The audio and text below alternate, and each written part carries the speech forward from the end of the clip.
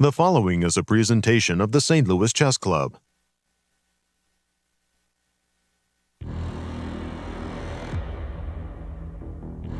Phenoms from around the planet have converged on the U.S. chess capital for the 2024 St. Louis Masters. The inaugural event's Swiss format offers unique opportunities for players to face off against elite grandmasters in a norm qualifying tournament. Reigning U.S. champion Fabiano Caruana isn't pulling his punches, starting 2-0 out of the gate.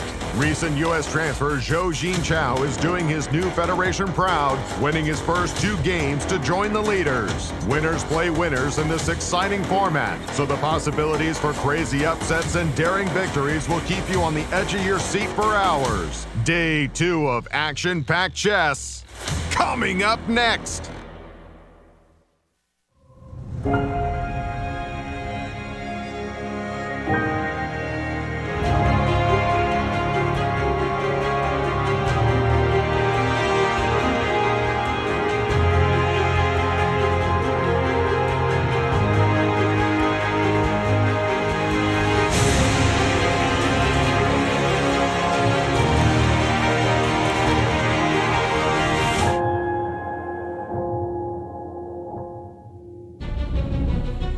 Welcome back to day 2 of the St. Louis Masters. This prestigious event has drawn top international talent to St. Louis, the chess capital of the United States, featuring grandmasters from countries like Serbia, Armenia, India, Greece, Lithuania, and beyond. With such a strong lineup, we are here for some excited chess. Let's go back to the studio and let's get the day started. Day 2 of the St. Louis Masters tournament includes a pack of grandmasters and a collection of talented young players. With 2 games a day, only the strong will survive. Day 2 of exciting chess starts right now.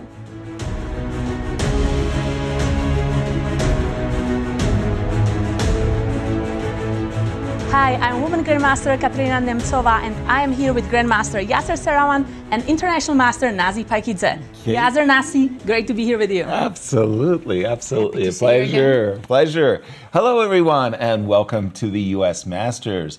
In these Swiss tournaments, 2 rounds a day of high-pressure chess, it's intense.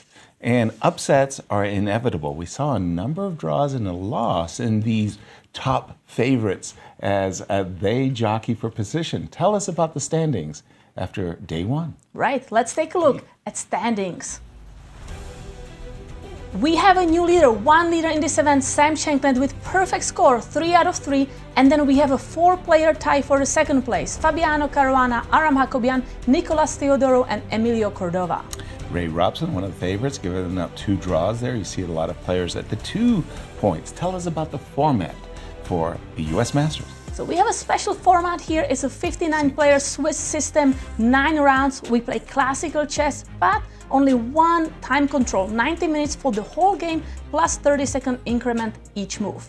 And classical scoring system, 1 point for a win, half a point for a draw, and 0 points for a loss. We started as a 60-player event. We just threw somebody out. Tell us about the prize fund for this St. Louis Masters. So there is a very generous prize fund of $100,000, with the 1st place winning $20,000, 2nd place $15,000, 3rd place $8,000, all the way to the 15th place $750.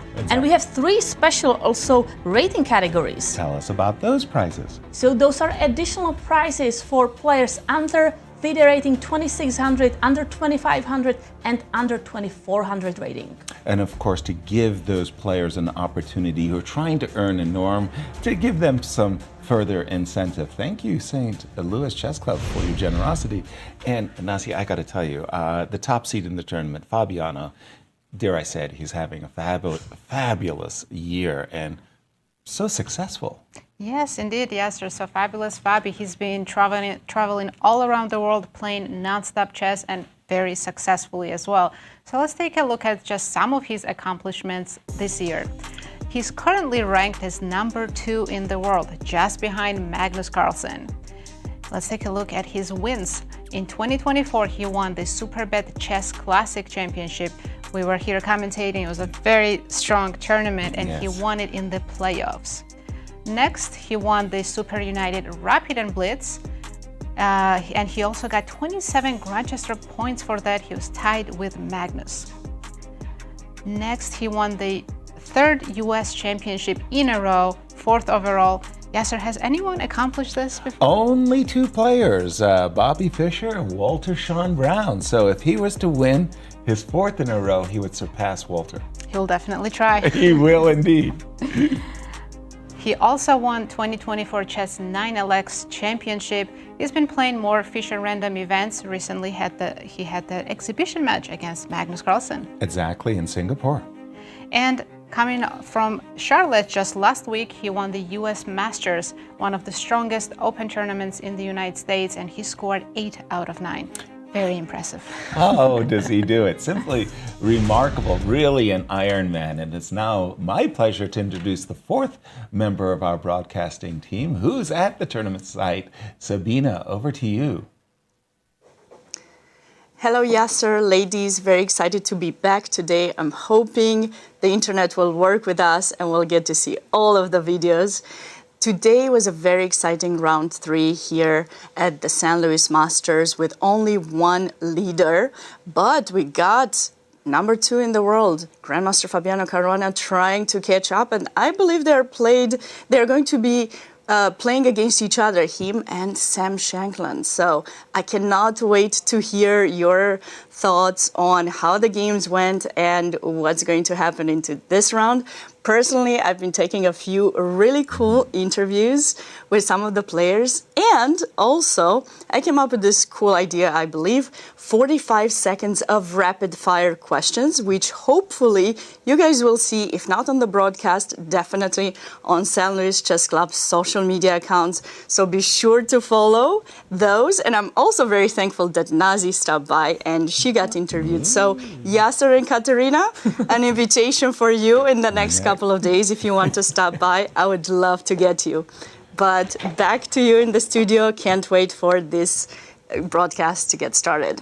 Thank you, Sabina. Accelerated interviews. Let's do it. Well, let's take a look at the results of round 3. Let's do it. 8. So after round 3, actually those are the results. Yes. So Aran Hakobian, he drew against Fabiano Caruana. He got that draw from him. Then Sam Shankland, very important win against Jin Chao Zhou. So that is why he's leading the tournament right now. Then we have Ray Robson drawing against Titas Stremiovičius, and Emilio Cordova winning against Sam Savian. A big win for Emilio there over a much higher rated opponent, Sam Savian. But Bobby finally got Nick for a draw. And tell us about the leaders at the top. So right now, there is only 1 leader, Sam Shankland, having a great tournament, 3 out of 3. And then there is a 4-way tie for the 2nd place. Fabiano Caruana, Aran Hakobian, Nicolas Teodoro, and Emilio Cordova. Let's take a look at some of the highlights of round 3. I'm just going to do the honors very, very quickly. Aram is white. He's the lower-rated grandmaster, but a very strong grandmaster. He's up against Fabiano, number 2 player in the world. And what do you do when you're in a Swiss? You know that Fabi is gunning for you, regardless of the fact that he has the black pieces. So what you have to do is you have to steer the game into a position where you feel like you have a bit of a control. And I noticed at this moment, A7, A6, an invitation to play a really sharp line. For example, white could choose the move G2, G3, captures on C4, bishop G2, sacrificing the pawn, and you can see that with the move A6, black's ready to play B5. Things will get very messy. Exactly. No. That was not what white wanted at all. He instead chose a very quiet system. Oops, of course, I messed up there with the refresh. And I like this move a lot that he chose. C5. So what white is saying is, I'm closing down the position, and for you to equalize, you're going to have to play B6. But then when I capture on B6, we're going to have a exchange Slav position. And the same kind of pawn structure, so white doesn't have any troubles to kind of worry about. Exactly. It's very, very hard for Fabi to create an imbalance, which he tries to do right away by hunting. Oh, I thought this was a cute move. That's a trap. That pawn, why didn't he take the pawn? Oops. You don't want to take that pawn. No, that no, king is no, not no. yet castled, and Exactly. uncastled kings get in trouble. Exactly. So after b4, castles, a2, a3, and the players played a very, very slow maneuvering game, but this was all due to the move c5. Much later, Fabi actually got an extra pawn in the position. Sorry, I want to go to the position where he actually had 2 extra pawns, but it's one of those positions that we know from our own practice of bishops of opposite color. Who's attacking that person has like an extra piece. Exactly. In this particular case, the double pawns are huge. If the pawn was on e5, it's probably a flat-out win. You just play e4 and away you go. Because they're doubled and you can't move the pawns through the light squares, eventually you got a position, which occurred in the game, of opposite color bishops. Fabi had an advantage, but it was just not enough. I just want to get to this opposite color bishop ending. And when I came into the studio, I saw this position and I thought, ooh, all you got to do is play king d4, king e3, and then you win the game. Except it's promote. white's move. Exactly. White's king gets to get to d1 just in time, and Fabi offered a draw. Because the bishop is defending both pawns, so the king can never capture those pawns, and the white king is simply going to be stopping the pawn with itself. High quality game. Fabi, well, he had an advantage. It just wasn't enough. You, Nazi, you get to tell us about some decisive games. Yes, I will. So I have 2 games prepared for you. 2 Sams, Shankland and Savian. Let's start with the current tournament leader, Sam Shankland, who has the perfect score. And he played a very beautiful game in round 3. He completely outplayed his opponent. And let's take a look at how that went. It started with the Najdorf. He chose the, I believe this is called English attack. Is that right, Yasser? Yes, with bishop F3, e3 and f3, yes. This was like Tatev and Ray Robson, but Tatev played it with h3. And instead of f3, and this is g4. more of the main lines. Exactly. However, after g5, I've seen the b4 move played a lot, and then white can take and play this position or play knight e2, knight e8, and there's so much theory and just thousands of games in the database. But black chose knight h5, which is also playable, but just less games in the database, not as common. And you can see how both players are playing on the opposite sides. White's trying to create the attack on the king side. Black has already started on the queen side. But I really loved how Sam managed to both defend the queen side and attack on the king side. Perfect balance in this game.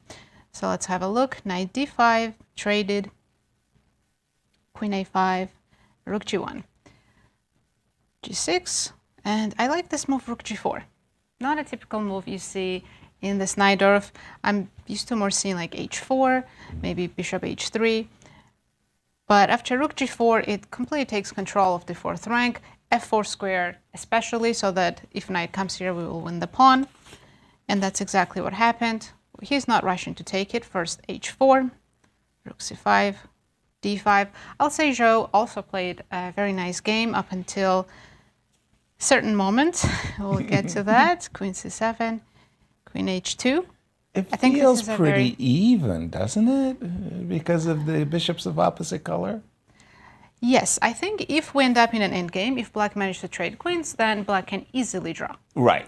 But that's the key, can black manage to do that? Trade queens. This queen h2 move is very interesting. I think it's an active move, but maybe he was not expecting this f4 move, offering the pawn on h4, which he didn't take. So Sam wants to just play f5 and go all in. I was looking at queen takes h4. I couldn't figure out quite what was the issue with this. Right. So computer says the top move is queen f3, just taking away some squares from the queen. It's not exactly trapped because we can't win it, but it's also not very happy on h4.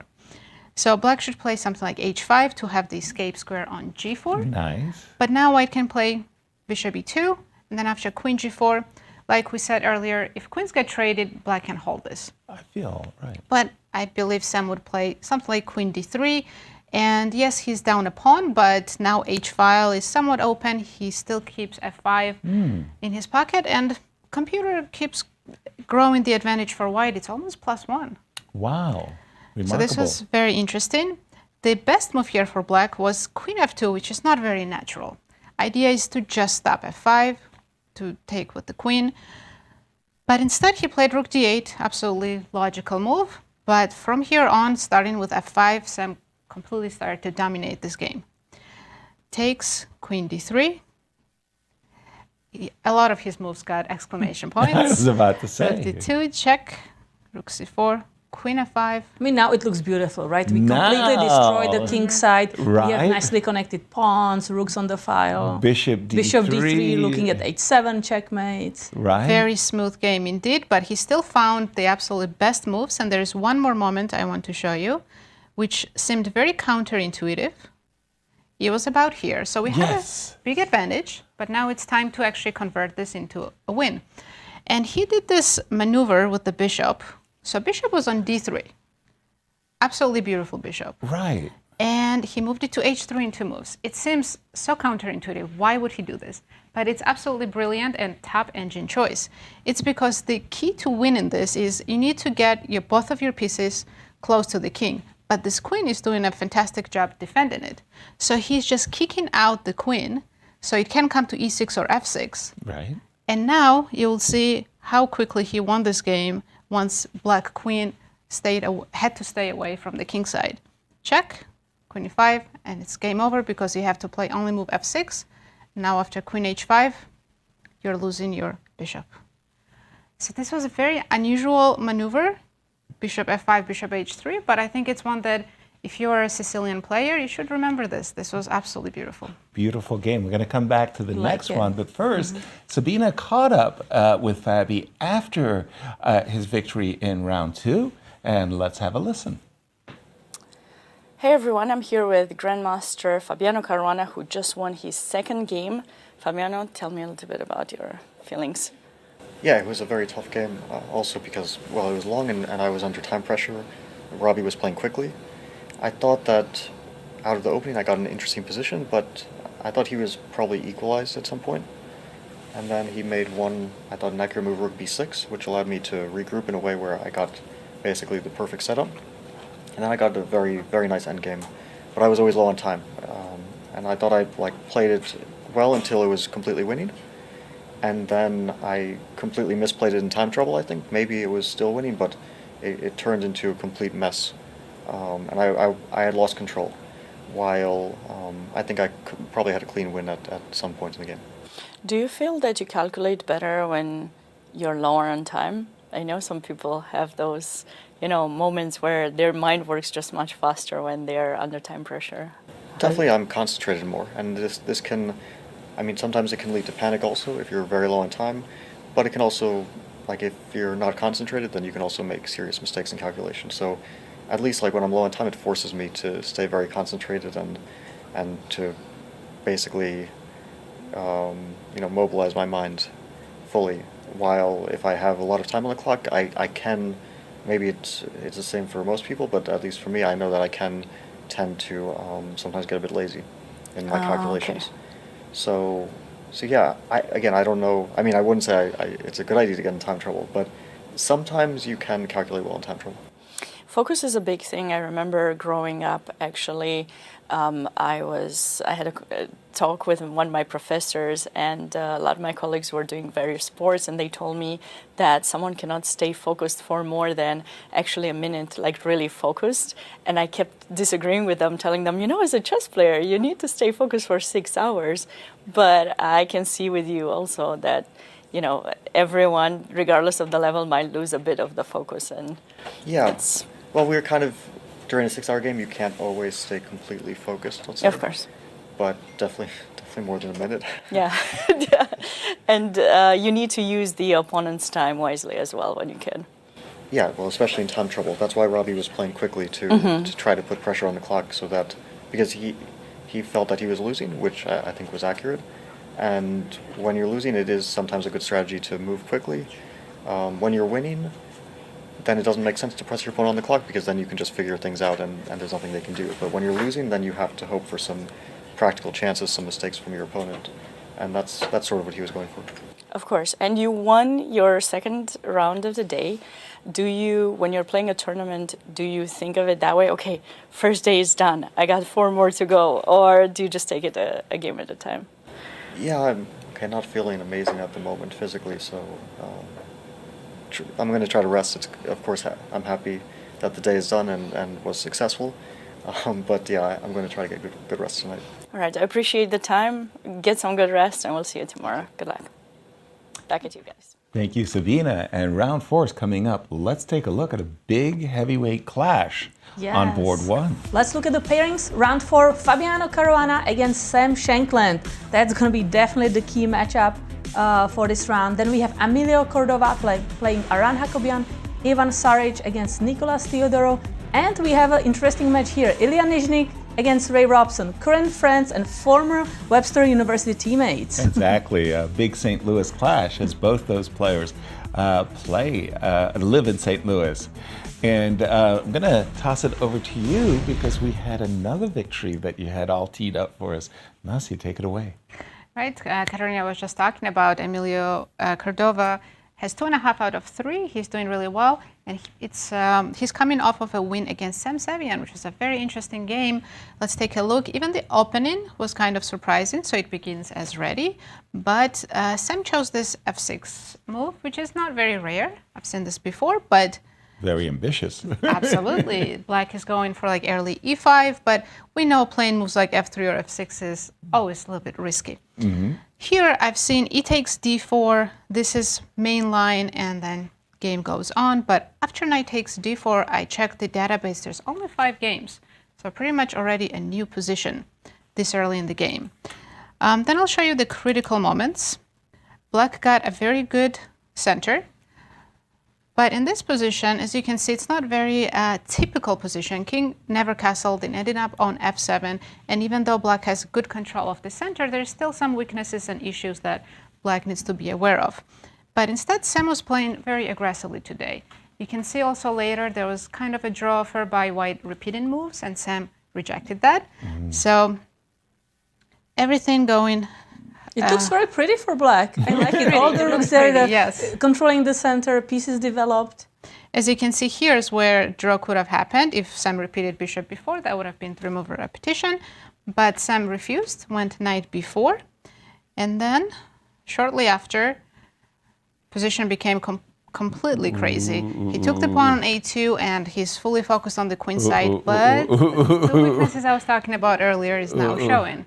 I'm getting scared. I'm not also sure. Also, that f4 pawn, like it's targeting e5 square, and if we push it, then that bishop on b2 is going to be very strong on the diagonal. Queen exactly. F6 Now, mate. anytime you touch this pawn, you just get checkmated, queen f6, and on this diagonal. So right. Black has to be very careful. Still, computer says Black is fine, but practically speaking, this is just dangerous for Black.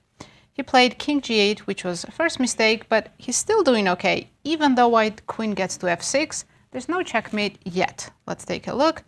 F takes e, bishop f8. So on one hand, White won a pawn, but this pawn is in the way. Right. He would love to just give it away for free and have this open diagonal. Right. So it's not easy to break through. Queen c6, queen g5, and I stopped by the playing hall and I was looking at this position live, and I was trying to figure out if this was a good night or a bad night. Because on one hand, it's not what you would call posted up on an anchor square, right? On one hand, when pieces are in the corner, they're not good. But this knight's actually doing a lot. It's going after White's weaknesses. It's causing all the trouble on the queen side. Right. Bishop a7, back. So they're both playing very good chess, no mistakes. And here, Sam made a very interesting choice. Of course, he could have just gone knight takes b3, and position remains good. Equal. But I'm looking at the clock, and they are both under 1 minute. Yes. Right, they're only playing on increments. But rook takes b3 is very attractive. With less than a minute on a clock, you sacrifice a rook. Wow. Well, no, knight e2 check. I've got the royal fork, and the knight is hanging. So this looks so really. This was his idea. If bishop b3, knight e2, and Black picks up the queen. Right. So rook b3 very tempting, but turns out it wasn't the best. Knight b3 was better, and you will see why. Later, in a lot of lines, this knight actually gets stuck on c1. It never made it out. So I got my answer. It was a bad knight. It was a bad night after all. So knight b2 was played. Knight b2. Where's h4. it going? I think it's just stopping maybe. Well, it was hanging on a4, so Yeah, right. just defending itself. And Fair. now white's going h5 and going after black's king. So king came back to f7. And here, Again, the players are playing on increment at this Absolutely. point. Okay, very hard 1 to minute. judge these players. They have 30 seconds on the clock. White is going to h6, and the key moment here was for Sam to play king g7 and not allow queen h6. Fair. That was the best defense, but he played rook a8, and now after queen h6, the white's attack became very strong. And especially with no time on the clock, it wasn't easy to figure out how to defend.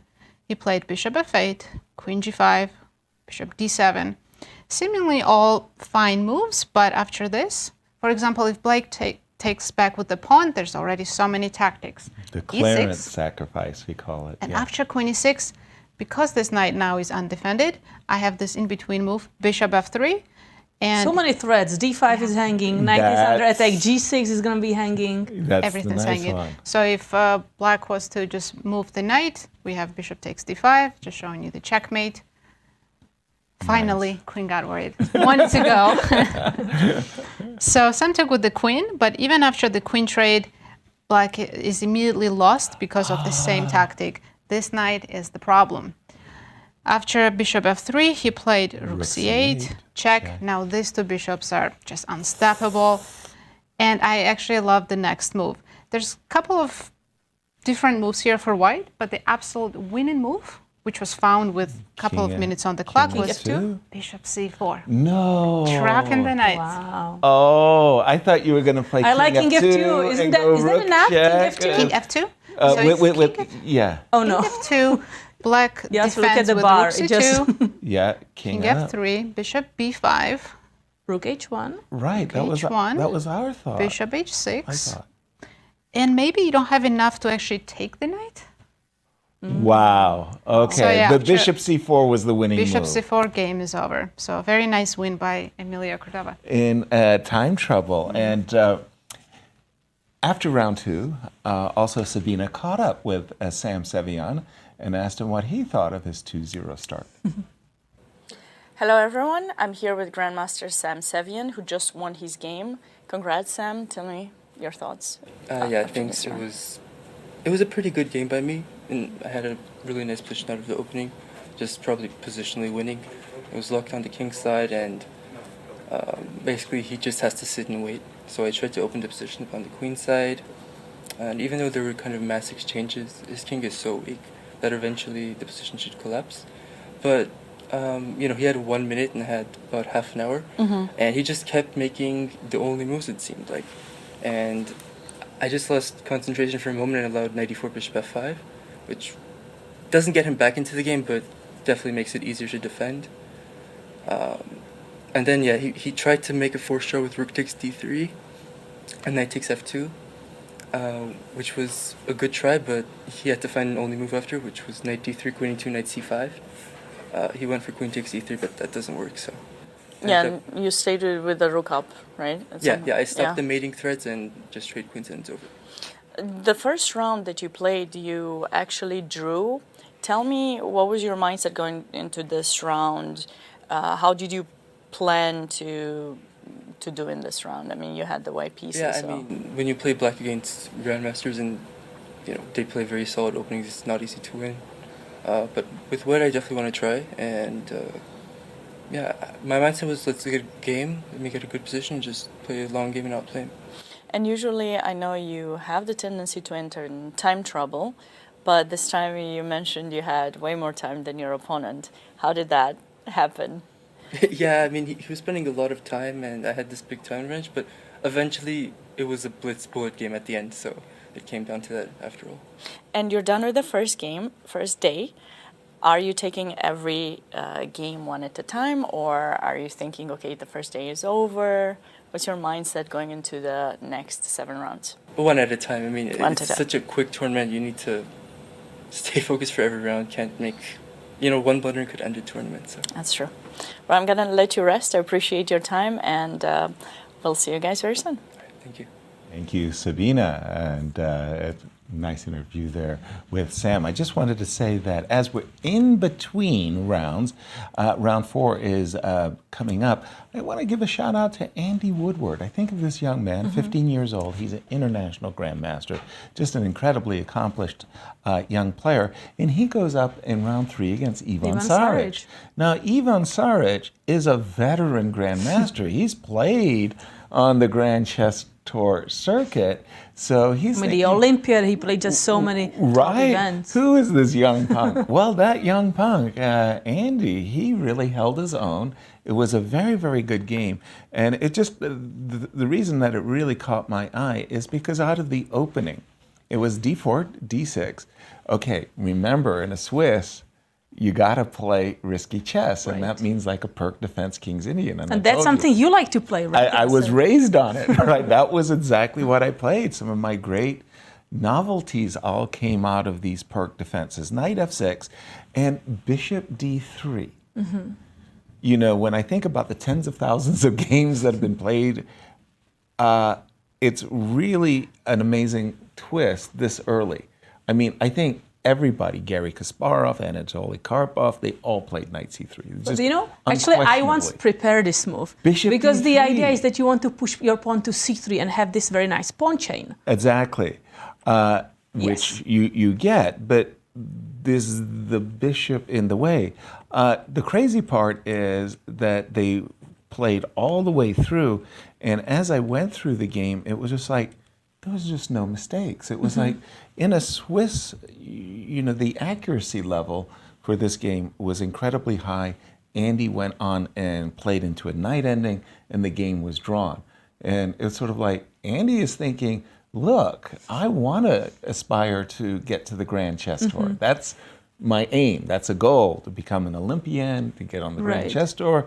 And if I can make draws and play well against players like Ivan Saric. And especially draws in this way, right? That you don't give your opponents a chance to actually get an advantage against you. Exactly. So that was an impressive one.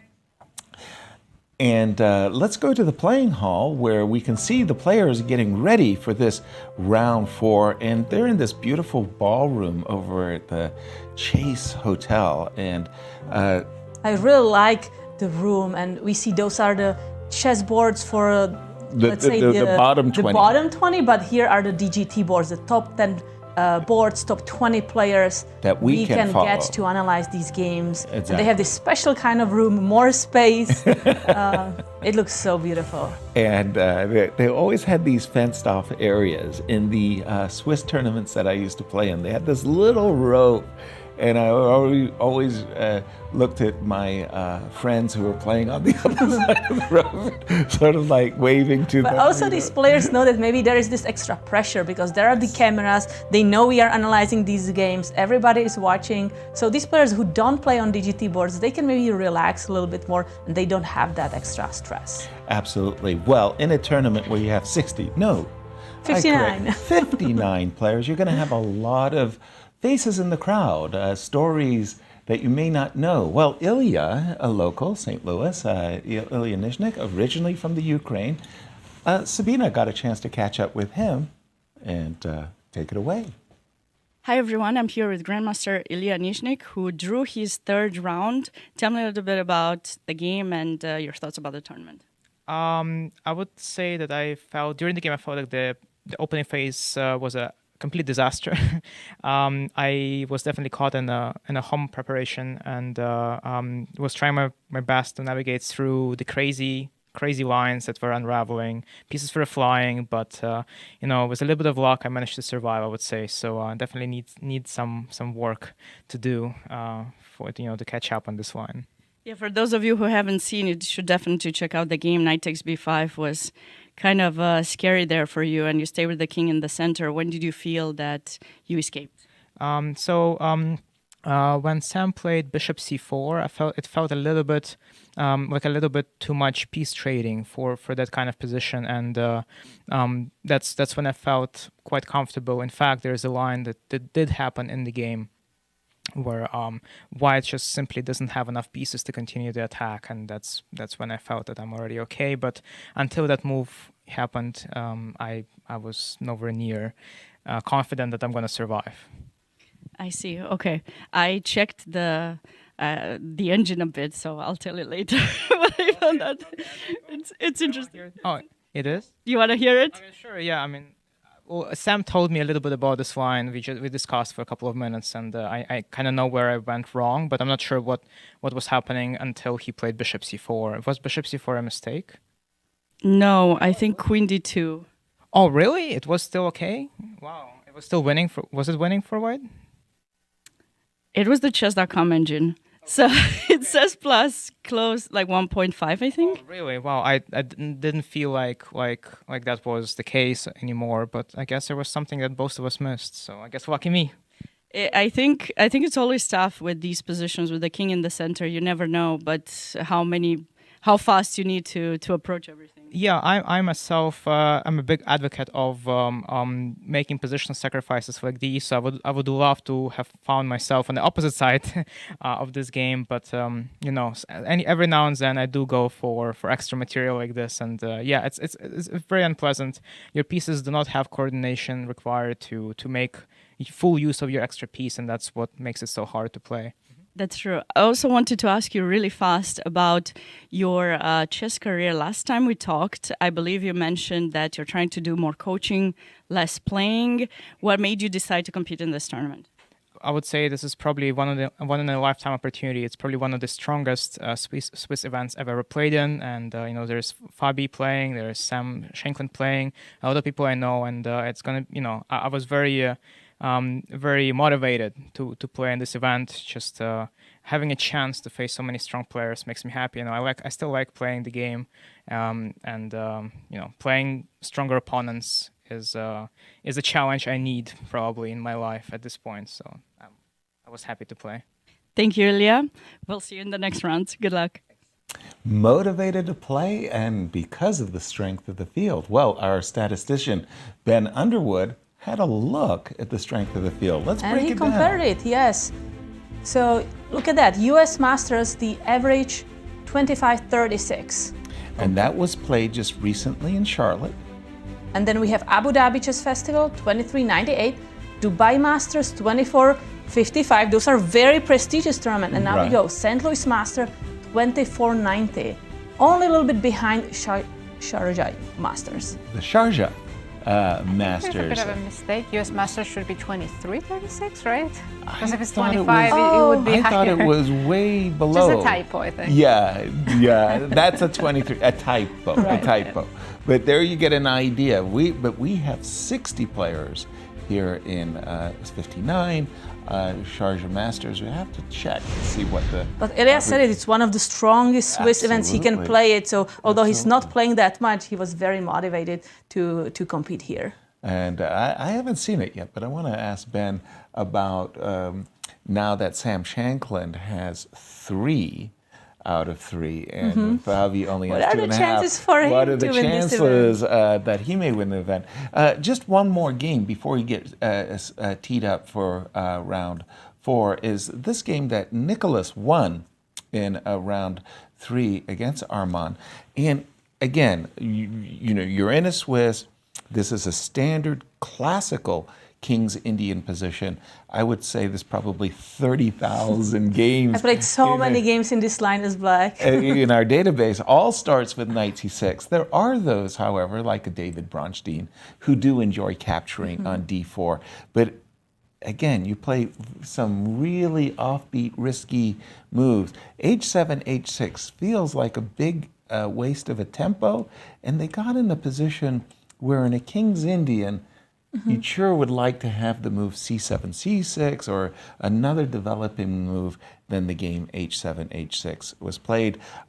Nicholas You still need to go and attack the center with c6? Yeah, Nicholas went on to round up a pawn. Right here came this very nice move, knight d6, and the b7 pawn is weak.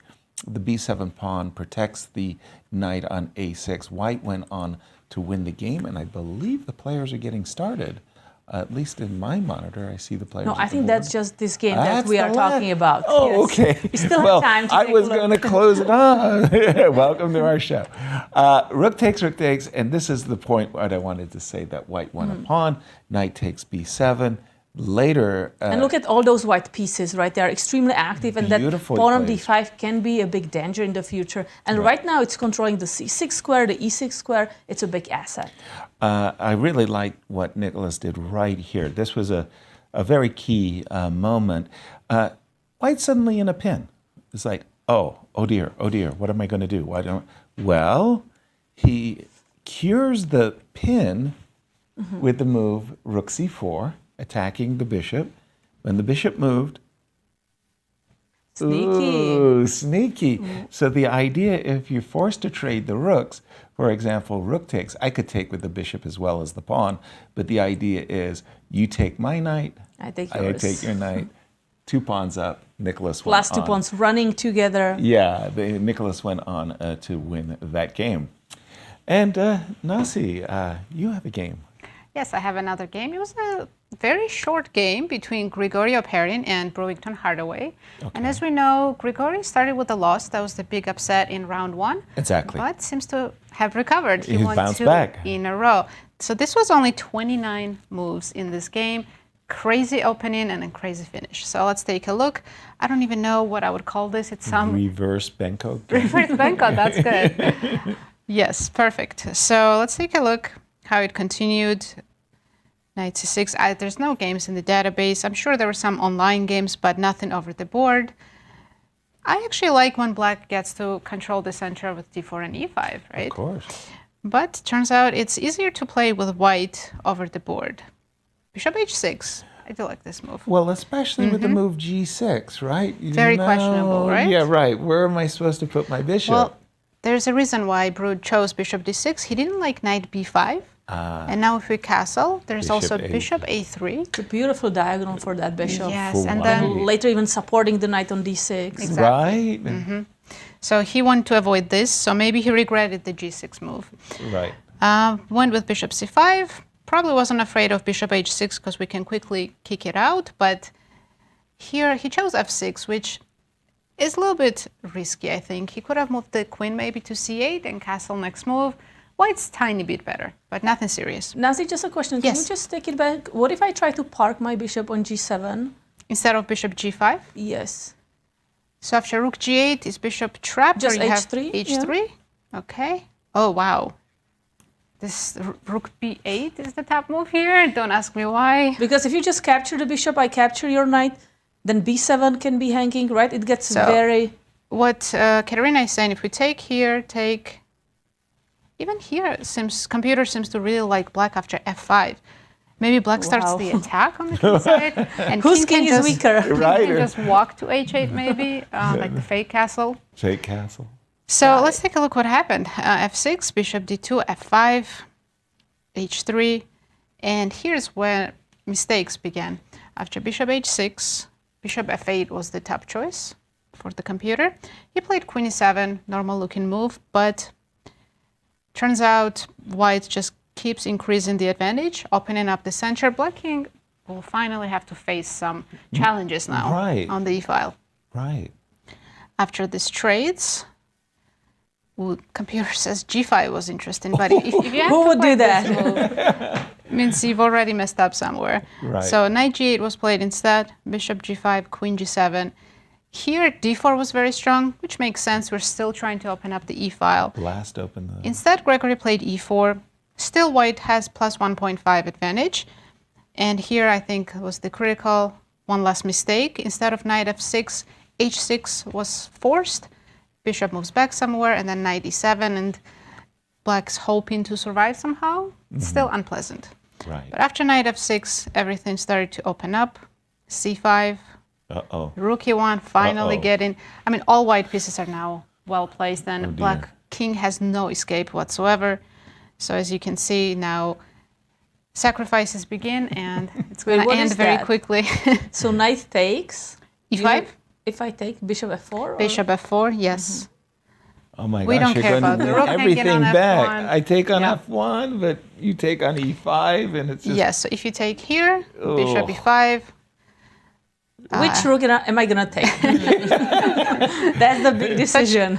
But Such Queen tough choices. E7. Queen E7. King Like F1. Just king F1. Yes, to protect the rook Defends first. the rook. And then it's still a fork. Yeah. Oh, And that's you're nice. also losing the queen, right? With bishop D6 next. Oh, that's pretty. That's why Brew played knight E4 instead, but that wasn't very helpful because after, it's just a one move delay because Exactly. E-file will still open up. And here he just decided to resign because it is game over. Wow. So what a fun game. Right. And Grigory's now back 2 out of 3. Nice. Very nice game. Fantastic. That was a funny variation, those tactics. Sabina caught up with a young gentleman who's unfamiliar to me, named Sam Khanin. Remember the name. Over to you, Sabina. I'm here with Grandmaster Sam Khanin, who just drew his third round. Sam, tell me a little bit about your impressions. It was an interesting game. I think my home preparation was very good, and I knew pretty far ahead, but I think I should have got more after my opponent played Queen E7 instead of King E7 that I still knew, and I just couldn't figure out the position, I guess, because I just blundered Queen E3 move when I played Queen D2. I just completely blundered Knight D7, Rook C1, Queen E3, and I don't have any resources anymore to fight. I was calculating like for a very long time some crazy line after Queen D2. If my opponent plays D4, I play Rook C1, Queen D5, E4, Queen E4, Queen E5, King E7, Queen C5, King E6, and some G4, and I'm winning, but it doesn't make sense when there's like Knight D7 and one move and I don't have anything anymore. So it was a little bit disappointing that the game was going good for me, and then it immediately I had to go for a draw. But it was a very interesting game. It definitely was. You had a nice knight sacrifice, and you've had some great tournaments in the past couple of years in the United States. What impressions? I mean, how did you come to this tournament? Did you come to win it, or do you just want to have some great opportunities with players like Fabiano? I just want to have a good time, and my first tournament in the United States was in St. Louis. Actually, it was Springs Classic, and I really enjoyed everything about this tournament. It didn't go like the best for me, but it was still very nice to play in such a professional setting, and I just wanted to experience it again. And there's so many strong players, of course, Fabiano, and it's just nice to be here. And I didn't have any specific goals for this tournament. I just want to try to show my best and see how it goes, basically. I see. And you came in the United States as a student. Did you graduate, or are you still working on your degree? I'm currently working on a master's degree, and I graduate this May. What do you plan on doing after? I hope that I can find a job. So I'm trying to basically to work in my field, but of course it's going to be difficult to step from chess, but we'll see. Well, what is your field? Data science. Okay, it's a tough field, but you're also a great chess player, so maybe you'll find a way to combine the two. I really hope so.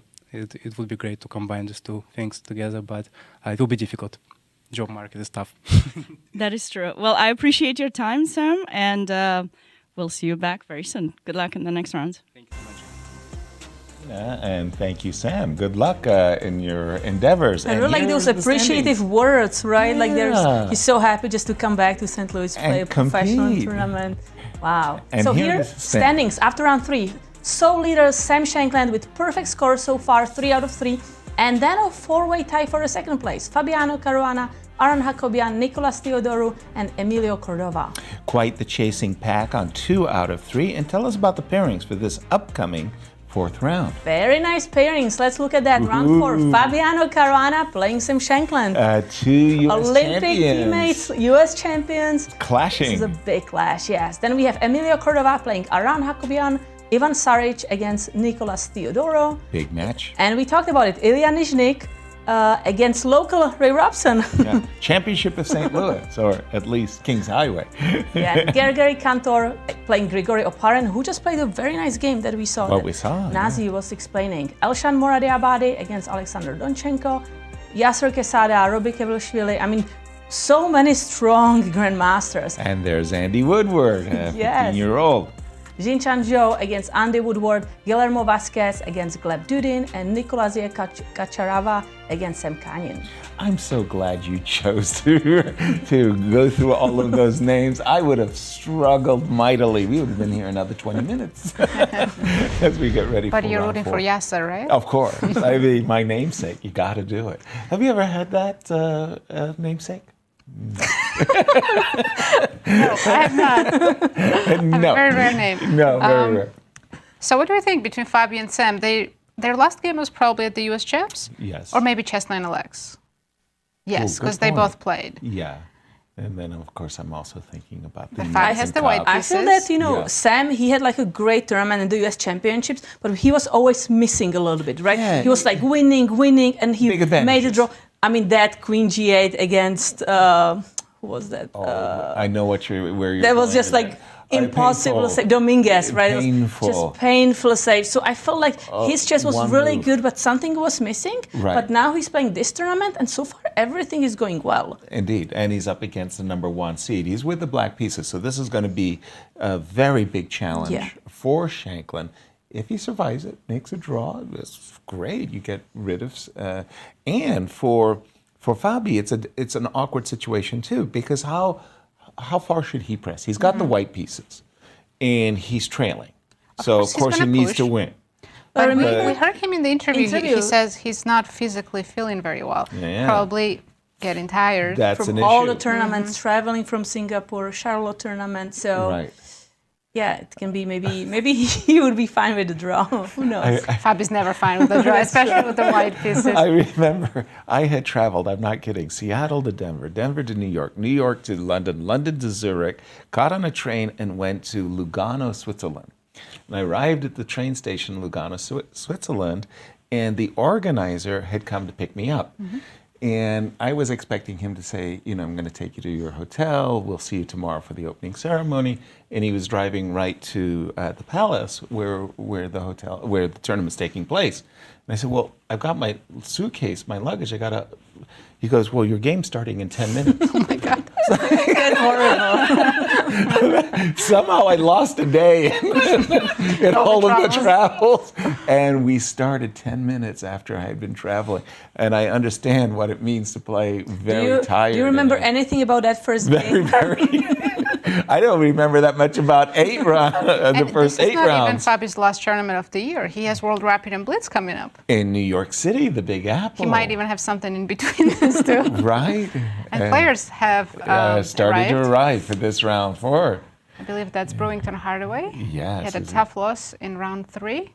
Exactly. But he's chasing that grandmaster title. Yes, right? he is. So- And- Oh, he's wow. already GM elect, right? But I think it's required that he gets his rating. Oh, he needs the rating. Yeah.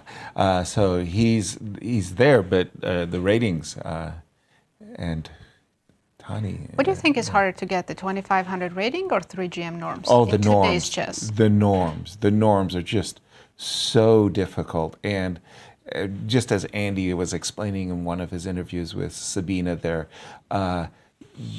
you're half a point short. I can't tell you how many times on my GM norms I was a half a point short. The moment I got the grandmaster title, I had 6 grandmaster results in a row, but the half points, and you feel it, like you're half a point out of the IM. Like when you became a woman's grandmaster. WGM, I actually how have many like 8 norms? or I don't know how many international master norms. I'm an elect for like past 10 years. I just never crossed the rating. Oh, that So was for me, the ceiling that it's the stopped rating. you. Yeah, it's the rating. I think the rating. both are difficult, but like you were saying, Yasser, twice I needed half a point to get the GM norms. Oh it my was so gosh. painful. After that, I kind of gave up chasing the GM norm. It's yeah. devastating. It is. It really really is. is. As once again, we see the players starting their arrival. In my day, the World Junior Championship, there was no such thing as the cadets and the under-18s. There was just one World Junior Championship. It was the 21. It's a Swiss tournament, and the Soviets had 2 representatives. You're only supposed to allow 1, but Artur Yusupov, Alexander Chernin, and all of these top GMs. And I remember going into the last round game to win the gold medal. I needed a draw. I needed a draw, and I played against James Plaskett. And my second, John Donaldson, he was so nervous, he was literally running the marathon. Outside the tournament hall, he was running around the city. And I offered Jim a draw, and he declined. So later in the game, he came back and he offered me a draw, and I said, Jim, make your move and I'll think about it. Well, instantly around the tournament hall, the rumor began, Yasser declined a draw. All I needed is a draw to win the gold medal. But the rumor was Yasser declined a draw. The rumor started the moment John comes into the playing hall. John's exhausted, and he kind of, the rope, he draws me over. He said, and he grabs me by the throat. He said, did you decline a draw? I said, John, if he blunders his queen, I'm going to go back and accept. Very good, very good. He tidies me up and sends me on my way. Jim thought for 50 minutes, made some move I forgot about. Said, draw, well done. Because in those days, when you offered a draw, the protocol was you make your move first, you offer the draw. But that's even now. Right. And because he offered a draw without making the move, I said, make your move first.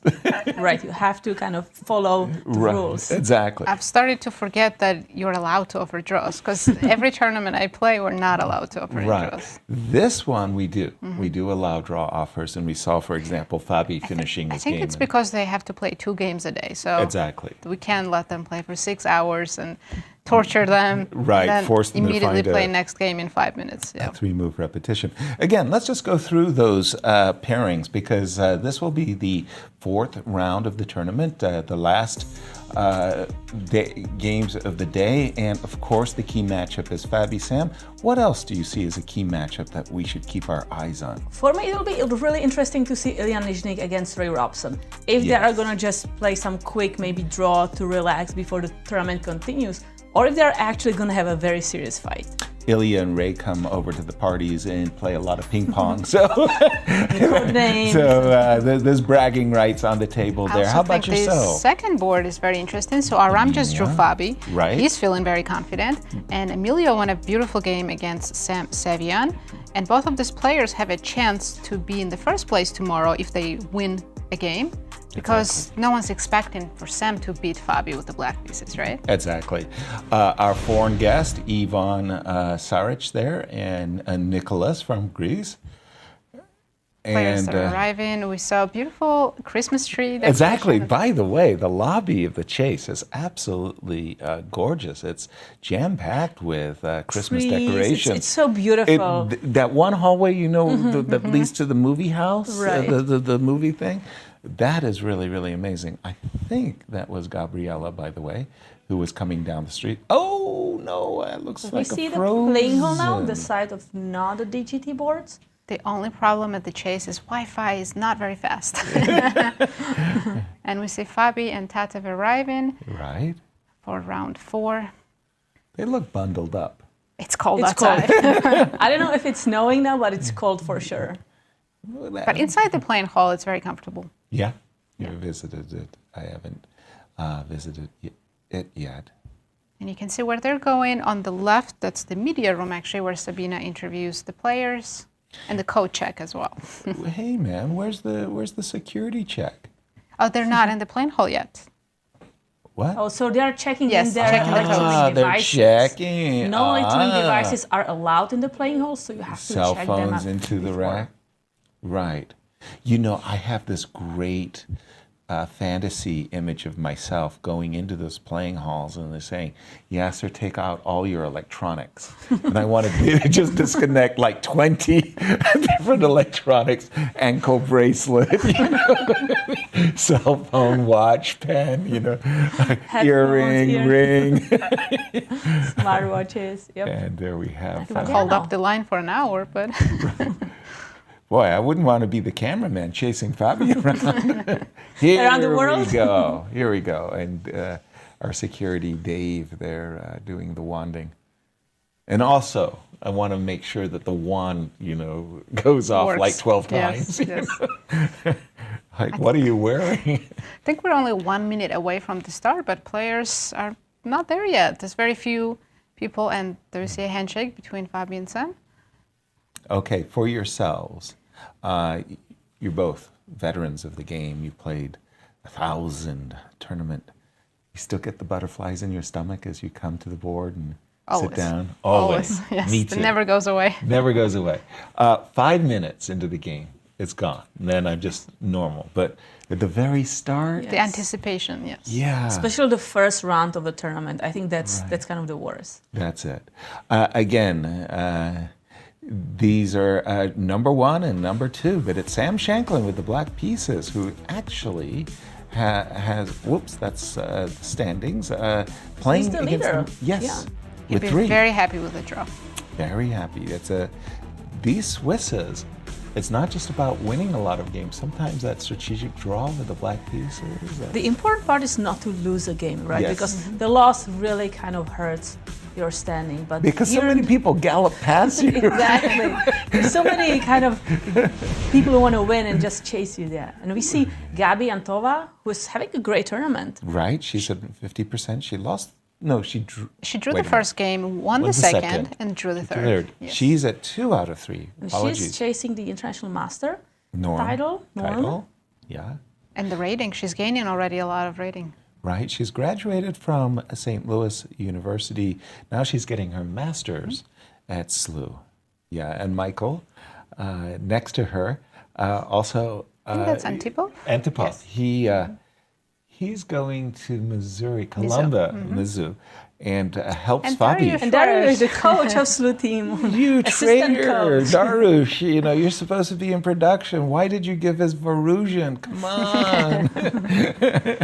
Oh, no. Oh, no. A lot of student players here in this tournament. And St. Louis just Ram- has so many grandmasters now that Yeah. We have St. Louis University, I got a Mizzou, great- Webster University. I got a great story about so many grandmasters in St. Louis, but the clash is underway. Fabiano has opened up 1E2, E4 against Sam Shankland, and He's Sam, gonna go to Najdorf. he's saying, look, I have the Najdorf in my repertoire. It's what's brought me to the dance. I'm going to stick with my Najdorf. What have you got prepared for me? And we're about to find out. Knight f6, knight c3. The story I was going to say is that Fabi, my most immediate neighbor, he comes over and he's got some takeout food in a box. Yes, you want the sushi. And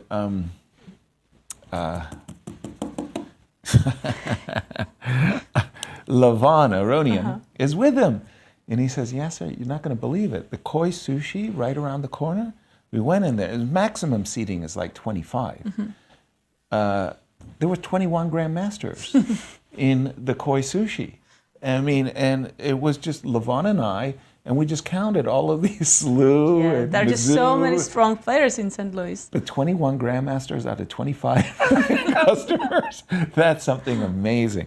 By the way, old line, old school, none of this F3, H3 fancy stuff, none of the bishop G5 lines, none of the F2, F4, but bishop E2, you could go back to Garry Kasparov versus Viswanathan Anand from their World Championship match in 1993. I think it was 7 games drawn, the first 7 games drawn. Vishy won game 8, took the lead in that match, and it was bishop E2 that brought him success. E7, E5, and the Queen D3 Queen move. D3. The idea is that you want to quickly jump with knight to D5. So you need to be guarding that pawn on E4 with your queen.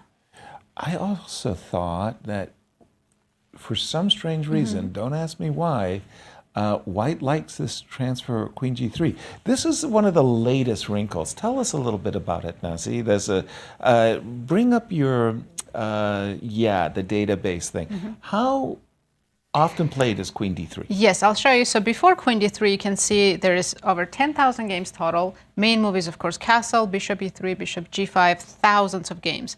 As soon as Fabi played Queen D3, it drops to only 43 games. Whoa. Wow. So this is just a very, very narrow window of play. It can transpose to some positions that are more common, but still the move order matters, of course. So with Queen D3, he's confusing Sam, or at least making him think, right? Right.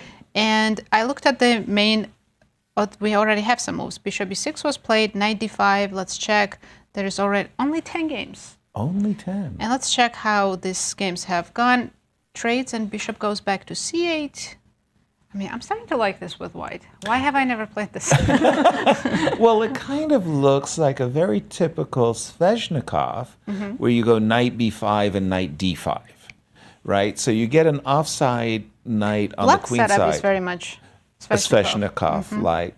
So sometimes the knight could be on a3. There would be a pawn on a4. The knight on b3, but you get this pawn on d5. So this is something that Fabi will know very, very well from the 2018 World Championship match with Magnus, right. where Magnus kept playing the Sveshnikov and he couldn't break it, although they had some great tussles in that. So we do have bishop c8. How does the... Oh, wow. They're following. Okay. There's only 5 games, and I can't see who played it, but let's check. It was bishop d2, b6, queen g3, castles. I'm not sure if I'm following a strong player's game or not. So Right, but okay. yes, this is very interesting. I'm guessing white's going to castle long sooner or later. Bishop g5. Well, especially when you play the move h4. h4, yes, yes. That's a kind of a giveaway there. This reminds me of yesterday's game of Elshan, right? Where we had against Zhou Jinchao, I believe. Yeah, when he was trying to all the go pieces through. went queenside. It was student body over to the queenside. We have a different wrinkle. We have not the move bishop d2. We have a2, a4 by Fabi, which makes a lot of sense. You want to clamp down on the queenside. I don't think black can stop a5, so maybe black should focus on playing like Sveshnikov style f5. Okay, and I'm sure the idea is a5. castles. Yeah. And then maybe knight d7, knight f6. So you want to short castle with white king? At You have this to be point, careful after about a4. black actually just going f4, right?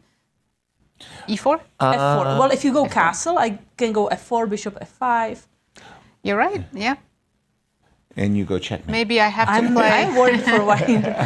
Maybe I have to quickly do this to not get checkmated. If you don't mind, allow me this. After a4, f5, a5, castles, did you say?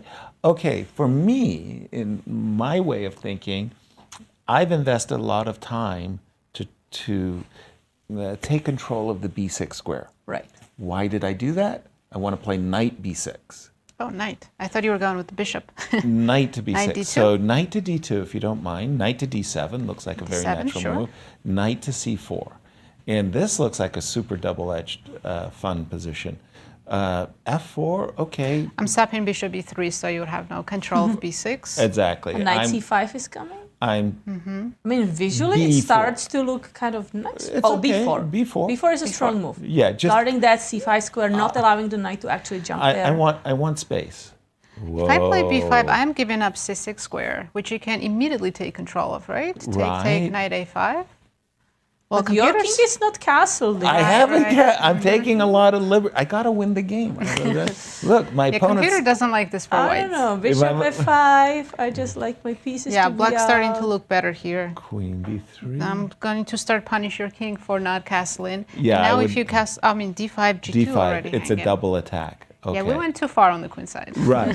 Well, I was, again, historians will call me courageous. But I wonder what Christian would say about that. But I was thinking that when Fabi invested so much time with a4, a5, the goal was to plant the knight there, not necessarily the dark square He bishop. might go for that line. We also have to wait and see if Sam's going to play f5.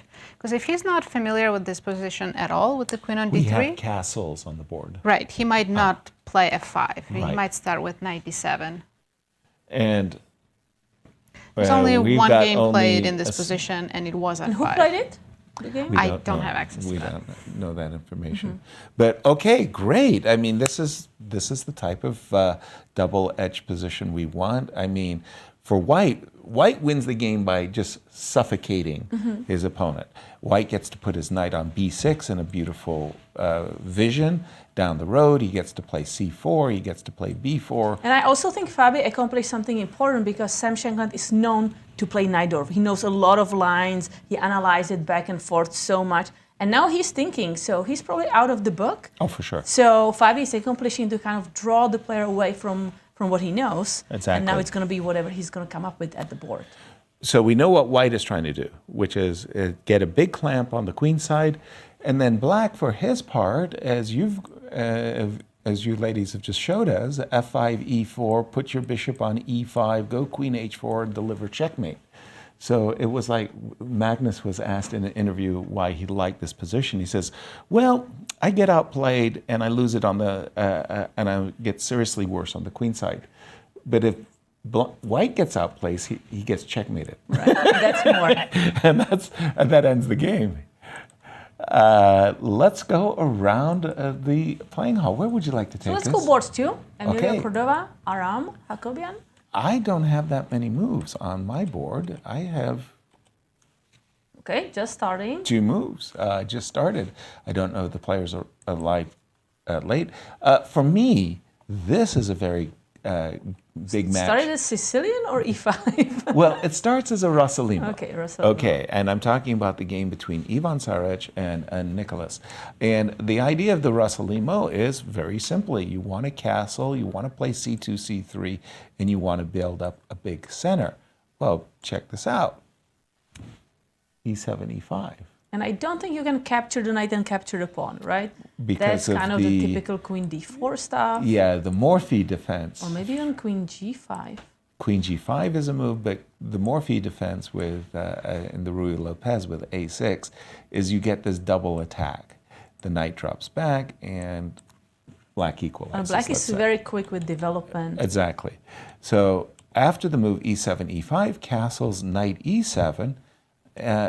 For me, this is a bit of a surprising move, bishop to c4. Normally, I like to wait for a6. You know, I will play a move. I don't know, rook e1, c3, d3, knight c3. But so this move is inviting maybe d5, but is it too early to play d5? Because I would like to have all the pawns in the center. So if I go d5 immediately. So bishop c4, I just want to say, does set up knight to g5, like we see in the Joko Piano, yes. right? I think the problem with d5 is it's too early. Your pawn on e5 is actually a little too weak. Doink. And I don't have this bishop d6 anymore to defend it because that knight on d5 would be actually hanging. Exactly. Yep. And if you have to play moves like f6, well, first of all, there is these types of moves. And because the pawn is pinned. yeah, and you'd start to think, well, maybe I don't like the fact that my king is still in the center. There are those, and there is also the consideration of c3 followed by d4. So I think it's a question of timing. In any case, after the move bishop c4, Nicholas didn't want to do d5, and he didn't want to see knight g5. So knight here, and I think we've caught up with the players. I'm just going to refresh my board. Can I just take a look-see at this crazy move? d4. So if Again, I capture with the c-pawn? that was my dream. Now my dream comes true. Dun, dun, dun, dun, dun, dun, dun, dun. It's so bad. So bad that if I play d5, you just capture with the bishop. Exactly. It's so bad that f7 is actually falling, and there goes the game. In Swiss tournaments, you often have miniatures like this. You have to capture with the e-pawn so that kind you're of ready. free that e5 square, right, for Precisely. one of the knights. Yeah, so that the knight can actually defend and and attack on c4. I grew up playing the Max Lang attack, gambits, and what was called the Danish gambit, and all of these. I was a kid. I didn't play gambits understand. too. This is fun. This you is just fun, give up Chat. a pawn, but then all your pieces are active, and you want to checkmate. Exactly, and you know, I like before I became old and mature, I'd sacrifice 1, 2, 3. What the engine laughs at the gambits. No, I actually love d4, and so does the computer. So I hope we get to see this. It will be such a fun game. How exciting! At this level, the players don't get a chance to play such fun games anymore. Right? No. Almost never. So if he plays d4, if Ivan goes for this, c takes this, just immediately losing to knight g5. Right, as we saw. Yasser showed. So e takes this only move, and here c3 is the best option. takes, knight takes c3, and queen's coming to d5, so I have to quickly defend f7, queen d5 castle. But here you can continue with queen h5. That was one of my favorite maneuvers. Queen d5, queen h5, followed by knight g5. I was thinking, do you want to actually recapture that pawn on c3? Because as a you kid, want to I do was that not recapturing that pawn. You wanted to go queen d5. You want somewhere, queen do bishop b3, d2, queen right? d5. Queen b3 is great, actually. I have to play queen f6. You can continue with bishop g5. And it would be completely winning if it wasn't for this move, knight a5. Oh. Ruins this fun, doesn't it? That stops the fun. And then let's take a look what happens here. We have to take with the pawn for some reason. And after c2... What? C2? That's So we crazy. keep the bishop and we this, give up yeah. that undeveloped knight.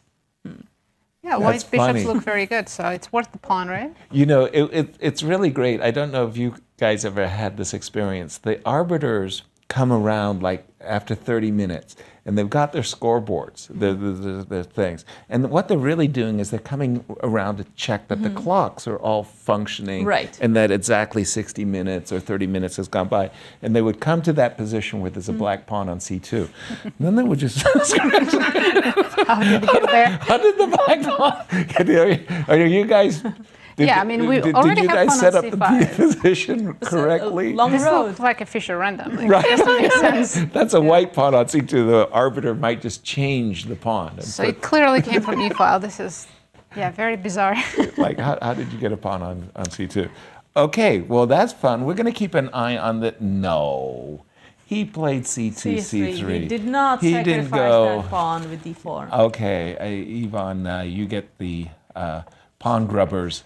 But on the other hand, he's still planning with this move c2, c3 to play d4. He's just not going to do it in gambit style. But now it's a different position because the bishop on e7 is already guarding also the g5 square. Exactly. So I can capture with the other pawn. Exactly. And now these positions, strangely enough, where you get to play a future bishop f6, you've got this, I want to say isolated pawn, but strangely enough, after d6 and bishop here and knight to e5, black picks up a solid. lot of tempi, and it's considered a pretty secure situation. Let's continue our walk around the top stage. I'm going to go to Illia Illia Nyzhnyk. versus Ray. Uh-oh. This looks like, this is an old system from the English. I have played it again, last time I did this as white, I played it against Luke Van Welly in Olympiad. I won with white, but I wasn't really satisfied out of the opening.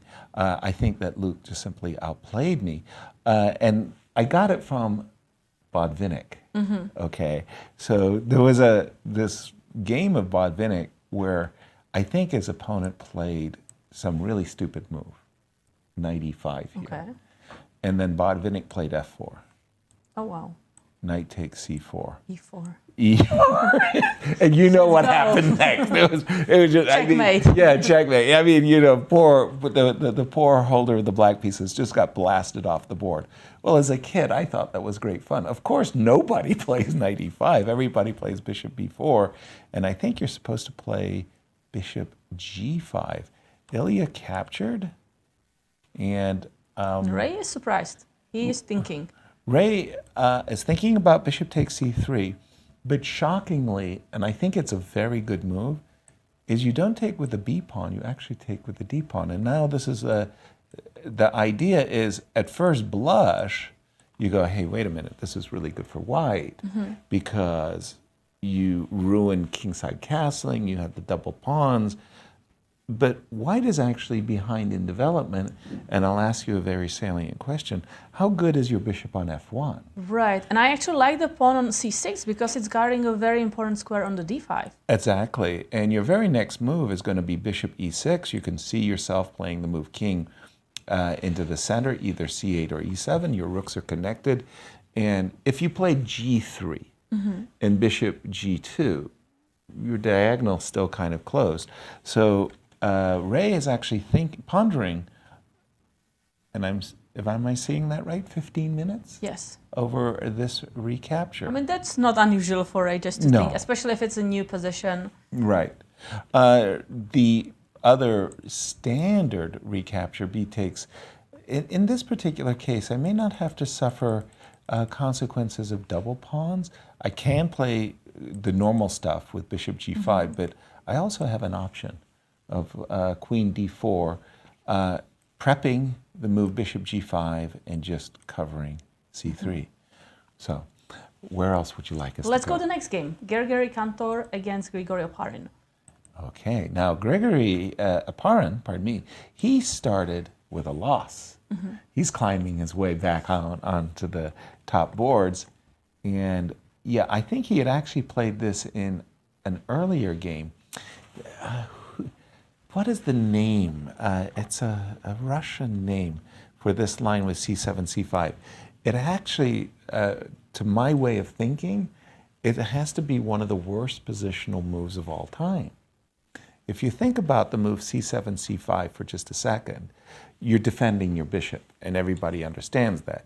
But you could also defend your bishop with the move a7, a5, queen e7, which is very, very standard grandmaster practice, and worst of all, you could capture and help white's development.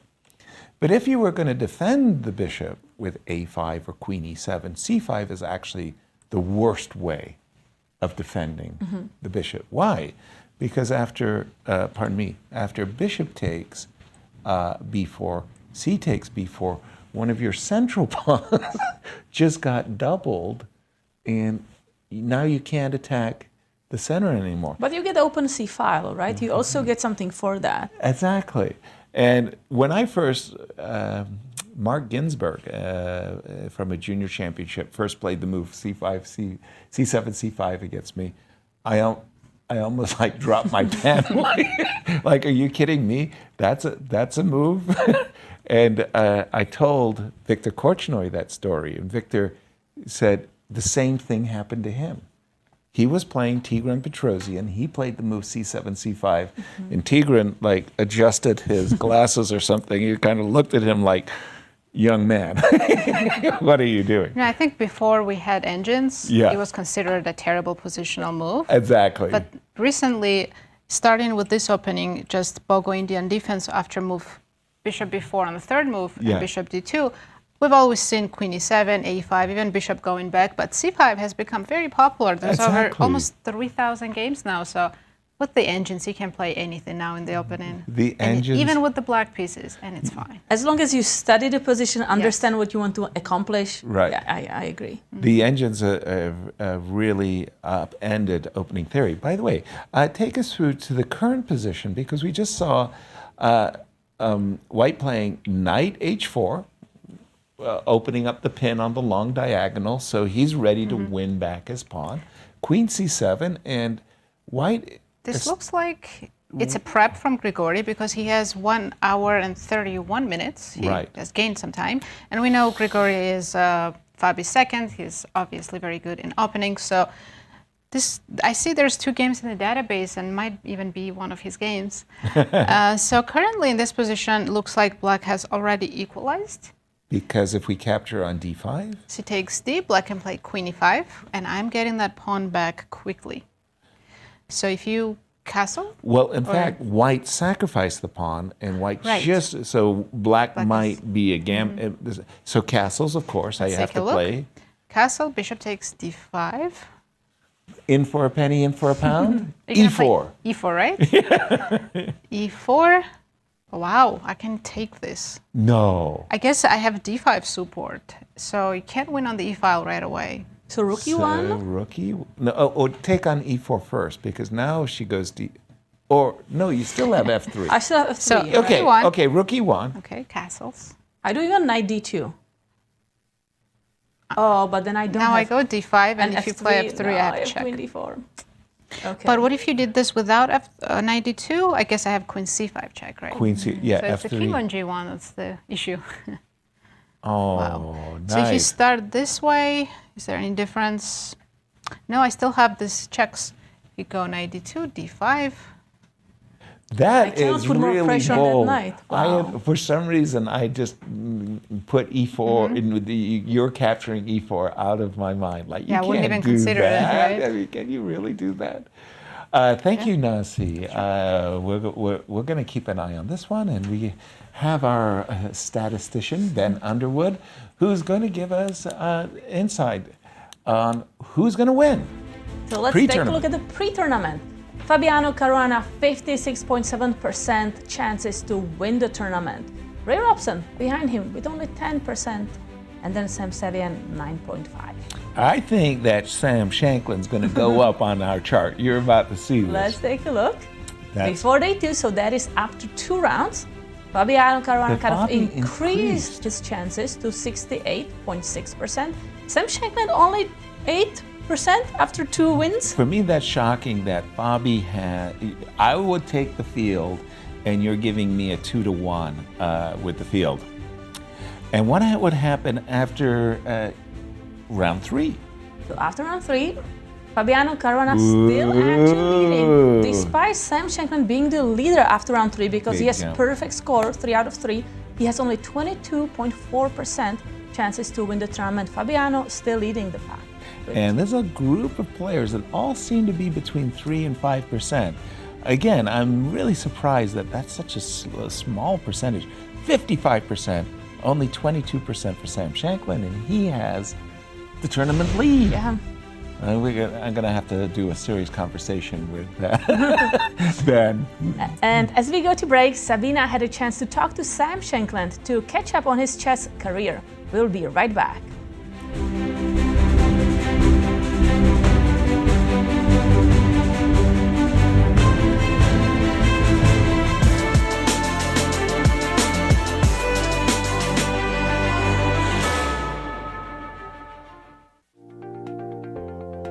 Hello, Sam. Thank you so much for joining me. It's been a minute since I've seen you. Tell me a little bit what you've been up to. All I have to do is look at my rating to see I've had a pretty rough 2 years, but I'm still hopeful that I've got a little bit of gas left in the tank. At 33, I'm clearly the old man of this tournament, but I remember playing the Sharjah Masters and tying for first earlier this year, where like my 3 co-champions were 17, 17, and 22, so the old man can still play a bit. Well, listen, I hear you with the rating. I've had a tough time myself, but I know you, and I know you're a fighter.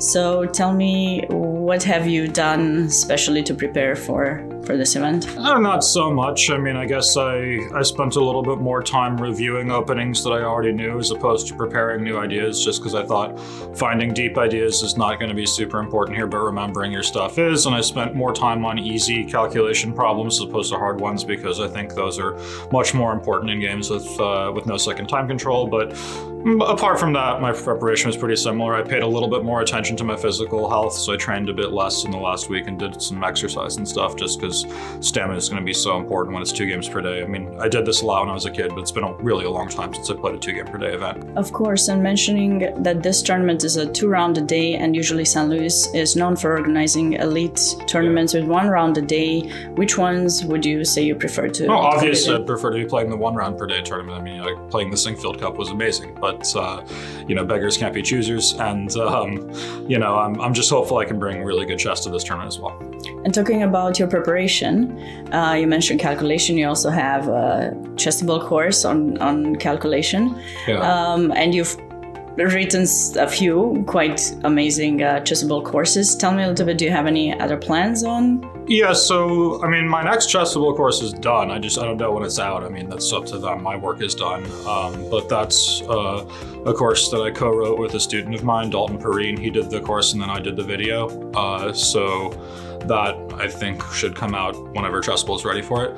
But yeah, I mean, basically all of the content I ever create is just about trying to make myself a better chess player. Whenever I do an opening course, it's because I want to study the opening and play it myself. And then if I do a book on rook endgames, because I want to study rook endgames. If I do calculation courses, because I have to solve problems. So I'm doing an attacking book with Jakob as well, with Jakob Ogrid, my coach. I've solved, I think, now 600 attacking positions. We're going to choose the 300 we like most and put them into a book, and then readers can compare their solutions with mine. That's great. I know you mentioned that in your chessable courses and I think in other interviews that you like to train yourself to be better. It happens to be really great material because once you understand it yourself, then you can share it with the audience even. Yeah, I mean, in a team sport, if you don't come to practice one day, your coach is going to yell at you, your teammates are going to yell at you, or they're going to do mean things to you in the locker room. I mean, here, like, if I'm just lazy all day, like, there's nobody there to like say, hey, get off your ass. Like, this is, and so forcing yourself to have a deadline, like I need to study this opening or these rook endgames by such and such date,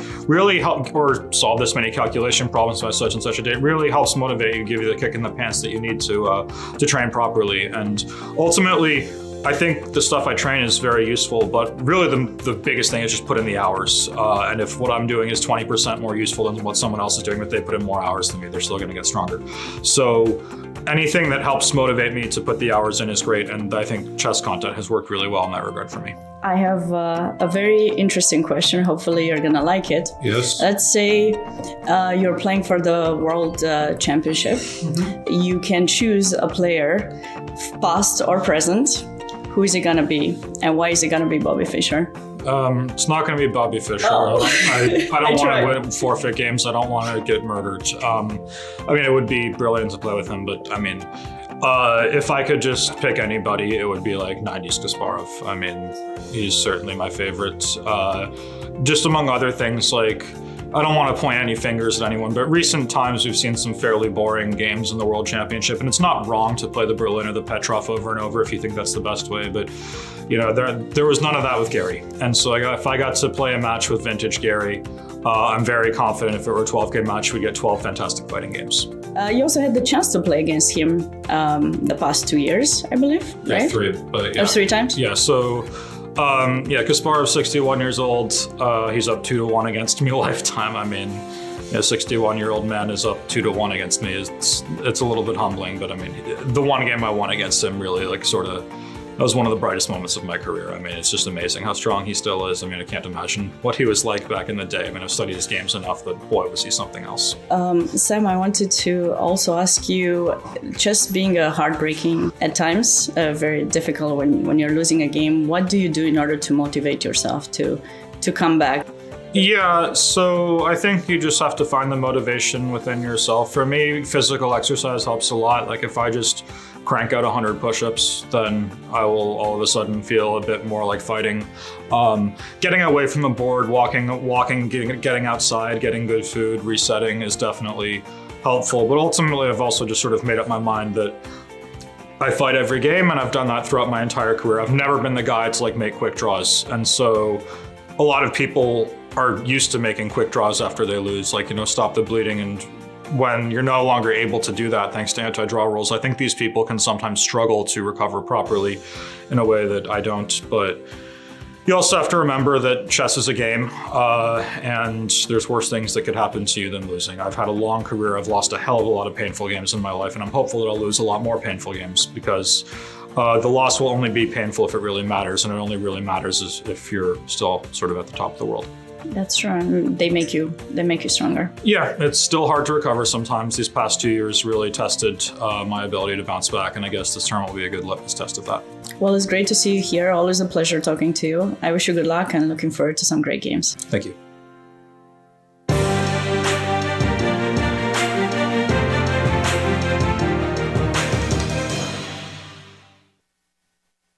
By now, you guys probably know there's a lot to see and do in St. Louis. But when it comes to the art scene, there's more here than meets the eye. From Laumeier Sculpture Park and the City Garden to the stunning Cathedral Basilica, one of the largest mosaic collections in the entire world. So if art is your thing, St. Louis is on display all year long. Ooh, now that's an exhibit. St. Lou is always exploring. The St. Louis Chess Club is the premier chess facility in the United States. We bring the educational benefits of chess to thousands of students across the St. Louis area. We also promote chess at the highest levels, hosting all levels of the U.S. championships, as well as high-profile tournaments that attract the world's best players. Become a member and enjoy perks such as free classes and lectures, weekly tournaments, and so much more. Visit stlouischessclub.org to claim your membership today. welcome to the World Chess Hall of Fame with ultimate moves. Rex Singfield is team captain. Rex, how do you feel about the squad they've got lined up for you today? They're incredible. I don't know why the other team even shows up. I really don't. They shouldn't be here. They don't have a chance. What's going on over here? Oh my goodness. Mr. Monopoly, what the heck is going on? So St. Louis has been honored by Hasbro Corporation. We now have our very own Monopoly board. So all the squares on the board are St. Louis themed, from the Art Museum to Tower Grove Park. And in fact, the World Chess Hall of Fame has their very own property on Monopoly. So Mr. Monopoly has joined us today to help kick things off and to honor St. Louis. I've just not seen this happen before. I'm stunned. Money being put blatantly on the table to bribe players. Here's the arbiter. He's brought out a card and he's handed it over to Rex. It's a community chess card. It reads, go directly to jail, do not pass go. I guess we're playing with Monopoly rules today. That's the first I've seen something like this happen. Mr. Monopoly is dominating. He's crushing it. He's here because we have the St. Louis edition of Monopoly. That is right. St. Louis has been honored with its own edition of a Monopoly set. You can get it at Q Boutique. The World Chess Hall of Fame is actually one of the squares on the board. Make sure you check out Q Boutique so you can get Monopoly St. Louis style. The St. Louis Chess Club Scholastic Program brings the educational value of chess to kids and schools across the St. Louis area. Active in over 100 schools throughout the St. Louis city and county, the St. Louis Chess Club has been able to reach over 85,000 students in both in-school and after-school programs. We view chess as a valuable educational tool. Learn more about our scholastic programming by visiting stlouischessclub.org/education. We're the Corey family. Welcome to our show. My boy, look at that kid!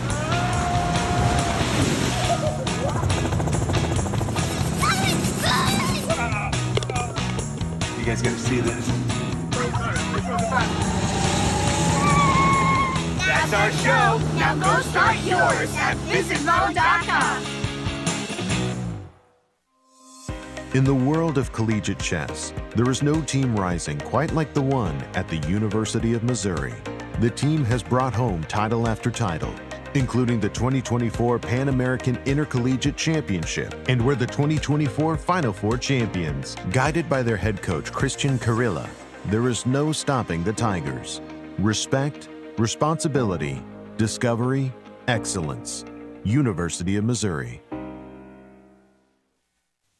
The World Chess Hall of Fame, located in the heart of St. Louis's historic Central West End. Want to know why chess has intrigued people around the world for nearly 1,500 years? Stop by and learn about the impact of chess from our 3 floors showcasing the art, culture, and history of the game. The World Chess Hall of Fame has something for everyone to enjoy. For more information on current exhibits, please visit worldchesshof.org. When you visit St. Louis, you'll probably want to watch the Cardinals or the Blues. What about after the game? Heading back to the hotel would be a major error. Instead, boogie through the city and discover the music that gave the Blues their name at the National Blues Museum, Broadway Oyster Bar, or even the legendary Blueberry Hill. So whether you love the Cardinals, the Blues, or the Blues, come play with us. And you guys know I can't play this, right? St. Lou is always exploring. St. Louis, the chess capital of the United States. It also plays host to an award-winning shop dedicated to chess merchandise, all-occasion gifts, and plenty more.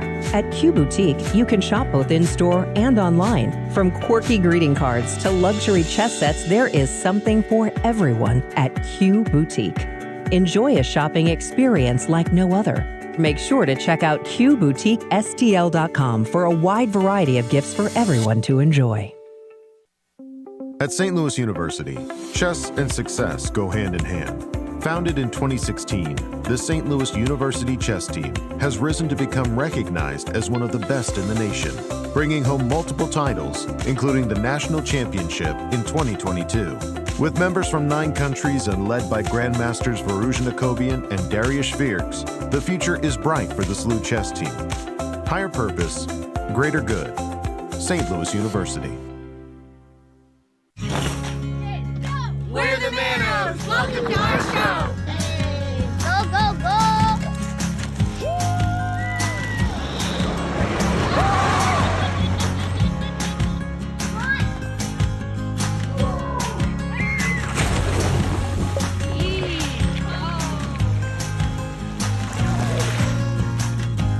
That's our show. Now go plan yours at visitmo.com. The St. Louis Chess Club is the premier chess facility in the United States and is among the best in the world. Thanks to co-founders Dr. Jeannie Cairns Sinkfield and Rex Sinkfield, the St. Louis Chess Club is a non-profit organization committed to promoting the game of chess locally and internationally.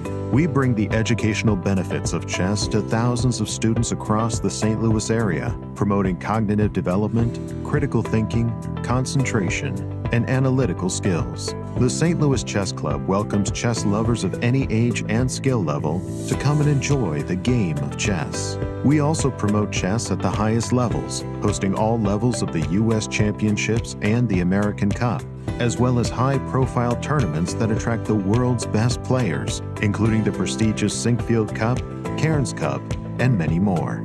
All tournaments can be streamed via our YouTube and Twitch channels that also include over 2,000 chess lectures for anyone to enjoy. Become a member and enjoy perks such as free classes and lectures, weekly tournaments, merchandise discounts, and so much more. Visit stlouischessclub.org to claim your membership today.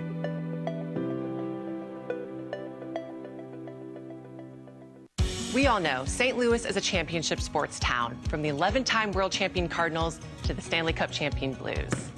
But I bet you didn't know about all the championship places there are to get out and play here, like the World Chess Hall of Fame, Westport Social, and Topgolf, and now even our own MLS team.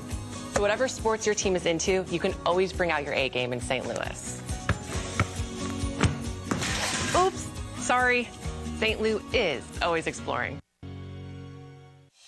The World Chess Hall of Fame, located in the heart of St. Louis's historic Central West End. Want to know why chess has intrigued people around the world for nearly 1,500 years? Stop by and learn about the impact of chess from our 3 floors showcasing the art, culture, and history of the game. Landmarked by the world's largest chess piece sitting outside our front door, the World Chess Hall of Fame has something for everyone to enjoy, including various exhibitions, monthly concerts, and much more. Whether you are a beginner or a professional, there is something for everyone to learn here at the World Chess Hall of Fame. Enjoy free admission to our rotating exhibitions in our galleries and sign up for chess events, family-friendly programming, and art classes. And don't forget to stop by our award-winning gift shop, Q Boutique, and shop a wide selection of chess-related merchandise. For more information on current exhibits, please visit worldchesshof.org.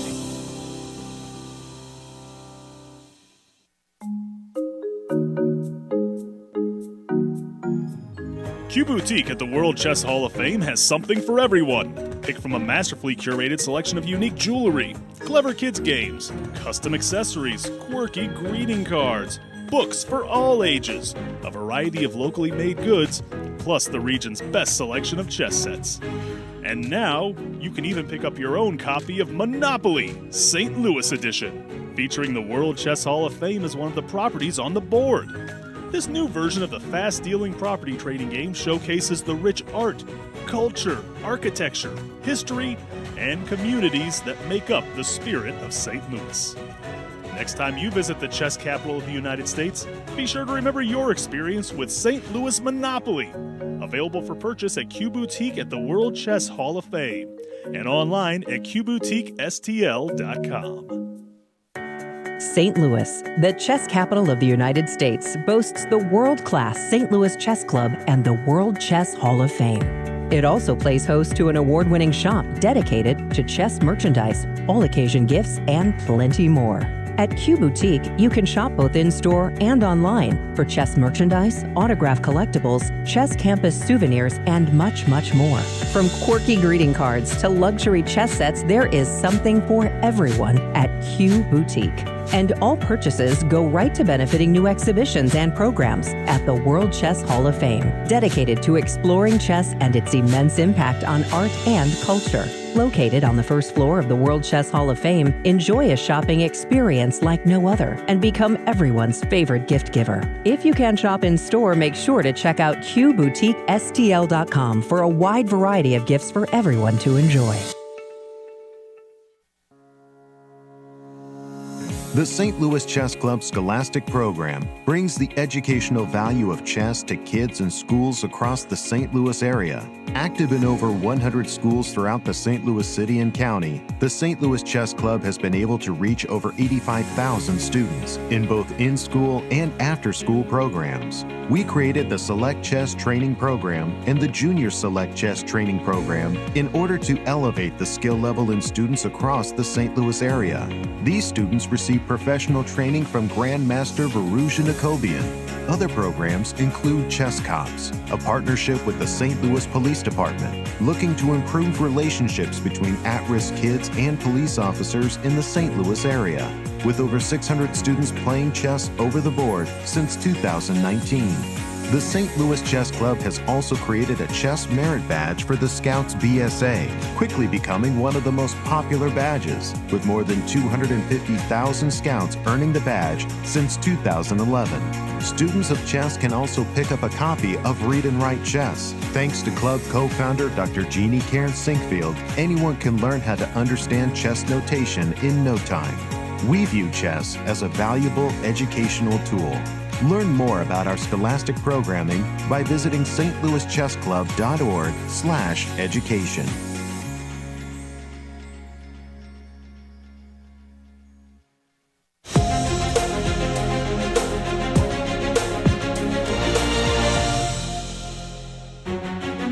Welcome back to round 4 of St. Louis Masters. But before we check the games, let's take a look at standings after round 3.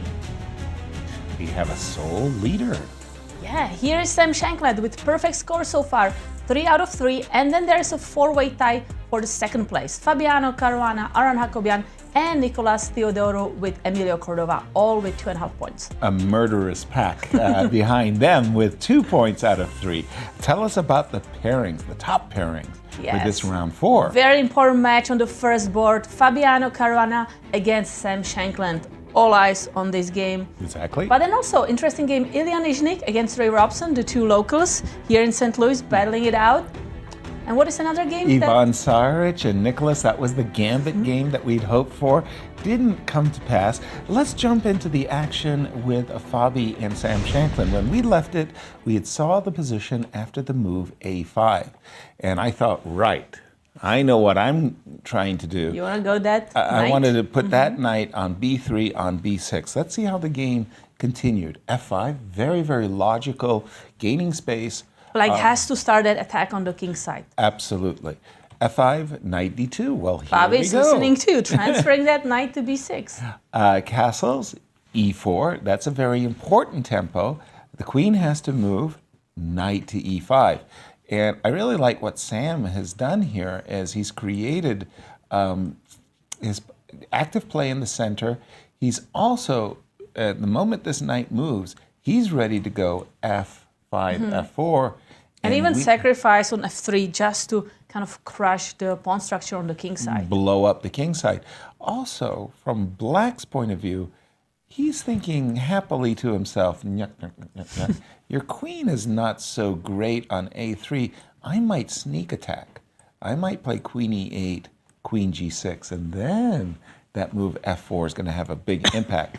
Hence, you have to kind of push back, right? Exactly, not to allow Black to get all of his attacking aims going. Move F2, F4. You definitely have to capture this en passant. You do not want to be moving your knight back and allowing this knight to... And bishop to E3, and that's a beautiful kind of blocking structure for white. Precisely, and Black's whole attack would have just been... I mean, it's such a strategic howler. You don't even want to think about it. You en passant, knight takes, and unlike the move, bishop f6. To my eyes, Black is just actually doing just fine. Next few moves are easy to play. Queen e7, bishop d7. Maybe I even want to consider b5 and forcing an en passant, and queen takes b6 with a check, because b2 is a little soft. So at this moment, I don't see a problem. I Yeah, and think little that, surprising is when we look at clock, right? So Fabi already lost 20 minutes. It's not that much. He's still okay with his time control. But Sam, he was surprised in the opening, and he lost only 10 minutes. Exactly. So he seems to be doing good. Now, here's a quick question for you before I turn things over to Nazi. And the very fact that I'm asking you this question might cause you to think about it. Knight takes e5. How are you recapturing? Got it. Okay, so let's recapture with the bishop. Yeah, the bishop is the standard move, and you would do that in order, to keep the position somewhat, I want to say, constrained within the framework of what you know. However, if you were to recapture with the pawn, you Suddenly can see it's how like- double-edged the position suddenly is. But also it's suddenly on the queen side, it's 4 white pawns against 2 black pawns. That's a big majority. And what about the king side? Well, it's also 4 against 2, but it doesn't look as dangerous. If I go Well, c4 here, I mean, that pawn on yes. d5 is a little scary. Okay, but away we go, right? And you can go c5, and I can Wait, go that's g5. dropping a pawn, no? Oh, yes, you are. You're right. You've got to prepare. You got to go rook d1, and I would go bishop e5, and I want to play f4. You're I'm also just very fast, saying yeah. that in a Swiss tournament where both players are trying to make a win, I would be playing d takes e5 as black.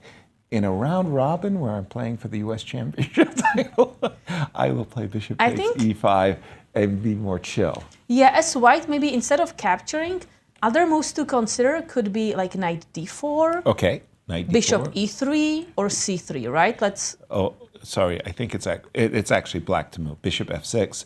So instead of capturing, you were about to say That knight to could be an d4, idea. Or bishop maybe to developing e3. that bishop from c1 to e3. Exactly. Still targeting that b6 Square? square, or maybe Yep. even c4. Maybe even c4. I think the position is finely balanced. We're going to keep an eye on this match, but going to turn it over to you, Nazi. Tell us where the action is. If you're looking for action, you're looking in the wrong place. Oh no, it's not the round for imbalances. Not huh? much excitement yet. I'm searching for it too, but as you can see all across the boards, it's even. So I think it's maybe just early. Players haven't played that many When moves. you say look across the board, you're talking about the Eval bar, bars. the eval Yes. bar on the border, the left-hand border. Exactly. That white bar is as balanced as you. On every single board. Oh my gosh, that is Yes. balanced. Of course, that doesn't mean that every game is just a drawn or anything, of course. Just engine's evaluation is Out of equal the opening. everywhere. Yeah. But I thought this was an interesting endgame that we have between Illia This and is Ray. the Ray, and he did recapture with the D pawn. Yes, he did. And in this endgame, if we didn't have the evaluation, I think I would say white is better. We have 2 bishops. Knight on a4 is not so great. But of course, pawn structure plays a big role in evaluating this position. White has 2 double pawns and an isolated pawn on a2. I do think white can still play for some space. Okay. Start with f4, and if black doesn't respond and lets me play f5 and e5, then I will actually have an advantage. But of course, black can simply play f6 or even g6. I like f6. F6 looks F6 good, right? looks like, yeah, just give my bishop a little retreating space. Yeah. Castle, bishop e7. We can try f5, bishop f7, and... Whoa. I know where you're going with that. Do you trap the bishop after c4?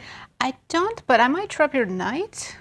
Oh, I've got b5 to bail me Yeah, out, but then right? your knight is never getting out. Okay, b5. I'm a pawn up. Ha ha ha. Yeah, so I'm not winning your knight, but you're just not able to move it back anytime soon. So I'll just play on the king side, and you have 2 pieces now that are in the corner. Because black has the pawn majority on the queen side, right? So you want to advance with those pawns. But if you have to have that knight on a4 because it doesn't have any other squares. Ladies, I'm a pawn up. You're telling me you've got great compensation for the pawn. I believe you, but I'm a pawn up. But anyway, the engine says better for white? Better for white, and considering white's down a pawn, engine loves material, so I'm going to say white is better here. Okay. I don't think Ray would take that pawn. So after f4, f6, castles, f5, bishop f7. Of course, white wants to successfully push e5, but we need so many moves to make that happen. Rook needs to be on e1, bishop on f4. So it takes time. Maybe we start with this, then g4, bishop, g2, rook e1, e5. It's kind of easy to play with white. The plan is very clear. Meanwhile, with black, I'm not sure how are we moving. I think this you got to knight. play b6, right? You got to. That bishop on d4 looks very powerful to my eyes. Immediately e5 now. Ooh. This looks interesting. Oh, I can make a triple pawn. Do you want to take? Well, now you've got rook e1 check, There's and a bishop tactic. takes f6, right? Right, this is just now I'm winning. not happy. Of course. No, So I'm not happy. you don't have time for immediately taking the pawn. You have to deal with this. Maybe let's check just taking. Knight takes c5. And then rook d8. Okay. Oh, you want knight c5? No, you'll take on c7 Yes, or g7, yes. and you'll be happy with the imbalance. Yeah, You'll this have is- two pieces. Two bishops, sorry, I meant Right. to say, yeah. No, I like this for Illia. Complicated endgame. It's Yeah. not clear at all. There's a lot of tactics, positional play, everything still undecided. Thank you, Nazi. About the board 2. Yes, but then there is a super interesting game on board 7. So Okay, let's jump to that one. And because that it is a says it's game- around equal, but I really like white's position, and maybe it's just visually nice position. So let's take a look So how this we is got one there. of these massive Joko piano equal variation. forever. Forever. And I'm sure there's a lot of preparation to get to this moment. Bishop to e6, queen f3. So now we are in the current position. The Yes. queen on f3 is very active. The knight on f5 I like That's- very much. That's the big knight. And anytime you want to do something like queen f6, for example, Yeah. to kind of improve your queen, you have to be careful about those tricks, kind of capturing on h6. Capturing on d5. Yes. And now on h6 again, because king g7 is not working, because another trick. That hurts. Yeah. That's so very very hurtful. natural moves like developing the queen, Are not. these moves are just not working. Right. So I like my activity with my pieces. Mm-hmm. Maybe my next moves are going to be something like bishop d2, rook a d1, right? We like development, maybe knight h5. I'm a little concerned about knight h5. I'm not that concerned about... Oh, let me make a move. What's a decent move? Yeah, here's a decent move. I don't think I should be concerned about this sacrifice. I'm looking at, again, I was going to be playing for I mean, don't know. now you may need to be concerned because that rook from f8 is no longer guarding f7. Yeah, I was so thinking about the f6. But you're right. I mean, the knight on Mm-hmm. f5 is always lurking. Is it in black's interest to that knight on f5 is too Yes, strong? I feel like that's a good idea to try to Trade. trade. But now I have some moves like rook e4. And you kick me around, and I've got to go, back. Maybe you have also queen f6. Oh, can I go to queen f6? If I can. Because I was a you- little bit afraid of queen takes f6. No, that's not an exchange sacrifice I have to be. With the queens off the board, I'm not worried about this exchange sacrifice at all. So queen f6. Yes. Okay, so maybe you're right. Maybe knight h4. So let's just move back if I have to capture. Because after knight h4, do I have a move like queen g4? Just increasing the pressure. Threatening maiden threatening one. checkmate.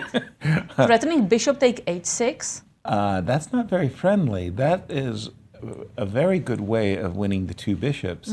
And in this open position, remember we were talking about a position that was a closed position when you had two bishops. And I was saying, well, in the closed position with all 16 pawns on the board, I wasn't afraid. In this open position with 4 pawns gone, I like white. And you This have to is be also easy. careful as black about some bishop c2. Exactly. Right, that diagonal is also very kind of tricky. Exactly, with G7, G6. In the standings, why this game is so important? Well, let's highlight these two players.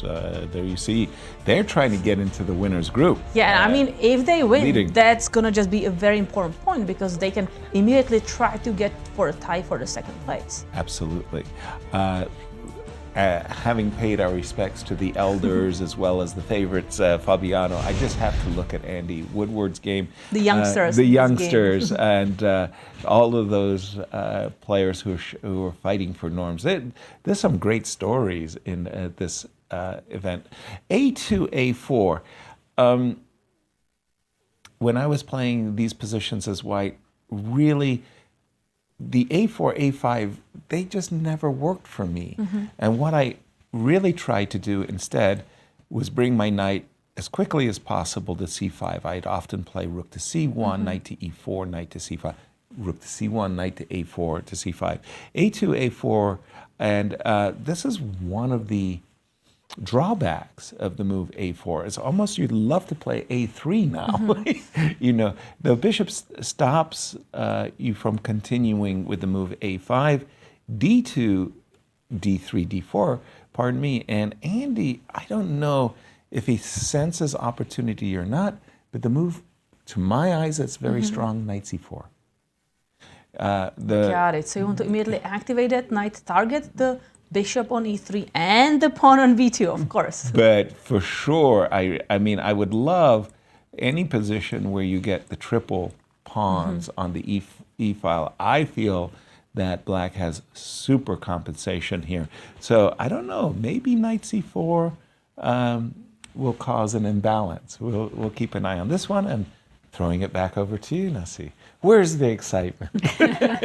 Still no updates there, but right. I do have this game. Elshan is playing Alexander Donchenko, I think. I can't see the full last name. Right, from Germany. From Germany. And you can guess the opening just looking at this position immediately. It's clearly from the Catalan. Right. But we just saw this move E4, which is pretty exciting.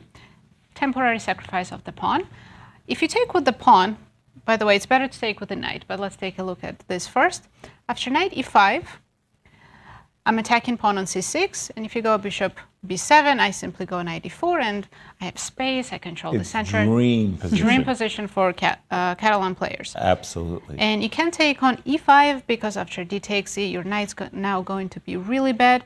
You either have to pin yourself on the D file, which is very unpleasant, of course. Again, another dream position for the Catalan. Or you have to go to the corner, but I won't let you take my bishop. Of course, I can simply drop bishop E3, then retake, and this knight is just out of the game. So after E4, knight E4 has to be played.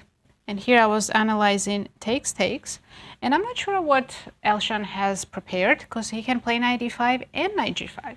Both are very interesting. With the queen on C1, that he gives. Exactly. He has that option. Typically, queen is on C2 in Catalan, and knight G5 is not really an option. Right. Let's take a look here. It's best for black to trade, and then play F6 and F5. Okay. And black keeps the extra pawn, but I will open up my second bishop, and I definitely have compensation. I have two bishops, and you have two weaknesses here. D5 is coming. Well, I might be a little bit biased when I say this, because I play the Catalan with white all the time, but I think white has an advantage here. I was just thinking, Nazi, I remember a game we played. It was a similar game we played at the US Championships. I survived with a draw, but those bishops, it was a very similar position to this. It was horrible. And you didn't enjoy the experience. No. You survived. Okay. There's also knight E5, which is, I thought was the most obvious.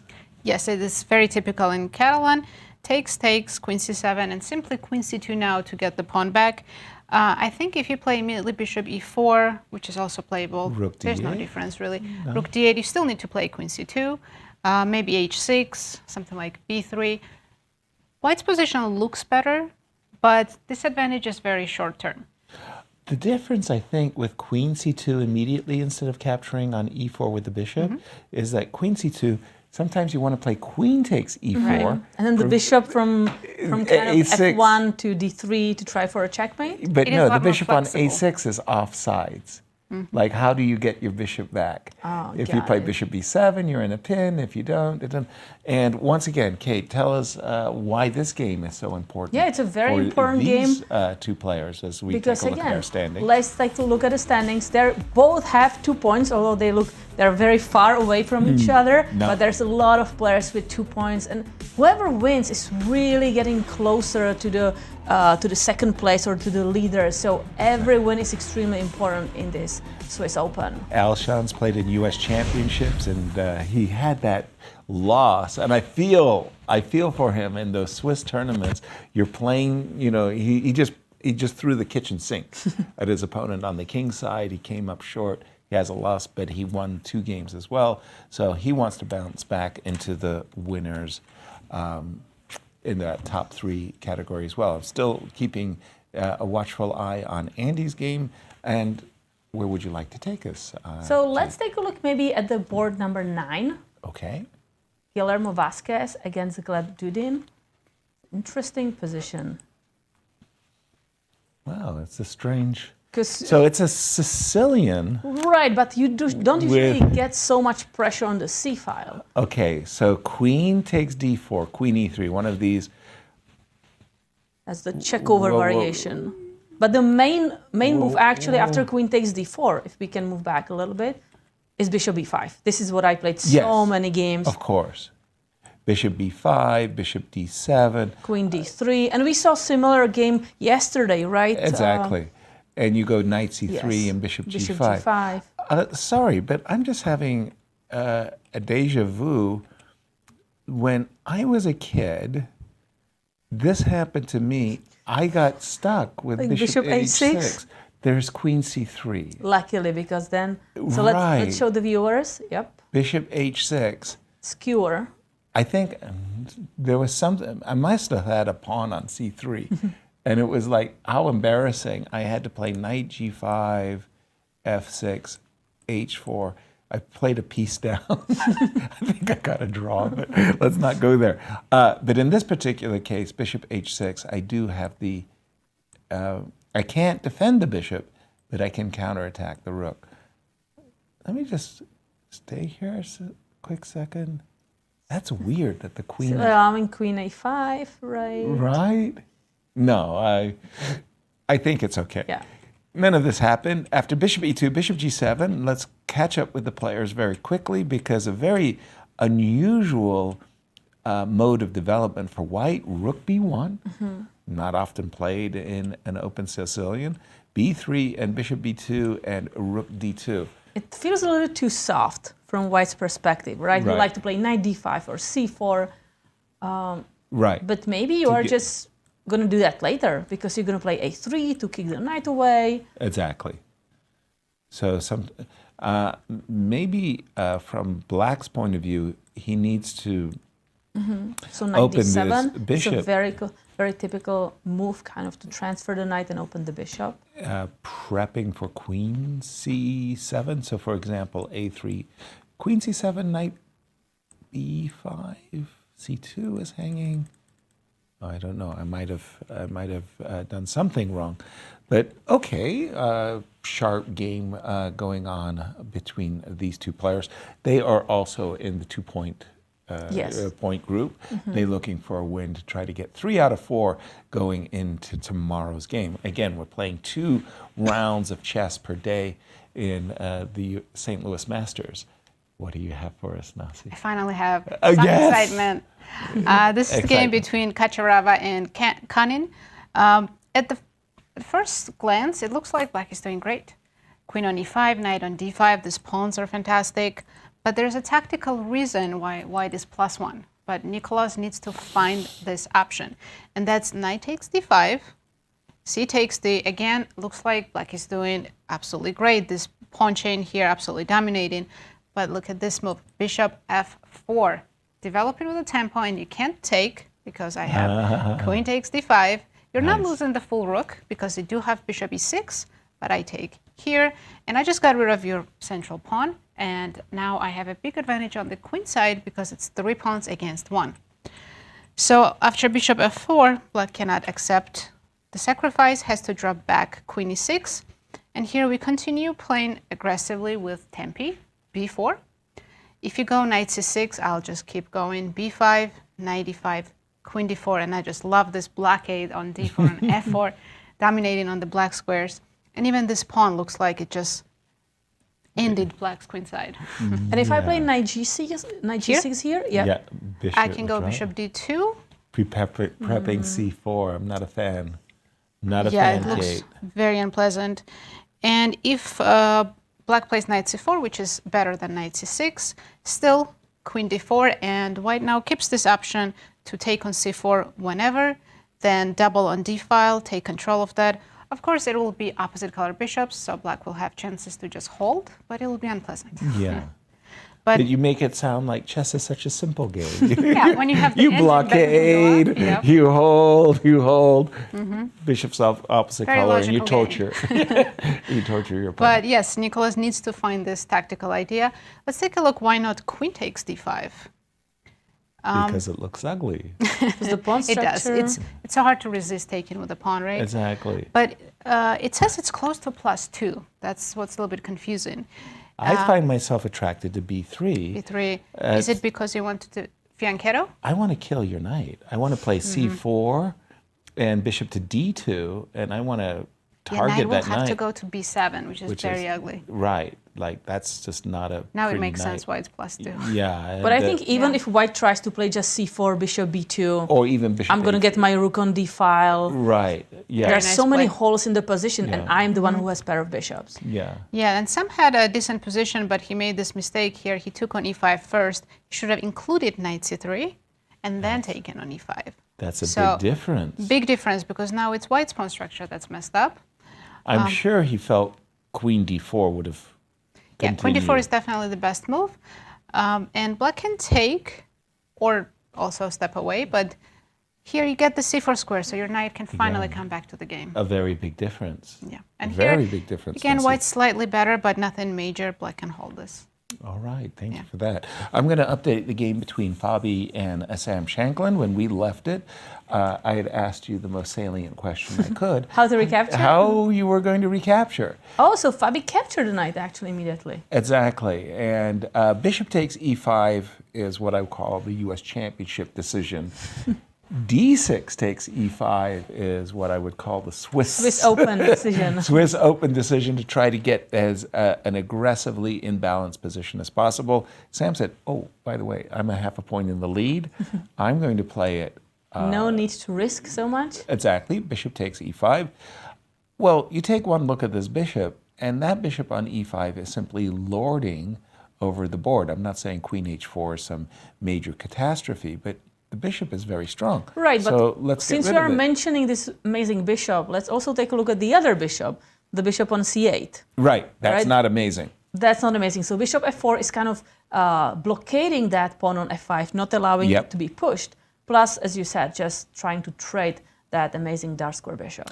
The other thing I like about bishop f4 is I do stop f5, f4, and maybe on a really good day, I could try to suggest that the pawn on f5 is a potential weakness. You might be inclined to play g7, g6. So bishop f4, rook e8. Again, Sam is saying there's going to be trades. My rook will be terrific on e5. I mean, so far it's sort of like every piece that has landed on the e5 square looks pretty good. Rook takes e5, bishop to d3. That doesn't look intuitive, right? Normally you would play maybe bishop f3 to defend that pawn on d5, but black cannot capture this pawn. Even though the bishop is not defending the pawn, you cannot capture it because that rook is going to be immediately pinned. Exactly. And I just think that the bishop on f3 would be much more passive. In this particular moment, I am eyeballing the pawn on d6, which makes bishop d7 a little awkward. Maybe on a good day, rook f4, rook f1. I mean, I can turn the tables and say, you know, you were attacking me on the king side. Right. Now, wait a minute, you know, you've got a weakness. I'm going to play for g4. I mean, the bishop on d3 is definitely more active and much better than on f3. I just think that people sometimes see attacked bishop, attacked pawn, you want to defend it, but that's the moment when you actually want to stop and really consider whether the bishop should be placed on f3 or not. Exactly. I saw the playing hall there. It looked like Fabi had a cup of tea and he was just kind of strolling around. I think he's happy with the imbalance that's occurred in this game. Again, he's a half a point behind Sam Shankland, who's won all of his games. He can see himself playing queen b4, and this is why he needs to win. Yeah, he is trying to catch up with Sam, or maybe even just kind of be the sole leader of this event. Exactly. By the way, it's very rare for these top grandmasters to be playing in these Swiss systems. However, to become a qualifier for the candidates, the FIDE has this FIDE circuit, and you get points on the FIDE circuit for winning events and placing in the top of those events. The FIDE circuit requires that the players who want to qualify have Swiss open. You can't just play in round robin. Because they want players to actually play everybody in the field, not just the crop of the 10 players that they play staying all in the that time. elite status. So you got to get your hands dirty, essentially, is what the rules require. Well, Fabi is in a very tight race with Arjun from India. They're neck and neck. And the crazy part is right now, there's a tournament going at the Masters over Qatar. Qatar Masters, pardon me, is taking place. Arjun drew his third round game. Oh. So I mean, it's really crazy that the players who are competing against each other won their first two games. You know, and I remember listening to an interview of Fabi like 2-3 years back, and he was saying that there's this guy named Arjun who is really strong, but his rating is not that high, but he thinks he's very strong. Well, look at that. A few years later, and he's actually fighting neck and neck with him. Exactly. Well, and of course, what is coming up in the Big Apple later this month, Christmas time, in fact, is the FIDE World Championship for Blitz, as well as the FIDE World Championship for Rapids. I was talking on the break there, and the tournament's going to be incredibly strong, and that's going to decide, actually, who's going to be the candidate. Yeah, and I think it's going to be amazing with so many strong players, and also Fabi is going to be there, Arjun's going to be there, Magnus is going to be there. Yes, Magnus, Hikaru will be there Hikaru, too. yeah. Everyone. Our own Danya Naroditsky. What is he? Big VAR. names. I wanted to say VAR was telling me on our break about, I think it's something like 160 of the world's absolute best grandmasters and 110 of the world's absolutely best lady players. Yes. So, I mean, wow. There's going to be also really, the famous really streamers and content creators. Absolutely, It's gonna be great. absolutely. Over to you, Nasi. What By do the you way, have board for us? 7. Board 7. Nasi, want to take it? Sometimes away. here. See, look, I was just looking at the eval bar. It still keeps saying even, but look at this last move, knight g7. Right? It looks so exciting, but That computer was the does one not we were love it. looking at. I think it looks very dangerous, but that's the question, right? Sometimes, Yes. if you are supposed to be patient, because I don't like the rook on a1, the bishop on c1, maybe we should first develop. So that's question number one, or if you can attack immediately. So according to the engine, he should have waited a little bit, played something like rook d1 first, queen c7, and then taken on g7. We'll try to see what the difference is. So he took immediately. We're talking about Yasser against Robbie. Different Yasser. Knight takes g7. Now, after king g7, was the idea rook e6 or knight h5? Which one were you discussing? I think it was knight h5 that we were discussing. I agree. Check, king h8. Do we take on h6? That with the looks like a bishop? peshki. Why not? Right. Right? Bishop h6, rook g8. This knight is doing a fantastic job defending the f6 square. c4, rook d1, those are attractive moves. Probably a little too slow because now black has very serious knight h4. counterplay. Stop. Wait, I'm looking differently. I'm looking at rook takes e6, pawn Instead of takes c4? e6, and Okay. queen f7. Very Threatening very bishop g7. direct, very brutal. Threatening Right. bishop g6, threatening And bishop g6. g7. Right, black has... Am I winning here? No. If only. Computer can defend any position. Queen Bishop e7. g6.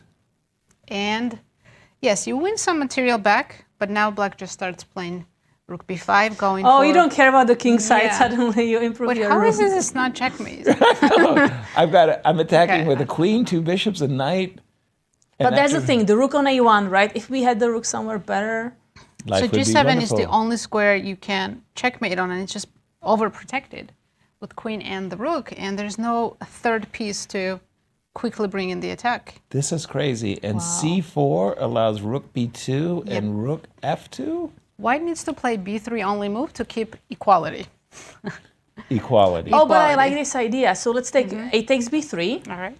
a takes b3, and if you capture rook takes b3, I have rook a8.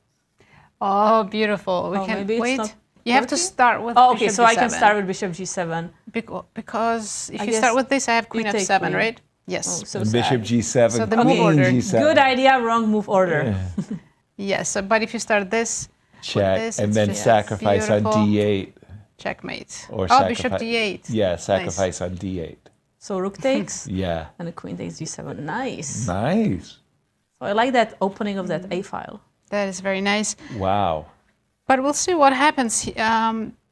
Yasser could also. It's so weird. I know. to see Yasser in his If I had game. got $1 for every time they said Yasser could win this game by making this move. There's some other options too, like immediately rook e6. We already sacrificed 2 pieces, knight and the rook. Let's do a third In one. for a penny, in for a pound. Let's go. And black can take this because of the checkmate. This is mate. Beautiful. Oh, now with that bishop Beautiful on zigzag c2. mate. Nice. Sweet. But of course, this is not checkers. Black doesn't have to retake on h6. King h8 only move, not h7, not g8. So And queen h5? okay, Wow. oops, sorry. Let's take a look. Why is this not So let's say one check. King h1. Yes. To be safe. I guess knight f4. Triple attack, The- double attack on your queen. The rook on a5. You want to go bishop takes f4, discover to check. Or bishop g7 or something, but I just don't have But- enough pieces. Oops, the queen is attacked twice. That rook is finally helpful now. And after knight f4, there's just nothing left. Okay. Wow. Wow. this is- So white instead has to take some material back. So we I get. have to take back with a knight. So we give up 2 pieces for a rook and how many pawns? Right now, So right now we're just knight down for we're 2 down. pawns. Yes, so that's not so bad. Oh, sorry. We still have the attack going. So This we is got 2 playable. pawns first. Because we got back the rook. I think practically speaking, white is better because easier to play. And Genival is minus 0.5. Wow. Because we can always set up queen d3 mates as soon as the knight moves. The rook's Right. coming to e1 very quickly. It's not Right. easy for black to organize the pieces correctly. Yeah. Even though, thank you, Nazi, even though Robbie did lose to Fabiano, as you can see from the standings, these 2 players are still in the hunt. A victory by either player would see them jump up to 3 out of 4. Yeah, they're in that group of so many players who have 2 points out of 3, and they really want that next win to kind of break out from this group. It just blows me away to see my name with the Cuban flag. I'm having flashbacks. Different life.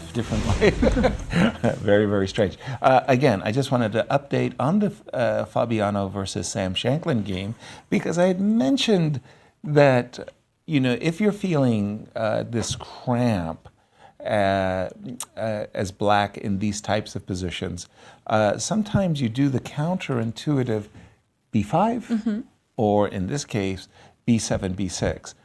Long term, like, I know this is like way down the line, you don't want to even think about this. Just imagine yourself in a bishops of same color ending, Okay. and there was a pawn on b7. Your bishop would be basically stuck. Right. Now, if you play the move b7, b6, if we take it, check, by the way, we move our king, and we play a move like a5, well, all of those bishops' endings are no longer issue. The bishop can easily develop to d7. We've managed to.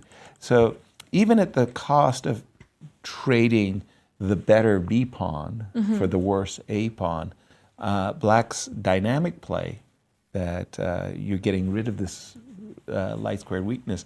I like this decision by b7 by Sam Shankland, b7, b6, even though many players would shy away from making that move. How do you like that? I'm wondering if I can ignore it, or if your idea is to play b5 next move. So let's say I go something like Rook E1? Rook f3, Rook f3, Rook Yes. f4. Be brave. Maybe. Okay, I'm brave. Just for this moment. I think he played. I don't think he. I know what you mean. You play b6. Mhm. You don't en passant, and then the guy goes b5, and you go, wait a minute, why did I take that pawn? I think his idea truly is to capture. To capture. To capture. Mhm. Let's just have a look here, and Now I capture with the queen. okay, queen takes a5, and let's say I play queen e7. In Right, this- because if you capture that queen, then I can kind of stack my pieces on the a file. Right, and the thing here is, I think White's king is a little looser than Mhm. Black's king. Why don't I want to trade queens? Because I think I should be pursuing ideas of queen e3, queen Got e3 it. check, rook e1 check, queen e3. I should be, even at the cost of the a6 pawn, bishop d7. I'm going to play g5, f4, and keep this configuration. Rook leads on e5, and I don't know. I feel that Black is very comfortable here. Because I don't like, let's say I capture on b6. You Okay. capture with the queen. Capture with the queen. That's a check. King h1. Yeah. Now here I actually do have to stop, and I wanted to play the move a5, not because I'm afraid that the pawn. I didn't want to allow queen a5. Mhm. So let me just play a5 for just a moment. Bishop d7 is on my agenda, and rook e8, queen d4. I've got That's the thing, ideas. I'm starting to worry about the dark squares in the position. The d4, the e3. Yeah, the queen on a3 is not exciting enough for White. I don't think I want to take on b6, actually. For example, I find myself as White attracted to this move. Rook e1, it takes. If you want to take the pawn, and I can well understand that you might want to take the pawn, that rook on e5, that was the dominant rook for Right. so long, is suddenly gone, right? Like, it's not so easy for you to develop your bishop. Again, the pawn on d6. You're going to have to play, I guess, queen b6. I'm not a big fan of my queen. I don't know what I should be doing. I don't know. Just king h1. Let's move the king, yes. Yeah, get it out of the way. We're going to keep a very close, watchful eye on this game, because somebody is going to be in first place. Yes, and I think this is still an interesting position for White, because we are targeting that open file. Yeah. Yeah, So I think we can expect maybe something like rook e1 or king h1. exactly. Just a waiting move. The clock times for the players? Yeah, so okay? Fabi 48 minutes, Sam Shankland 1 hour 7 minutes. So there is this 20 minutes difference. And by the way, we have a move, queen b4. b4. Well, that answers that one about b5, right? I mean, whether And the idea is if Black captures on a5, we want to take with the rook. with the rook, and we are guarding that b6 square. Yeah. The queen is very active, right? Yeah, on a good day, I think that the queen really does like being on, but it's going to take us, you know, what can I say? I mean, I'm a pawn grabber, but boy, going after that, putting all my energy to play bishop takes a6, I feel like I'm leaving my king a little bit, you know, Yeah. wayward. But I like don't know. White's centralized pieces right now. Jump in on this one, Nazi. We've just seen the move queen b4, and Fabi is saying, if you'd like to trade on a5, trade on my terms. How is the engine evaluating this guy? Slightly better for White. So Because so first of all, What's the main b lines? takes a5 is better than b5. Is better. It is, because if b5, now after simply rook e1, by the way, either rook, doesn't matter. Normally it makes such a huge difference which rook you move, but in this position, either works. Okay. Because Black's supposed to trade and go, rook a7 is interesting, just to bring the rook quickly back into the game. But after queen d4, it suggests rook e7. Okay. And says that this endgame, while objectively it should be a draw, White has a pleasant advantage. And Fabi can torture Sam here for 3 hours. It's funny, with the pawn on b7, I would have thought so. With the pawn on b5, I do see that I could play c4 on a given day and make a pass. Even some queen b6 move, because the black queen cannot be easily activated. You have to be worried about your bishop being pinned on the back rank. And then the big question is, can black trade queens, or is this just a lost bishop endgame? Well, trading is not so great for white because these pawns become very good. But after queen e5, like Katerina was saying, I can go to b6. And now you have to immediately drop back not to lose some material on the last rank. Right. And then I can keep going forward, and black has to be very passive. And we know even if it's holdable, when you're this passive, it's very unpleasant, and especially if Sam gets in time trouble, he'll have serious problems. If you go back to the position before you played queen e5, which actually boomeranged, you're just imagining that black played g5. And and we're just going to make a move for white. Let's say b4 or c4. Okay. I was going to say that if we could go g5 and f4 and queen e5, get some kind of action going on the king side. Well, b5's hanging at the moment, so we have to deal with this. You take? Take it, I guess. Yeah. But now queen c4, I think you have no time because my moves come with tempi. I'm looking at bishop d7 and queen e3, but bishop d7, you lose a6, right? If you go this way, you lose a5.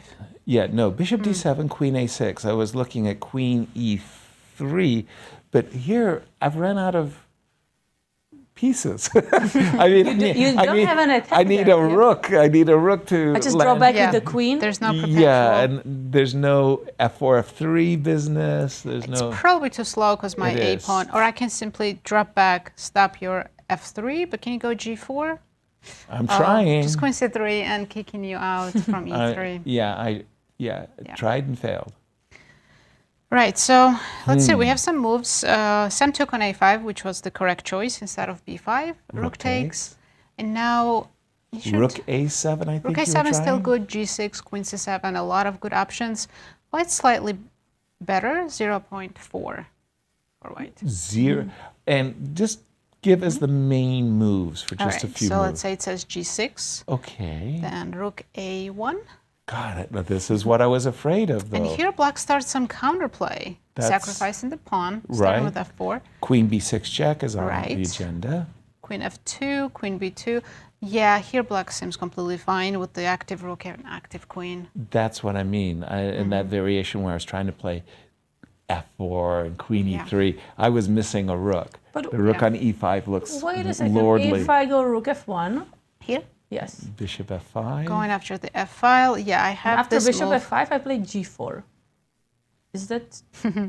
And if I take queen f7, check. Is there more than a draw? You got a perpetual, but I don't know. I thought I have rook takes a6, but you capture it with the bishop. And then you take the perpetual. Yes. Oh no. Actually, well, you still have perpetual, but black has this in between move and no more draw. Yeah, this is how I lose games. Thinking that you have the perpetual in your pocket and you want to have some fun. Oh, very nice. We're going to get ready for a break. Do we have anything to share with our viewers on the break? So with 59 players, there's a lot of great stories here at the St. Louis Masters. Let's take a look at some players you probably are not familiar with. And we will be right back.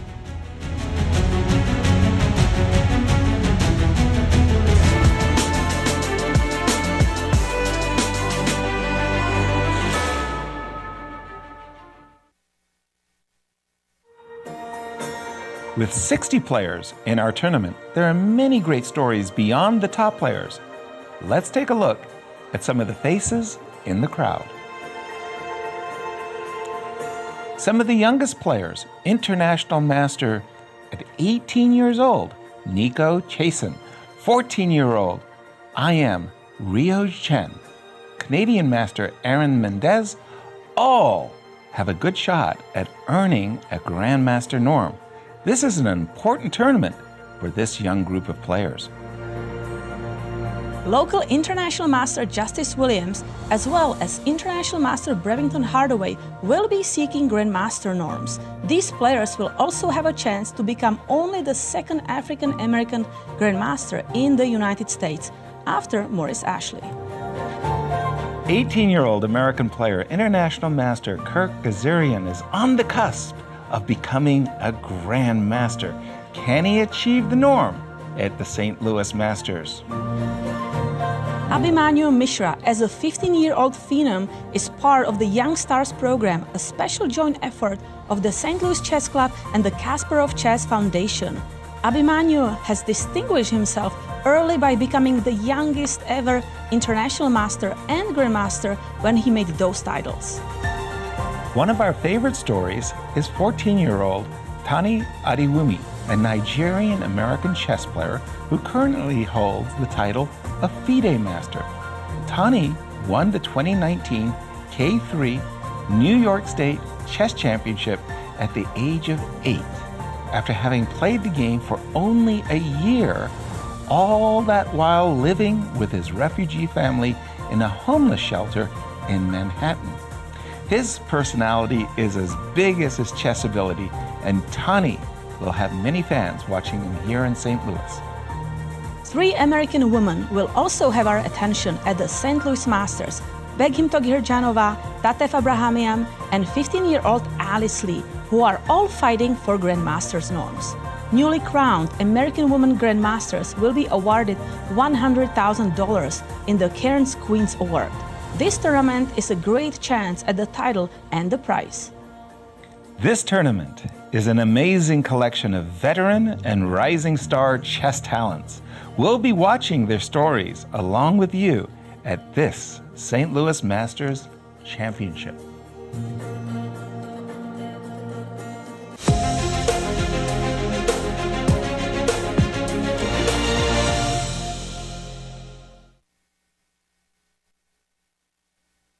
By now, you guys probably know there's a lot to see and do in St. Louis. But when it comes to the art scene, there's more here than meets the eye. From Laumeier Sculpture Park and the City Garden to the stunning Cathedral Basilica, one of the largest mosaic collections in the entire world. So if art is your thing, St. Louis is on display all year long. Ooh, now that's an exhibit. St. Lou is always exploring. The St. Louis Chess Club is the premier chess facility in the United States. We bring the educational benefits of chess to thousands of students across the St. Louis area. We also promote chess at the highest levels, hosting all levels of the U.S. championships, as well as high-profile tournaments that attract the world's best players. Become a member and enjoy perks such as free classes and lectures, weekly tournaments, and so much more. Visit stlouischessclub.org to claim your membership today. Welcome to the World Chess Hall of Fame with ultimate moves. Rex Singfield is team captain. Rex, how do you feel about the squad they've got lined up for you today? They're incredible. I don't know why the other team even shows up. I really don't. They shouldn't be here. They don't have a chance. What's going on over here? Oh my goodness. Mr. Monopoly, what the heck is going on? So St. Louis has been honored by Hasbro Corporation. We now have our very own Monopoly board. So all the squares on the board are St. Louis themed, from the Art Museum to Tower Grove Park. And in fact, the World Chess Hall of Fame has their very own property on Monopoly. So Mr. Monopoly has joined us today to help kick things off and to honor St. Louis. I've just not seen this happen before. I'm stunned. Money being put blatantly on the table to bribe players. The arbiter. He's brought out a card and he's handed it over to Rex. It's a community chess card. It reads, go directly to jail, do not pass go. I guess we're playing with Monopoly rules today. That's the first I've seen something like this happen. Mr. Monopoly is dominating. He's crushing it. And he's here because we have the St. Louis edition of Monopoly. That is right. St. Louis has been honored with its own edition of a Monopoly set. You can get it at Q Boutique. The World Chess Hall of Fame is actually one of the squares on the board. Make sure you check out Q Boutique so you can get Monopoly St. Louis style. The St. Louis Chess Club Scholastic Program brings the educational value of chess to kids and schools across the St. Louis area. Active in over 100 schools throughout the St. Louis City and County, the St. Louis Chess Club has been able to reach over 85,000 students in both in-school and after-school programs. We view chess as a valuable educational tool. Learn more about our scholastic programming by visiting stlouischessclub.org/education. We're the Corey family. Welcome to our show. My boy, look at that kid!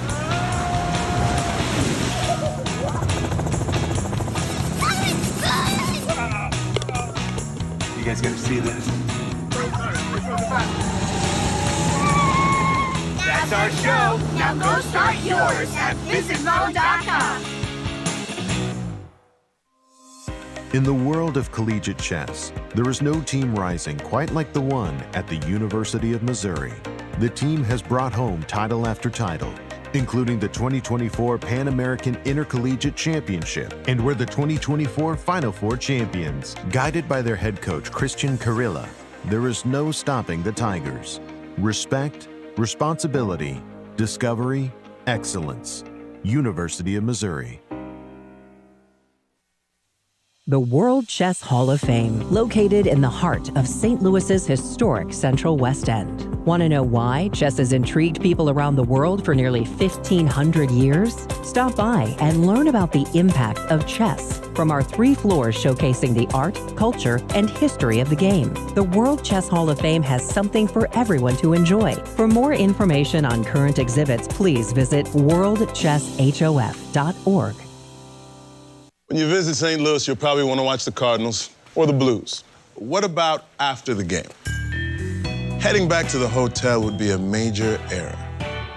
Instead, boogie through the city and discover the music that gave the Blues their name at the National Blues Museum, Broadway Oyster Bar, or even the legendary Blueberry Hill.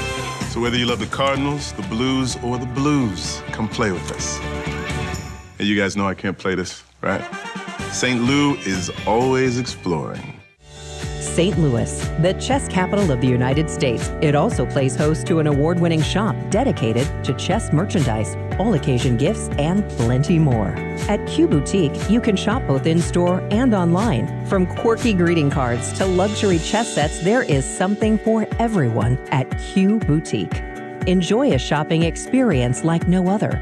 Make sure to check out QBoutiqueSTL.com for a wide variety of gifts for everyone to enjoy. At St. Louis University, chess and success go hand in hand. Founded in 2016, the St. Louis University chess team has risen to become recognized as one of the best in the nation, bringing home multiple titles, including the national championship in 2022. With members from 9 countries and led by grandmasters Varuzhan Akobian and Dariush Virks, the future is bright for the SLU chess team. Higher purpose, greater good. St. Louis University. We're the Manos. Welcome to our show. Go, go, go.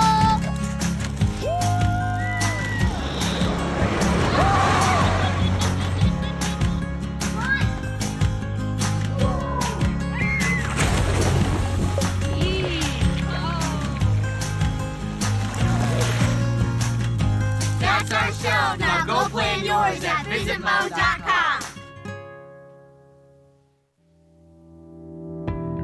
The St. Louis Chess Club is the premier chess facility in the United States and is among the best in the world. Thanks to co-founders Dr. Jeannie Cairn Sinkfield and Rex Sinkfield, the St. Louis Chess Club is a non-profit organization committed to promoting the game of chess locally and internationally. We bring the educational benefits of chess to thousands of students across, promoting cognitive development, critical thinking, concentration, and analytical skills. The St. Louis Chess Club welcomes chess lovers of any age and skill level to come and enjoy the game of chess. We also promote chess at the highest levels, hosting all levels of the U.S. Championships and the American Cup, as well as high-profile tournaments that attract the world's best players, including the prestigious Sinkfield Cup, Cairns Cup, and many more. All tournaments can be streamed via our YouTube and Twitch channels that also include over 2,000 chess lectures for anyone to enjoy. Become a member and enjoy perks such as free classes and lectures. weekly tournaments, merchandise discounts, and so much more. Visit stlouischessclub.org to claim your membership today.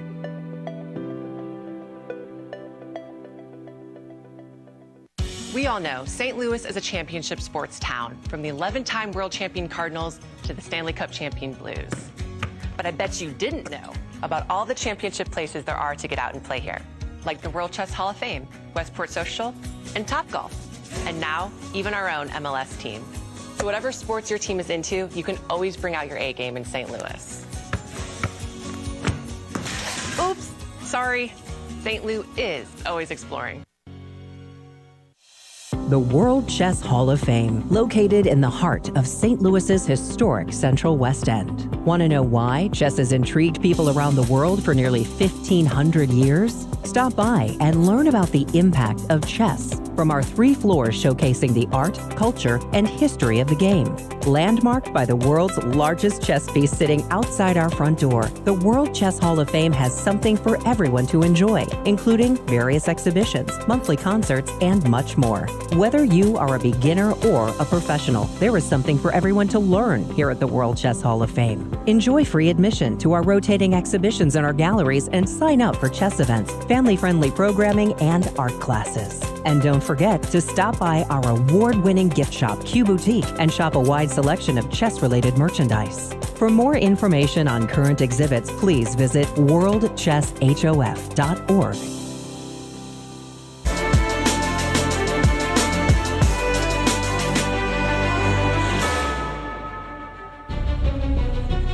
Welcome back, everyone. We are in the middle of round 4 at St. Louis Masters, and let's take a look at some exciting games that are happening. Indeed, we got to start with the very top as we get a good look at the playing hall there. The room is divided into 2 spaces, the top 10 boards and the bottom 20 boards. That's where you see that barrier right there as the players with the DGT. And we have one result already. We do already, okay. So let's take a look. We have one draw between Gergely Cantor and Grigory Oparin. They must have drawn right out of the opening because that was that C7, C5, C5 takes B4 game. Okay, we'll take a look at that, but I wanted to inform our viewers of what is happening in a game on first board. Fabi has just played a move that, well, after rook takes A5, rook A7, rook E1. Stacking the rooks on that A file. Yeah, I'd be a little reluctant because who's guarding the king, right? You're going to go bishop takes A6, bishop takes A6, rook takes A6. There's going to be nobody over there. So you would start with G5 or Queen F6? Let's say Queen E7. Okay. Wait. So what I'm really saying is don't you even think about going into a line like this because, again, at the end of the day, you're going to checkmate me. Yeah, nobody's guarding the white king, and whoop, Queen E3, checkmate. So that was why I was really reluctant to go in this direction. And I'm not even saying Queen E7's the only move. There's rook on A7 to E7 as another way of play. It just feels Now, what you were saying, like I was worried about Queen E7, maybe the 8th rank being weak, but you're right. Black is counterattacking that E file. Exactly, and I've had a lot of Swiss experiences in my career. I guess I don't have a line like this. This line does not work.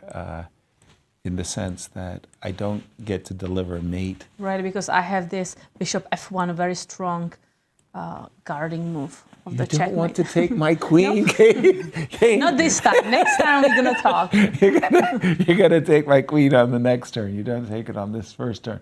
Yeah, but this is the type of thing I'm thinking that White's king, requires a lot of protection. Jump in on this one, Nazi. I mean, the move rook, is that computer approved? Does a computer like this whole concept of going after the A6 pawn?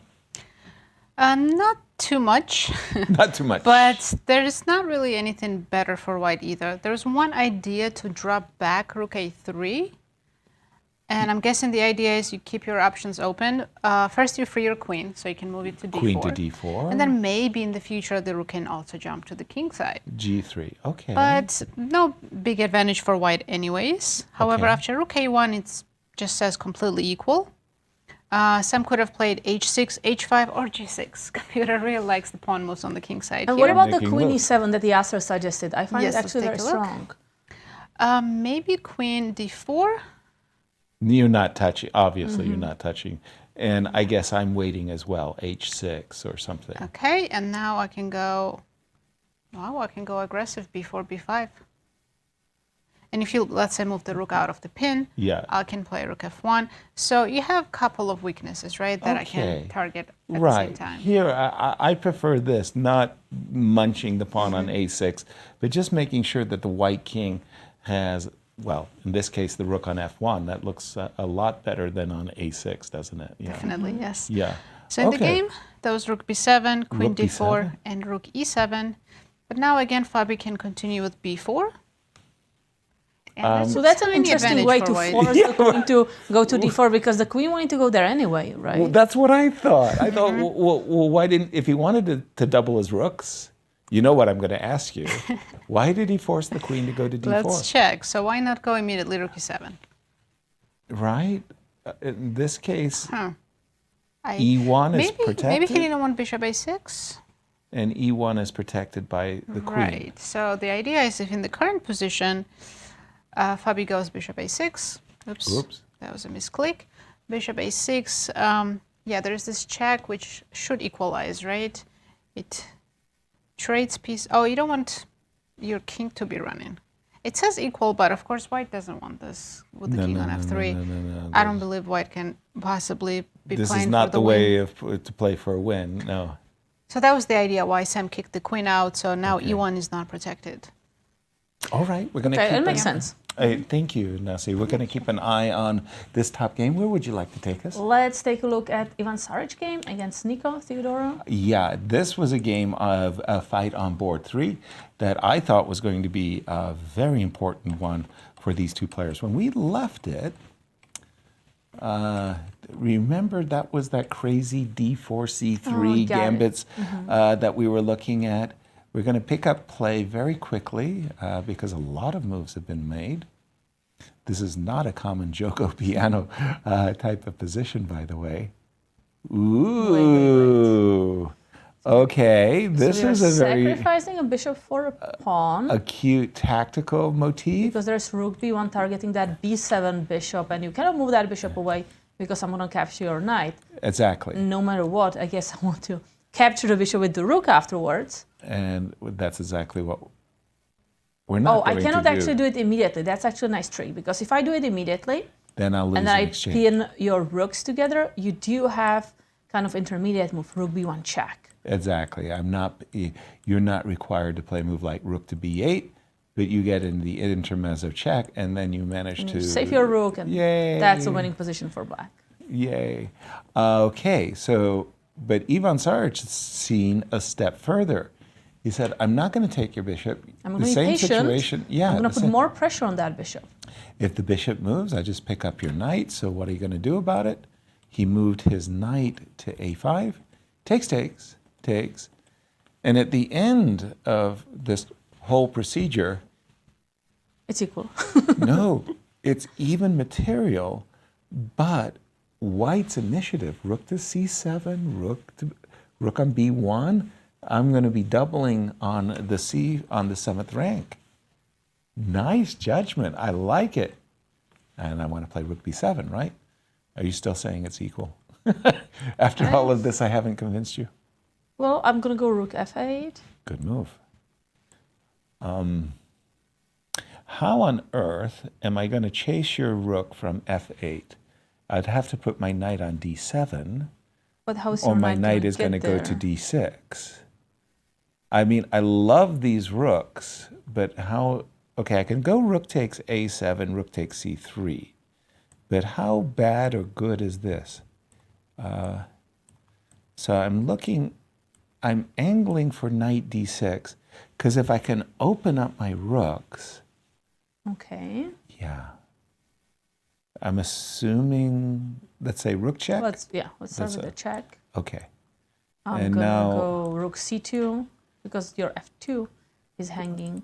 Yeah, that's annoying. So away we go. They are giving me next pieszka. I may take that pawn and then go. Say I'll take this. So I really want to take this guy. I can play knight h8. It looks horrible. But you're right. You're right. Horrible or not, you are defending. Yeah. And anytime we trade one pair of rooks, I'm going to develop my knight back. And I mean, I have 2 extra pawns. I didn't do it in the right way. I think I should have taken this pawn on a7 at the start. You would take the pawn on c3. Sure. Maybe I need to do something, let's say, like a4. Mm-hmm. I'm just saying that overall, I'm really happy about having this would be one of my dreams come true kind of thing. Let me just put knight e6 as the threat that I want to make, right? Knight e6, and if you, let's just play another move or two. Check here, here, here. This is how I can play for an attack. Even here, though, you do have rook e8. Here is my dream. Wow. Okay, I like Ivan Saric's position. Maybe it's one of those positions that maybe looks better than it is. That visually or optically. Visually, those rooks on the 7th rank are very impressive, very strong. But yeah, Black wants to capture that one on c3. He has a runner on c5.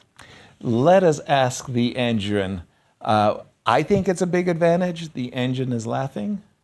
Yeah, it just says equal the bar there. I was focusing on a different game. No, we're right. I'll show you this first, and we can go back to that after. Tell us what you focused on. There's a little bit of update in the game between Zhou Jinchao against Andy Woodward. Okay. Andy made a mistake. There's also a big time difference on the clock. As you can see, Zhou has 1 hour and 5 minutes, and Andy's down to 20 minutes. That's a huge time difference. And in this position, Andy should have just taken on e3 and played a6. Yes, it's slightly unpleasant. His pawn structure is worse, but it's defendable. But after he played knight e7, now white gets very active play on the queen side. So we have a couple of moves, rook b1, knight c8, queen b4. This queen can go even on c5, which is an odd square to put your queen on, but it's dominating a lot of squares and you can't easily kick it out. Right. So queen on c5 is actually going to be very good. Andy just played knight d6. So we're waiting for white to play, but there's a lot of good moves. Queen c5, a6, I rook like b2. a6. I like a6. I can push the pawn as far as possible. Well, you could also play rook b7 on a good day, right? Yeah, very nice. Preparing rook b7 for the future. And press. And black has no counterplay, just has to sit and wait. My favorite position is where, literally, just as you described it, your player's just reacting to everything you do. And you get to be the orchestrator, the conductor, everything goes. And this is not a pleasant defense for Well, he played Andy. queen c5 first, but just as Looks good. like a good move. But do I have here something like bishop e6? I mean, I do have to target on c4. I'll be happy to push d5, I guess. So you want to get rid Yes, I of that can double trade pawn. your double pawns, but now I have a new target. And so it's still very A7 good. is also a little exposed. Yeah, I can still play a6 or maybe rook b2 first. Yeah, I don't know why I would sack that pawn. Yeah, rook b2, and I can play rook c1 next. Then It's usually, not nice. knight is a very good blockader, but it's not enough here because c7, a7, my pawn on a6, 2 open files, b7, b file and c file. White is in complete control of this game. If I go bishop h3, here, are you going to trade? Please, please. I can do that. I'll accommodate. Really? Okay, thanks. Your knight's not making to g4, but you want rook e5? I want rook rook e5. Okay. Take a so pawn. let's be greedy. Take the pawn. I'm just You can't nodding. sack the knight. The problem is like that queen c2 we saw the other day. If you go rook e5, never mind the fact that I've got rook b8, but queen takes d6, rook h5, g4. That's just very not. nice. That's just Not not nice. nice. This No. pattern is reappearing in a lot of games. Very, But very, then it's very very nice difficult for defense. black to do anything. You are right. Like if black cannot even try to target the pawn on c4, Right. then like Right. what, king h8, king g8, just to No, no, just no. to wait. Moves. Very, very, Yep. very unpleasant. Looks like Andy's got a long evening ahead of him. We're going to go over to the all St. Louis matchup between Illia and Ray, because when we left it, Illia was going for the gold here with this move E5, basically saying, hey, look, Ray, you're in real trouble. If you allow me to play E6, well, you're just going to be completely positionally dominated. My bishop will go to A6 on a good day, bishop to B7. I mean, rook to D7 square is ours. You got to take. But that's a positional sacrifice of the pawn, because now it's going to be this amazing diagonal for the dark square bishop. Exactly. Bishop G5 is exactly what happened, and bishop D3. And Illia is saying, I'll sacrifice one pawn, I'll sacrifice another, but I'm doing it because this is not a Berlin defense where the black king on E8 resides behind a white pawn on E5, and the E file isn't open. Illia is saying, when I regain the pawn, your king is going to come under a checkmating also, attack. I mean, I love developing just the rook from the corner of the board. I think that's one of the issues when people just don't use all their pieces when they're attacking. But second idea could be just bishop E4 to target that pawn on C6. Love it. Love it. Always when I am attacking, I look for those trades. Like my opponent is probably going to throw bishop to D5 at me. But you're right. I mean, rook E1, bishop E4, and Ray is he's on the back foot, let's say. And usually when that happens, time is a factor in Ray's games.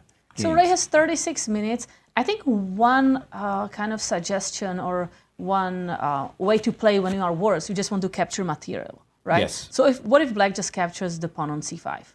Right, let's take a look. Saying, I'm worse, it's bad, but I'm improving my knight. Exactly. Knight takes C5, the knight on A4 is way out of bounds, so obviously I want to continue my attack. I want a short castle now. Yeah, that would be a really good move. I'm assuming you want to trade. Yes. Takes. And now I'm assuming you want to... D5, yes. Yeah. But check this out. I've got rook E7 on my agenda. I think this is really scary. So I just don't get the... So if I go king F7, trying to quickly get the rook out, you give a check. Check. That is the problem. And I do have rook G3, but I'm also looking at F6. You may be looking even for C4, maybe to get the second, to sacrifice another pawn and get the second rook to the 7th rank. You see, I would think about the move C4 when I would think about future generations and tactical books. There would be a puzzle, and they would say, Seirawan Nemcova. You would play C4 and rook to the 7th rank, and you would win brilliantly, right? So yeah, I would look at C4, but also F6. I have some very exciting news. Please. In this game between Yasser Perez and Robbie Kevlishvili, we just saw this bishop F2 move, and as you can see on your screens, it has a question mark. So let's take a look. Why is this bad? First, show it the obvious. If king F2, there is queen H4 check, and you're losing either the knight, or if you move the knight, you're losing the bishop. Gotcha. So you can't take with the king. Now, queen F2, however, looks very logical. Right. Well, here, black still has queen H4. Now, if you trade, knight takes H4, G2's hanging with the check, so you'll have to make a G4 move or something, and black has time to improve the position, and computer says -1. Okay. So in this current position, the best move is very unnatural, king H1. Now, let's try to see what the difference is. If you go, you have to play queen E7, because I am still threatening checkmate. Right? We had something like this, and we saw queen E7, bishop G6, and we were getting a little bit crazy. Right. But go on. The difference is here, when I take on F2 and you still play queen H4, now I can trade, and because this is not hanging with a check, I play rook F1. Uh-oh. And if you take, it's immediate checkmate in two moves. A lovely... Wow, that bishop on C2 is very strong. Very strong. Right. Even from a distance. And if you take with the knight, it's also winning with rook F7 and still checkmate in the king. Even without the queen, black king is still in trouble. Nice. So this bishop F2, I'm sure Robbie is relying on this idea of queen F2, queen H4, but maybe he overlooked that white can play king H1. Right. And because bishop G7 is still a threat, you have to go queen E7. And now if white takes here, Black is in trouble. Queen h4 is still the best move. By the way, but- King h1 happened. It's Oh, on the wow. board. Very nice moves. 26 minutes. Yeah, that's enough time, I guess, to find King h1. Right. But yeah, now Black's position is in trouble. Black is still up material, right? Up a whole rook. Whole rook, wow. Yeah. And Black is but in trouble. Bishop g7 mate. Yeah. So I'm sure it's hard to believe for Robbie that he's worse. He's Right. up a full rook. Right. It just goes to show the vagaries of the Swiss. Robbie, playing against Fabi, for the first place, and suddenly bang, bang, 2 losses, if that indeed happens. But Queen e7 is forced. So a question, what Queen if I don't, F2. Queen e7, you capture on f2, and I just need to activate my rook from a5. Okay. Right, so if I go Not so easy. probably rook a8 back. Rook a8 back, let's check. I'm thinking rook f1. Rook right? f1 is very good. Immediately c4 is also strong. I'm Okay. kind of kicking your knight away because you don't have f6 or f4 squares. And let's say if you play knight b4, bishop e4, maybe there's some queen d4 ideas. Yeah. But it's just coming that the in. knight is so offsides on b4. I can kick you all the way to a6 too. Okay, rook Yeah. d8. I'm not losing hope. I have more material. Rook f1. Oh, wow. Engine already says +4 with 2 different moves. Knight f6 and bishop d2. I do love this move. Bishop going to c3 on this diagonal. Okay, yeah, rerouting the bishop, that's very strong. Yeah. You know I'm your biggest fan. Yes, we want material too, right? No. I'm going for bishop c3 check here. I like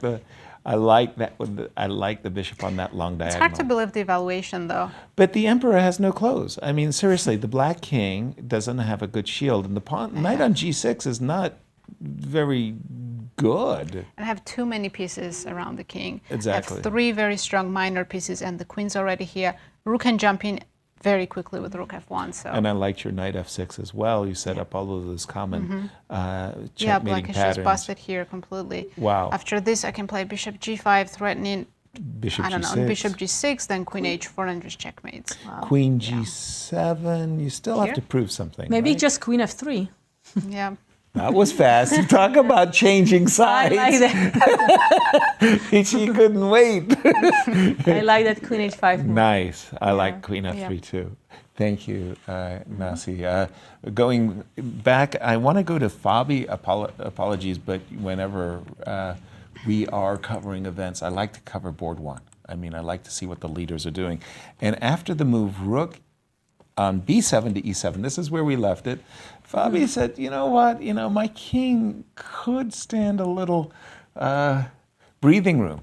h2, h3, okay, just making what we call Luft, air for the king, and h6, g5, but look at this, Sam chose rushing. f4, and we see F4, that orange bubble. the Not big a good orange move. Well, I've got to ask the salient question. If What I if we take the take? pawn, doink, So rook e1 check. rook e1 check. Now, I can't trade because that will leave my rook hanging, so I really don't have any choice. King h2. So can I play queen b6 now? Queen b6, this is definitely what Sam is thinking about. Now, e1 is hanging, so I can go check. Before you play queen g1 check, I'll give you a check. If you take queen h4 check, Yeah. if you go back, rook takes e1, and look at this, it's some kind of strange geometry, but my queen's going It's to end up on working. e1, and it's going to defend the gosh darn rook on But if I don't a5. recapture your Okay, so your rook piece, e1, yeah, so- king h2. bishop, queen b6. You do like queen b6. Yes. Bishop takes h3 By the way, I check. see maybe a missed opportunity from Fabi. We will get to it. Just quickly, king h8. King h8. What's your idea now? Okay, well, how big a threat is this? Is it just one check or is it more than a check? So rook takes,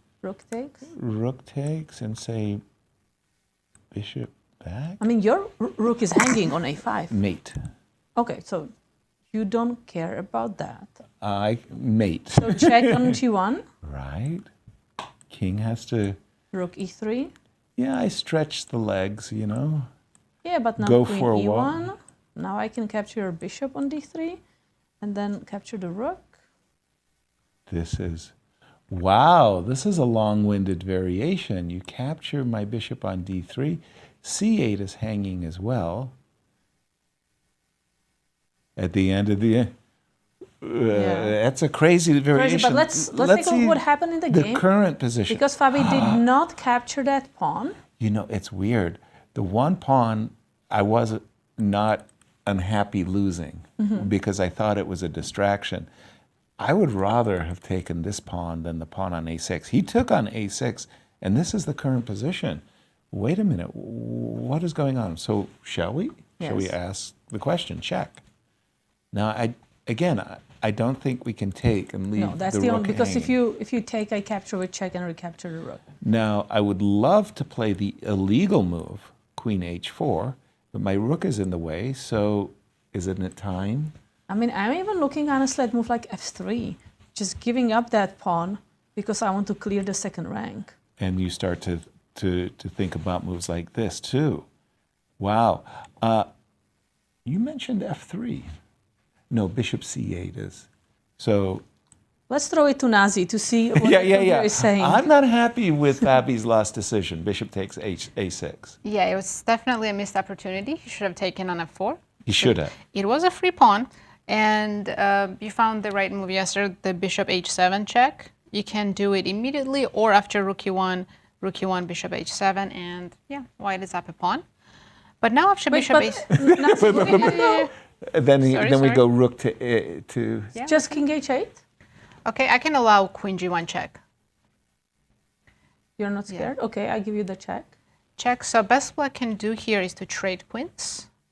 Actually, that's not true. So You can do this. I want to go right? for... Oh, okay. And then I hide here. And we're threatening the check. So if now you take the rook, if I take the bishop first? Yeah. But now we're a pawn up. Wait, you have to recapture the bishop. Yes. And I get that pawn in the center. Take on d5. Yeah, for some reason computer says this is more than +1. I'm up a pawn. Wow. Threatening queen trades because Okay. every pawn in game should be winning. Yeah, we forgot about the h7 Yeah. pawn. We forgot about the h7 pawn. But even Yeah. after bishop a6, it's still not easy for Sam. There's a couple of options. It's not. Rook e1 check, rook e4, or bishop a6. Okay. You were looking at rook Rook e1? e1. Rook e1. I think we were looking also at f3 somewhere. There was somewhere in f3. Maybe king h2 now and f3. Can we do that? Or yes, please. So go best ahead. move for white is just bishop f1. But if king h2, f3 is very good. Yes. Obviously, I can take. I can go queen h4. Oh, This f2 pawn one is- day. This pawn is very annoying. Truly. But looks like black has only moves rook takes, then bishop takes. Okay.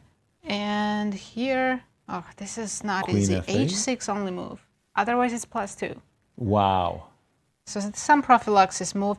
Then look at this move. Dropping on a3, attacking the pawn. Why has no one touched these pawns? For the last 3 moves, no Well, because trades. of rook e2 check. Yeah, And discovered now, on. this is a very strange pin on e7. But luckily, black is close enough with the king, but it doesn't work. If you go king f7 or something, the endgame is, of course, completely winning. We trade Right. everything on e7. I lose a king upon But, a oh, that's the end of h6, to play g5. to break the pin. Wow. That's break too the pin. advanced. It is. Even this is unclear. So why is this queen endgame not winning? I have like 3 against 1. I have This is- 2 against 1. Yeah. 3 against, I don't know, queen f6. So anything wow. can happen still in this game. Very Okay, sharp so position. bishop takes a6 on the board. This rook on e7 is in the way of queen h4. What I was trying to do, I think, was to play check, king, and I think I was trying to play rook e4. Okay? Because in my mind's eye, if I could play queen h4, queen g3 mate, life's Yeah. good. So what? I was thinking about bishop takes c8. Bishop, your queen is hanging. Yes. What am I missing? Well, I'm going to play, you capture the queen, and I play rook a8. And we have a result. So we have draws among the Between- St. Louis locals, Illia Nyzhnyk and Ray Robson. And all was well in the village. Okay, I'm a queen for a bishop. But I have a bishop e6 threat. Exactly. I can move my king. I guess Oh, maybe king f7 just, right? Well, yeah, I okay, want my to be rook on able to, a1 is hanging. Okay, too creative. You do. well said. Actually. Well, no, you're going to be an exchange down. No, because king f8. Yes. I capture your rook on e1. You capture my rook on e1? Yes. Okay, well, in that case, I'll capture your rook on a1. You'll give me bishop e6 check. And this is the ending that I wanted to say, that we will be an exchange. Wait, why not take on... Oh, it's double check. Never mind. Oh, boy. You know, we are making blunders, but the players, they are playing their second round today. They already played 2 rounds yesterday. We're going to see some blunders because they are also getting very tired. The other thing that goes through my mind, again, as we take a look at the standings, this is number 1 versus number 2, early days in the tournament, but it's such a big game. Yeah. You know, the funny part about this position is when I look at this, and I'm thinking white's king has no defenders, even the move bishop takes h3 gets my attention, just because, you know, as soon as I play queen g5, everything like this, the crazy part is I wouldn't do it because of bishop f1. Yeah, you have to be careful about your back rank. Exactly, and it's my back rank is getting weak. Crazy games must be happening elsewhere as well. Where would you like us to go? I want to go Kate? back to our Yasser against Robbie game. Okay, because I mean, it's too weird for me to hear you say that. But board 7. Yes. Because, so we were looking at this game. Yes. So king h1, very strong move on the board, queen e7. Yes. And now we were saying that queen f2. That Queen takes, was the big captures the move. bishop, big important move to keep advantage. But He captured the knight instead Yasser on captured g6. the knight instead. And after the queen trade, we've caught up with the players. What's the body count? So still exchange up. Black is exchange up. The question is... For 4 pawns, 5 pawns, for 1 pawn. Okay. But now I can have something like knight e3 or... Well, the rook is hanging. I understand the knight on h5. Oh, but... But the rook is hanging. This is hard work. There's a lot of different moves here for black, and it's all 000s. Really? So white missed the opportunity. Queen takes f2 was so much superior to... But what is black going to actually play? Like, I thought knight e3, but now I don't like that move anymore. Tell us what the zeros are. Rook d8 is the best, but there's Rook also... David 8, yes? Yes. Rook g to a8 is even very good. Knight e7 is also I mean, good. playing rook ga8, I don't know. Yeah. Yasser, would you... No, it would be so far down my list. I don't even... I mean, doubling rooks on a closed file? Okay, I understand And you the don't idea even need to be pressuring a3. You can play a3 just with one rook defending that I pawn. understand you just want to get the rook out of the way, and maybe if you put the rook on d8, it could be potentially vulnerable. By the way, it's on the board. Wow. Rook ga8. Robbie has job, no Robbie. prejudice. He understands something. That's a remarkable move. I mean, now when you are saying it, yeah, actually the rook can be in trouble on all the other squares. And playing rook b8 also looks a bit awkward, right? Exactly. Then really, let's have it completely safe on a8. But what a strange and wild decision. Now here, I mean, I would love to play moves like c4 and rook f1 and bishop g7 check. You look at all the forcing moves first because, well, they are forcing. And I can tell you that with a time control of 90 minutes, I'm not sure I could do it in, like the correspondence. Could I have an extra week? This is a really double-edged and just mentioning position. the time, so Yasser has 25 minutes while Robbie has 45 minutes. So early 20 minutes advantage for Robbie. And this is 000s. This is crazy. Wow. And we do have some results so far. Kate, So we have update us. 2 draws. Illia Nyzhnyk drew against Ray Robson, and Gergely Kantor drew against Grigory Oparin. Well, I just want to take a look at that game between Ilya and Ray Robson because when we left it, I mean, certainly We really liked visually, Ilya's position. we did like Ilya's position. Ray must have had a very strong way of handling the attack. We left it at these parts. We saw rookie one coming, and we weren't sure how Ray was going to handle his business. Knight takes c5, rookie one, right down the primrose path. The only difference is that Ray included h6 and now g5. Ooh, how cute is that? So you cannot capture en passant En here. passant, the highly desirable en passant. Oops, we've put ourselves in a pin. That's not good. So after g5, Illia dropped back with his bishop, very sensibly. Took a pawn. Draw? What? I thought he was chasing an initiative here. So king f8 only move here, right? Sure, and you know, I'm a pawn grubber. The desirable rook d7, I walk into a discover check, right? Bishop takes c7. Bishop c4, maybe? Bishop c4, bishop d6. Actually, bishop a2 was better. Yeah, according to the engine, there's absolutely no advantage for white. Really? Wow. Bishops of opposite color. Ooh. So Illia evaluated correctly and offered the draw. One of the most difficult things that I have in chess, it dogged me throughout my career, is that I lost objectivity during the game. I lose objectivity all the time. I mean, I think I'm better, and when I blunder away my advantage, I'm still carrying the baggage of the moment that I was better. So I think, you know, I've still got to press for the win. So keeping that objectivity, that's a remarkable decision after bishop. I mean, still at this moment, I would have it in my mind that, you know, like I'm pressing. Yeah, I would feel even uncomfortable as black. But the more I look at the position, I understand that once we move the king away from the danger, and yes, we capture, you know, on a2. Yeah. How are you going to improve your pieces? Right, because the next move I want to do is maybe something like rook e8 in the future. I'm supposing check, and you g8. have to go here. Now I want to play rook to d6.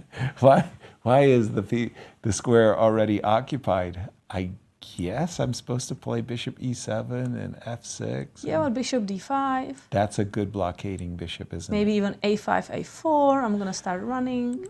Well, at some moment, I don't know. I mean, this rook feels a little bit lost. Oh, but you're right. Yeah, a4, a5, a4. And I'm going to end up with a passive bishop after all as well. Remarkable. Nazi, I'm going to turn it over to you. What do you have for us? I have a little bit of a test for you guys. Yay! I turned off my engine. Okay. Just to have some fun. So in this position, last move was knight c3, right. And it got a big question mark. Really? But it's not that obvious why. So black had a chance here to improve the position greatly. It's like -2 without winning any material. Wow. So let's see if... All right, so knight takes c3, rook takes c3, bishop takes f2. King takes f2, queen b6. Bishop e3. Bishop e3 still. Don't see, that feels like a dead end, but knight takes f4. So maybe first trying that bishop. Knight takes f4, gf, queen e7, threatening bishop a3. Knight f4 was played in the game, but that was a missed opportunity. But because of bishop a3 looks attractive. Yeah, but it's not as good as what could have happened. Else. Okay, 1 second. What else could have happened? Is it some weird like bishop a3 or something? Yes, it is. Yes, it is. Wow. Great start. I'm forced to take. You got to take. No choice. Now I've got to take on c3. Or b4 first. Because we push that pawn. Exactly. And we get a really powerful pass pawn. But how good? Oh, it's very good. It's an incredibly powerful pass yes. pawn. After b4, queen b2, and knight takes c3. Oh, you don't. I'm sorry. I thought you were going b takes c3. No, maybe that's knight good takes as well. C3. The b takes c is also very good. But knight takes c3 is stronger. Is better. Okay. Yeah. Fine. And after knight c3, yes, I guess I want knight e2. So can you avoid? And also in the future, knight c5 and knight d3, right? Oh yeah, that's in the future. Like, this changes everything. Just the b4 in between move, and suddenly black is completely winning.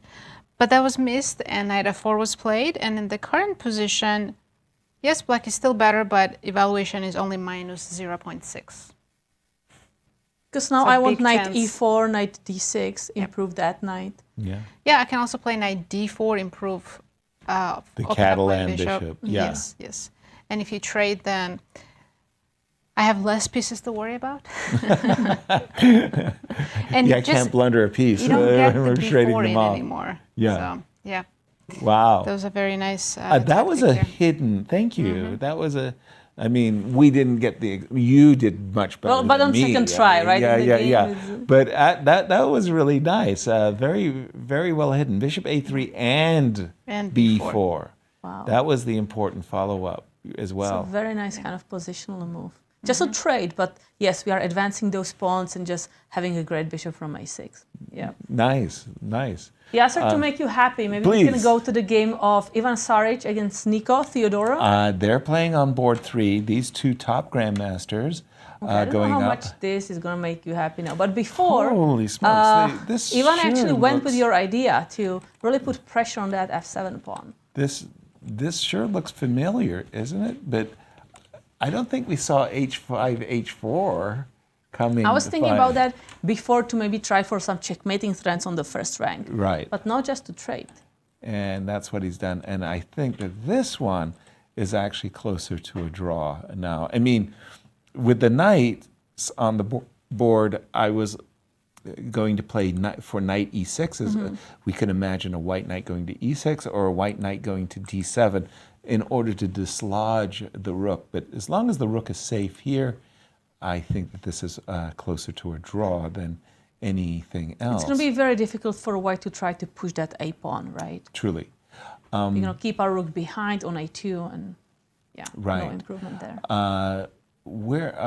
Again, we have a little bit of a handicap. We have 10 DGT boards in the playing hall that we get to follow the games of. So we don't get to see all of the players. I'm catching up with Sam Shankland for just a moment. I'm going to refresh. And after the move, bishop takes a6. Here we see, by the way, the playing hall. Already some games being over, but still a lot of them going on. Exactly. Here, I think we were having this discussion of whether or not black needed to include the move bishop takes a6, because the difference with the check is that the move bishop f1 is actually a really good move. It covers up the king side, and simultaneously, now the gateway to the a8 square is open, having captured the pawn on a6. So I think Fabi's back in business. That is to say, he's the one with the advantage. I don't know. I still like this f3 Please. move in the F3. future. Immediately. Now. Now or never. Okay. Now. Now. Now. Okay, f3. So. Because these pawn pushes are just so Scary, right? scary and difficult for white to handle. Yeah, you take the rook, I take with the rook, and Then your I'm in rook a on pin. a5 is Yeah, hanging. exactly. And if you're just going to recapture on f3 with the pawn, then I can recapture on h3. Let me show my true colors. I'm a coward, and I'll bring my queen back to f2, trying to provoke rook takes a1, so that I can play rook takes a1, and then bishop takes g2. Okay, so I'm going to respond with rook e2. Which rook? Oh, I cannot do that. You capture my pawn. Wait a second, I'm changing my mind. That was what Petra told me. A woman is never wrong. She just has the right to change her mind. Just not going to comment on that. Bishop f1 and queen f2. Just trying to consolidate on the king side. I feel it's very risky, but maybe it's just okay. I just have one terrible trick for you. Okay, so take let's on say capture. g2. I'll take on e1. Rook You takes. take on what? No? I was going to take on f1. I was going to take on f1. You were going to take on a5. And oops, your king ended up being more vulnerable than mine. But I thought even capturing, So By I'm the just way- saying, in the current position, Fabi, I think, should play the move bishop f1, and bring a defender. He's played King H2. Okay, that for me is a big surprise. And again, F3. I think that's now very F3 strong. looks like whoa. F3. Could he be okay? Now we're going to have to work very, very hard. Are you taking on G2? I think so. So G1 is your threat, right? You know, F3 is very good, but it would be easier for black to first trade everything and then go F3. So take on A1. Take on A1. Then take on A6. Oh, sorry. Apologies. Take on A1. Thank you, Nazi. Take on A1. Take on A6. I have to take on A6. And then go F3. It's also easier to calculate with less pieces. Of course. And yeah, simple chess. Oh, that's going to be a Rook E2. perpetual, right? Because you can never go with your king. So pawn captures, let's say, on F3. I would be in trepidation. And now you can never go on the G file because there's king G5, queen G5. Exactly. I would be very, very worried that bad Wait, things actually, are king going to H1 happen. is losing to queen C8. Yeah, that this is, I would be frightened of these. Wait, so is it losing?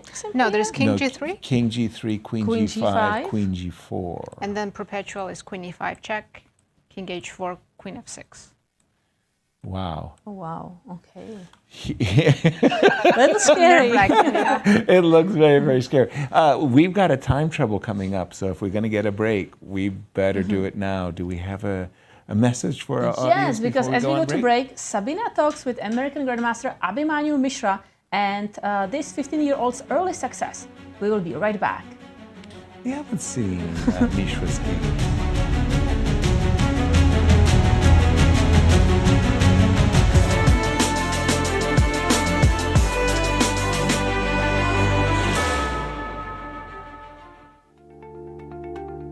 Hi, Abhi. Thank you so much for joining me today. Tell me a little bit about your feelings going into this tournament with double rounds. Hi, it's my pleasure to be here. I mean, St. Louis is like my second home, and I'm very happy to be here once again for a very strong tournament. Do you prefer to play in open tournaments where the pairings are up in the air or closed ones?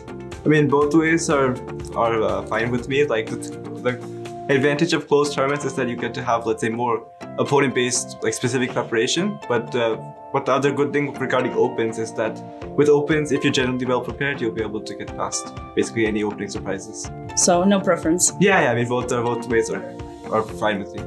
And I wanted to ask you about your favorite chess memory. What do you remember? Yeah, I've had a lot of favorite memories.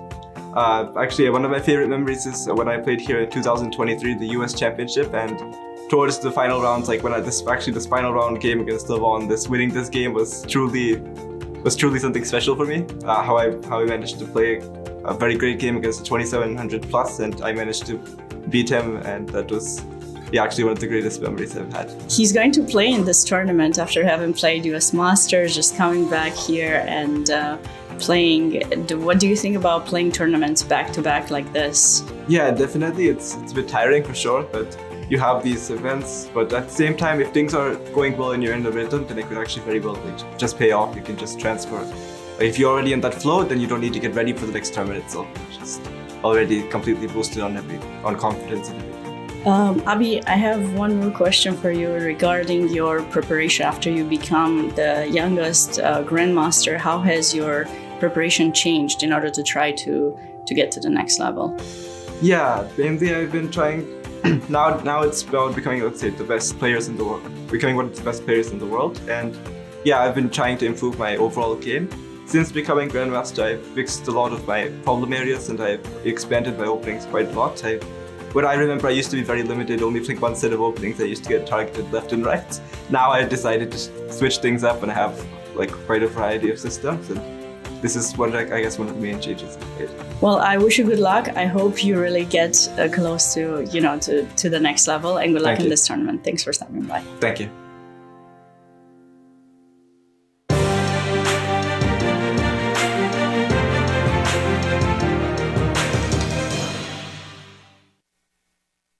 By now, you guys probably know there's a lot to see and do in St. Louis.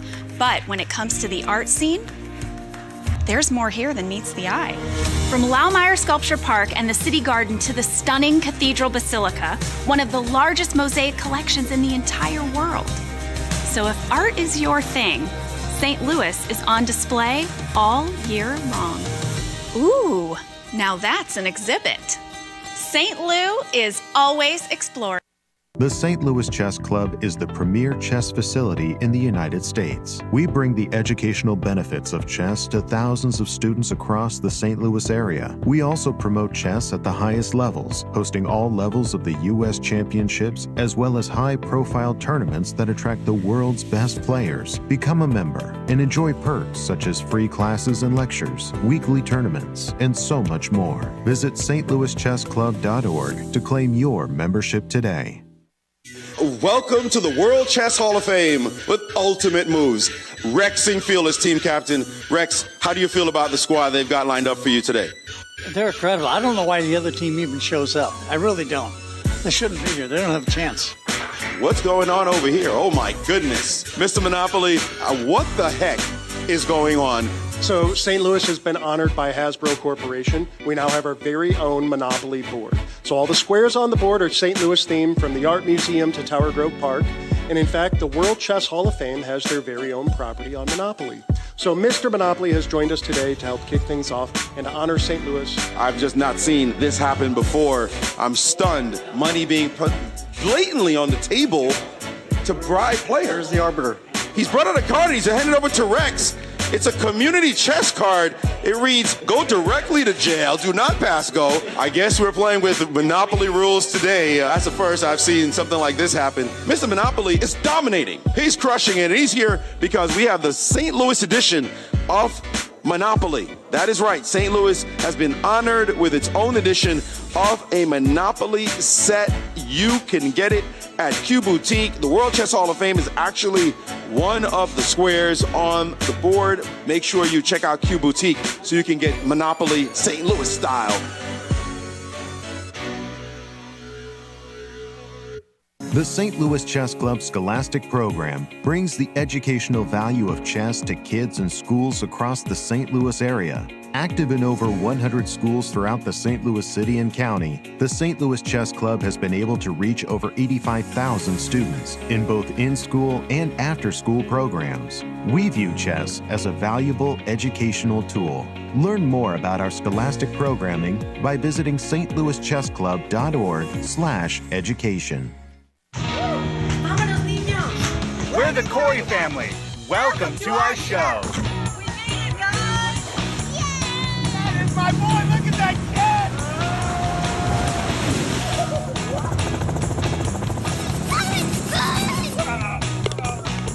You guys got to see this. That's our show. Now go start yours at visitmo.com. In the world of collegiate chess, there is no team rising quite like the one at the University of Missouri. The team has brought home title after title, including the 2024 Pan American Intercollegiate Championship, and were the 2024 Final Four champions. Guided by their head coach, Christian Cilla, there is no stopping the Tigers. Respect, responsibility, discovery, excellence. University of Missouri. The World Chess Hall of Fame, located in the heart of St. Louis's historic Central West End. Want to know why chess has intrigued people around the world for nearly 1,500 years? Stop by and learn about the impact of chess from our 3 floors showcasing the art, culture, and history of the game. The World Chess Hall of Fame has something for everyone to enjoy. For more information on current exhibits, please visit worldchesshof.org.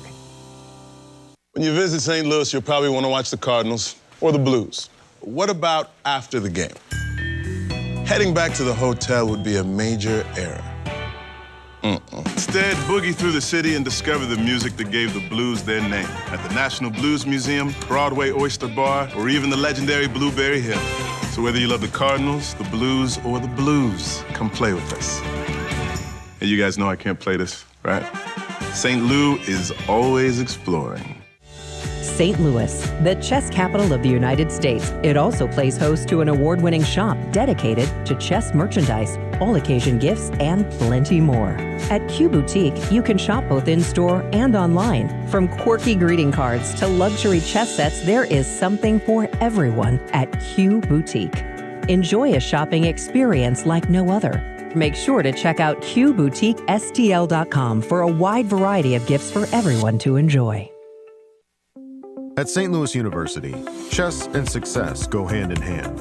Founded in 2016, the St. Louis University chess team has risen to become recognized as one of the best in the nation, bringing home multiple titles, including the National Championship in 2022. With members from 9 countries and led by grandmasters Varuzhin Akobian and Dariush Virks, the future is bright for the SLU chess team. Higher purpose, greater good. St. Louis University. We're the Manos. Welcome to our show. Go, go, go.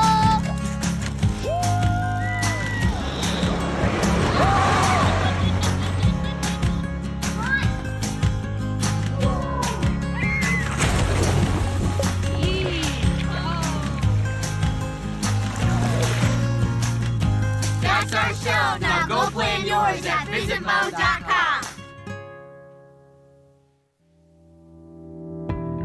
The St. Louis Chess Club is the premier chess facility in the United States and is among the best in the world. Thanks to co-founders Dr. Jeannie Cairns Sinkfield and Rex Sinkfield, the St. Louis Chess Club is a non-profit organization committed to promoting the game of chess locally and internationally. We bring the educational benefits of chess to thousands of students across the St. Louis area, promoting cognitive development, critical thinking, concentration, and analytical skills. The St. Louis Chess Club welcomes chess lovers of any age and skill level to come and enjoy the game of chess. We also promote chess at the highest levels, hosting all levels of the U.S. Championships and the American Cup, as well as high-profile tournaments that attract the world's best players, including the prestigious Sinkfield Cup, Cairns Cup, and many more. All tournaments can be streamed via our YouTube and Twitch channels that also include over 2,000 chess lectures for anyone to enjoy. Become a member and enjoy perks such as free classes and lectures, weekly tournaments, merchandise discounts, and so much more. Visit stlouischessclub.org to claim your membership today.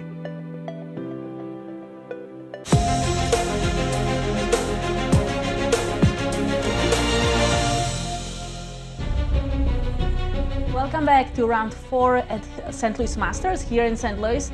And what are we going to start with now? Well, I was going to say the board 1 is kind of blowing up. I love the way you were explaining it to us. You take on A1, you take on A6, then you play F3. Why be complicated, be simple?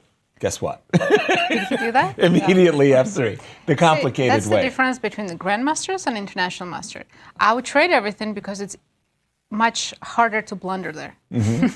But they have the confidence that they're not going to blunder. But the simplified way also made great sense to me. I wouldn't call it the grandmaster I am, because for me, Anatoly Karpov played really great simple chess. Really great simple chess, and he kept it simple. F2, F4, F3, a complicated way, but it's also quite okay. And Yes, Sam it Shankland, who is currently in clear first, by the way, playing black against Fabiano, has just played the move F3. And the times I wanted to ask you about, Kate. Yeah, so Fabiano has only 16 minutes, while Sam Shankland has twice as much, 32 minutes. That's a big difference for what are going to be a whole slew of very critical decisions. And maybe it's also for that reason that F4, F3 was played by Sam. You have to be aware of the clock at all times. And you were showing this crazy idea of bishop takes E6, but that was when I was losing a queen. I think I actually attacked your queen and you refused to defend it. I mean, there are some ideas on the back rank, right? Yeah, so exactly. Capturing the bishop on C8. Sorry to interrupt, Please. but there's this breaking news going on. Go in this game. for it. It might be over very quickly, so let's jump to this quickly. So Andy Woodward played rook d8 with this tactic in mind, but I think he missed something. So rook takes c4, rook d5, queen b4, we take material, and he was hoping that after rook d1, he's getting all the material back. But he has clearly missed bishop f1, and after this, I can't find anything for black. There's no compensation for these two bishops, and white is just +4. So we might see a handshake soon. We have the players there. I think Andy realized that he just missed bishop f1. So is there an idea to play after bishop f1 to capture the queen on c4? Right. And then rook b8. Quickly try to double the rooks on the first rank. So white has a lot of options. Let's go with simple king g2, just to get out of the pin. The worst part about it is if we go for the pin, rook b8 to b1, there's even rook takes e4. It's like, oh. Well, you have to be careful. You don't want to leave your pieces hanging. Then there's some tactics. Well, thank you for that. I didn't see g5. Yeah. White is still very good here, though, because after rook f1, you can play something like bishop h6. But, right. We're just talking about simple chess, so why complicate it, right? Yeah, you don't have to take. You can move the bishop on. Yeah, just bishop e2, and this is absolutely winning. Yeah, the two bishops in an open position with so many weak pawns. Bishop f1, very strong move. So Andy Woodward could be going down in this game. And we've got a couple of results. I'm noticing that we've gotten like 4 draws. A lot of draws. No on decisive the top results so boards. far. Exactly. 4 draws on the top boards. I'm just going to check in on, dare I say it, my namesake, Yasser, because when we left it, Yasser had actually missed a really good opportunity with queen takes f2. He had captured on g6, and as Nazi was explaining, triple zeros all around. It was like terrible. And we're going to catch up with the players now. Robbie has just played the move rook f8. So he's pinning the bishop. Mm-hmm. So can I play g4 here? Because the desirable bishop g6 takes, you win it. No, you don't win because that the knight is hanging, which is why you set that up with the move g2, g4, yeah? Yeah, so I'm preparing it. And I'm also thinking about playing honestly just h4, g5, g6. On a good day, yeah, it's checkmate over there, right? I want to push those pawns. Exactly. Okay, tactically, I have this prescient awareness. Is knight f4? Can I, like, do one of those old... But you want to be careful about knight f6 now, because you're giving up that square, right? Wow, you're right. So I was thinking that if you played bishop takes, this is what I really wanted as black, right? I wanted to take, but you're right, I have given up knight f6 check. Where am I going? If I go here, you could go g5. And that's knight a h7. nice move. So I have to do this. Suddenly, everything seems to be hanging. Right? Yes, I was looking at knight d7, but I'm just not sure if it's now enough. I'm assuming I have to take. I capture. I assume I have to take. Capture. Is it, and can I play rook f3? It's like one of those, when I do these forcing lines that I, in my head, I'm doing it like takes. We just had a whole series of captures. So rook two minor pieces versus the rook. But you're not going to keep them. I'm not going to keep them? Well, rook f3, rook f2. That's a draw. You're going to keep attacking your bishop. It's a draw. Yeah. But I'm saying, I think that it's a triple zeros, and the move g4, I think, has the answer knight f4 to it. By the way, time factor, I know Robbie played incredibly fast. Yeah, he plays fast. And here, again, Yasser has 14 minutes and Robbie has 29 minutes. Yes. Yes, he does. And let's just take a look at where we stand here in round 4. Are the results, Kate? Yes, so we have a bunch of draws. Emilio Cordova drew against Aram Hakobian, Illia Nyzhnyk drew Ray Robson, Gergely Kantor drew Grigory Oparin, and also Guillermo Vasquez drew Gleb Dudin. And we have Fabi, Ivan Saric as our top games. Let's go to the Ivan Saric versus Nicholas, because that was a rook ending. And despite the fact that these are two very beautifully posted rooks, our experience tells us that this is closer to a draw than anything. Ivan has the better of the draw, but nonetheless, I think this is just a draw. We'll end up in a situation where we'll capture this pawn, but our king will be a little bit too exposed. Let's jump to Elshan. He is up against Alexander Donchenko from Germany, and that was that beautiful Bishop line. A3, right? Yeah. Nazi tested us on. So it was this Catalan line, and knight jumped to C6, and wait a minute, it looks a little bit weird, right? Because it's not easy. There's F2. crazy tactics here. We want the queen to go away. So we start with b4. Okay, queen captures the bishop. And I'll take this guy because I'm a H1. pawn grabber. Or do I take it with the bishop? You should take with the bishop. Yeah, so That's you so can play unnatural. bishop g3. Wait a minute. I have to stop myself sometimes. So if you play king h1, I'll have bishop g3. But bishop g3, h3, and now I take the knight. You take a knight. Or Okay, yes. And you take You should have taken a different knight, rook c6. Wow, that's really pretty because you can recapture with that bishop. Queen takes h3 check. So we and start mate. capturing that knight. Wow. Nice. Absolutely beautiful. That's yes. a beautiful. So it all starts from the current position. That's why we always need to practice tactics, right? The cheap kind of easy tactics, because in these lines down the road we need to see them rook takes c6. And yeah, I can't reinforce what you said enough.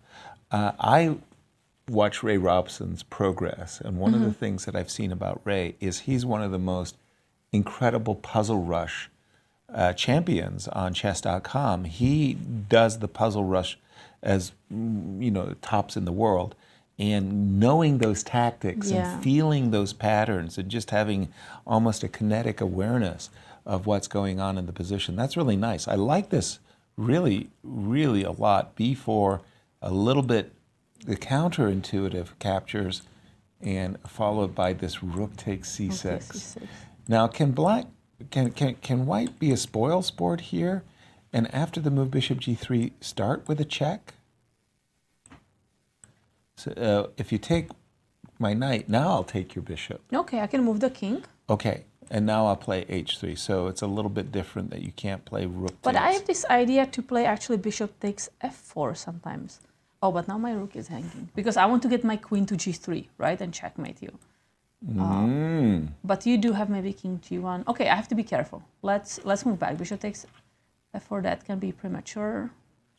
Here you could take the knight on e7. That's just. I can also take the knight on c3.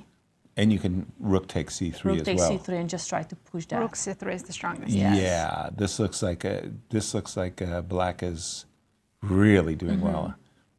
And where do these two players stand?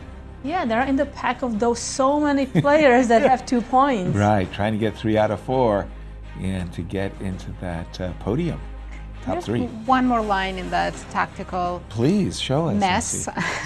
If this happens, King f1. There's king f1 option, right? Because king h1 is easier to calculate. It's all tempo moves. But what if king f1? It's not that simple. If you take your time to just grab the knight, let's say on c3, then white takes rook c3, and this rook is actually now defending the 3rd rank, and black actually doesn't have much. Okay. There's some crazy lines here. Rook takes c6 is the best, and then queen g4. Like, Whoa, okay. who Such plays like computer this? lines. Right. Yeah, so we're not going to see this for sure. No. So instead here, black needs to play bishop c5. That's the only winning move. Back. Threaten checkmate in 1. And if I, let's say, play 94, queen takes f4. Uh-oh. King has to come somewhere here.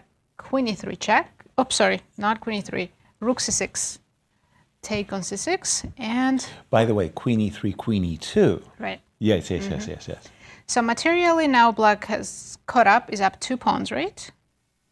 I can't Easy do for math you to anymore. calculate. Yeah, white has 2 extra pawns. Yes, and if you grab this bishop, I can always just get it back. And I'll be winning probably 3 pawns. By the way, and- not extra white is down 2 pawns. Yes, exactly. And white's king is still absolutely terrible. Right. So this is an amazing opportunity, but it's very hard to calculate all this. Right, with b4.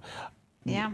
But it, I And must he say... has other good options too. Oh, does he? That's the problem. Exactly. He can play bishop b7 and it computer gives -2, so he might go for this option. As well. It's less complicated and position is looking very good here. And for after black. knight takes b5? Knight takes b5. Mm-hmm. So bishop c6, taking on c5, I'm guessing. Yes. Oh, you're not going to believe the next move. Oh. This is- Because I thought you take on g2 and I capture on Right, c8. I think right. that works too, but this is Wow. more fun. Yeah. Yeah. Thank you for that. That's really, really, really nice. Which game would you like us So to let's take us go to? to the game number 8. Number 8. Zhao against Andy Woodward. Oh, I see. Wait, that pawn is too far. That pawn is going to be promoted in. Pass pawn on a7, about to make a coronation. Queen.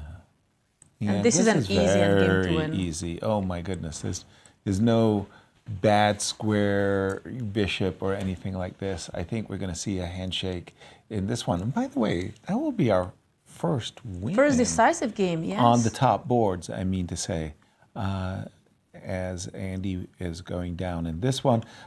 Going back, we're expecting a draw between Ivan and Nicholas, and Fabi versus Sam. We don't know what we are expecting there. No idea. And by the way, after the move F3... By the way, yes, we see a there's- resignation in that game. Andy Woodward just resigned to Did he? Zhou Jinzhao. And we just saw a very tired looking, if I can say that, Sam Shankland, as I'm sure Queen H4 was not on his radar when he played the move F3. He was expecting some kinds of captures. The tension between the two bishops, the tension between the G2 and F3 pawn. Fabi says, look, I'm hitting your pawn, pardon me, I'm hitting your rook on E1. I'm also pinning the rook on E7. What are you going to do about it? And Sam says, just a second, let me try to get the zen of the position. Shall we begin? Yes? Take. Captures. Take. Captures. Shall we begin? Captures, and let's get out of this pin. So I'm looking at the opportunity. Sorry, let's get out of the pin. I'm looking at an opportunity, if you take, of playing rook e2 check and rook e1 check. And maybe on a good day, if I force your king to the g file. So can I do something like rook takes d6? Wow, you have no fear. And rook to d8. Right, that's my idea. I want to pin your queen. Oh, that is so funny. Of course, I wanted to play rook e2. And I deliver this beautiful check, and that's all I've got is one check. End of story. So rook takes, pawn takes. Yes, and now I thought to simplify things just to go rook e6. Because I can capture that pawn anytime I want. Simplify things. By the way, rook e4 check, which is actually a move I considered in this situation. I really like this Sam's move. I hope it's not a bad move, but I think it's a bad move as I see the white bar just coming up the board. But it makes sense. I'm just not trying to do any trades. I want to keep that e-file for myself, and then I want to capture on g2. Okay, but follow up, because remember, I've got, pardon me, Fabi has rook to a8 on his agenda. He'd love to play bishop takes c8, bishop e6 check, and rook a8. So after rook to e4, which was played, queen g3. Oh, I'm not in time to capture on g2. Precisely. Katerina was right. Rook e4 is a blunder. Yeah, that's what I'm thinking as well. Queen g3. Remember and what we Fabi. said? Trade pieces. Yeah, make it simple. What was the... I'm not sure I like the move queen h4, but I didn't see a refutation.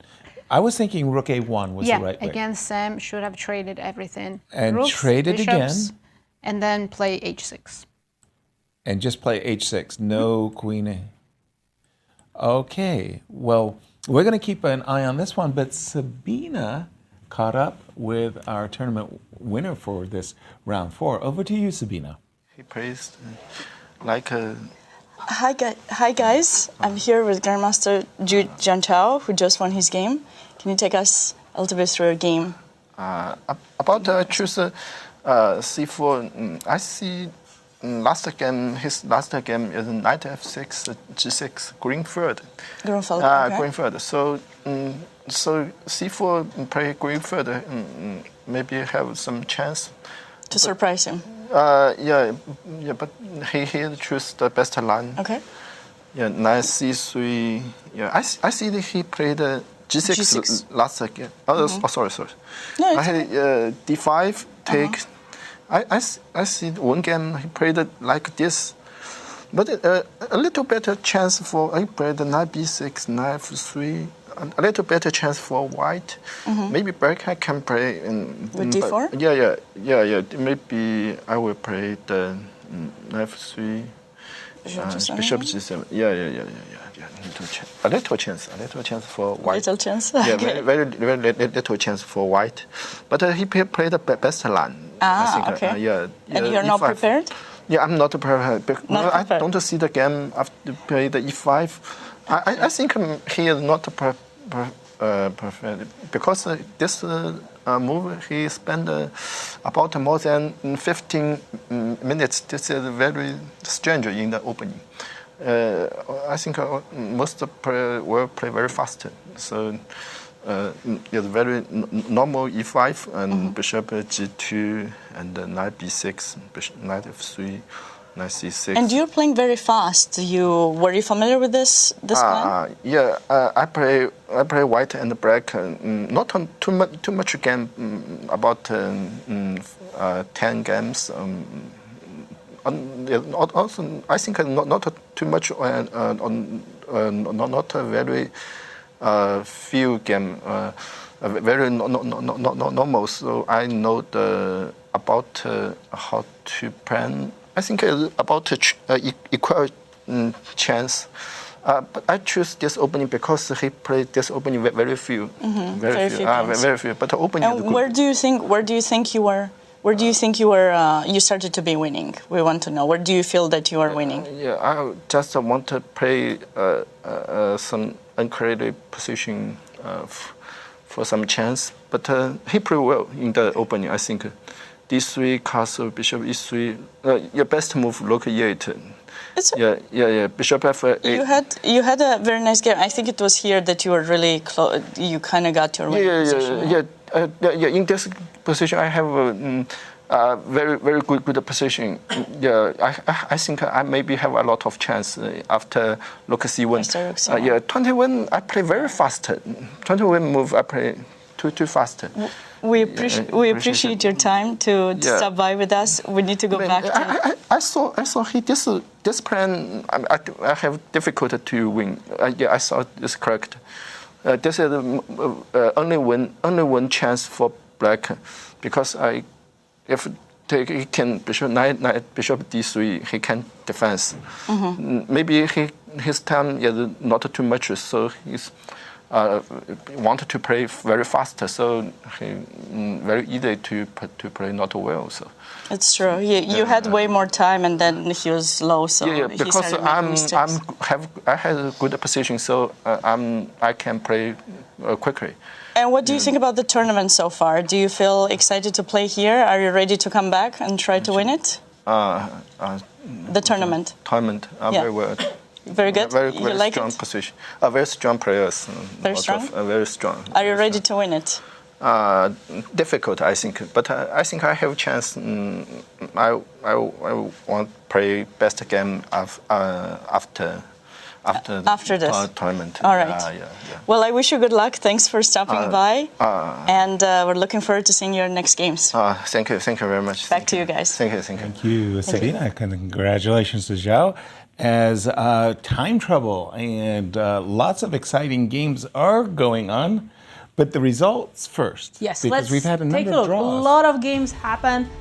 We have a lot of draws, but we do have this one decisive game between Jiantao Zhao and Andy Woodward.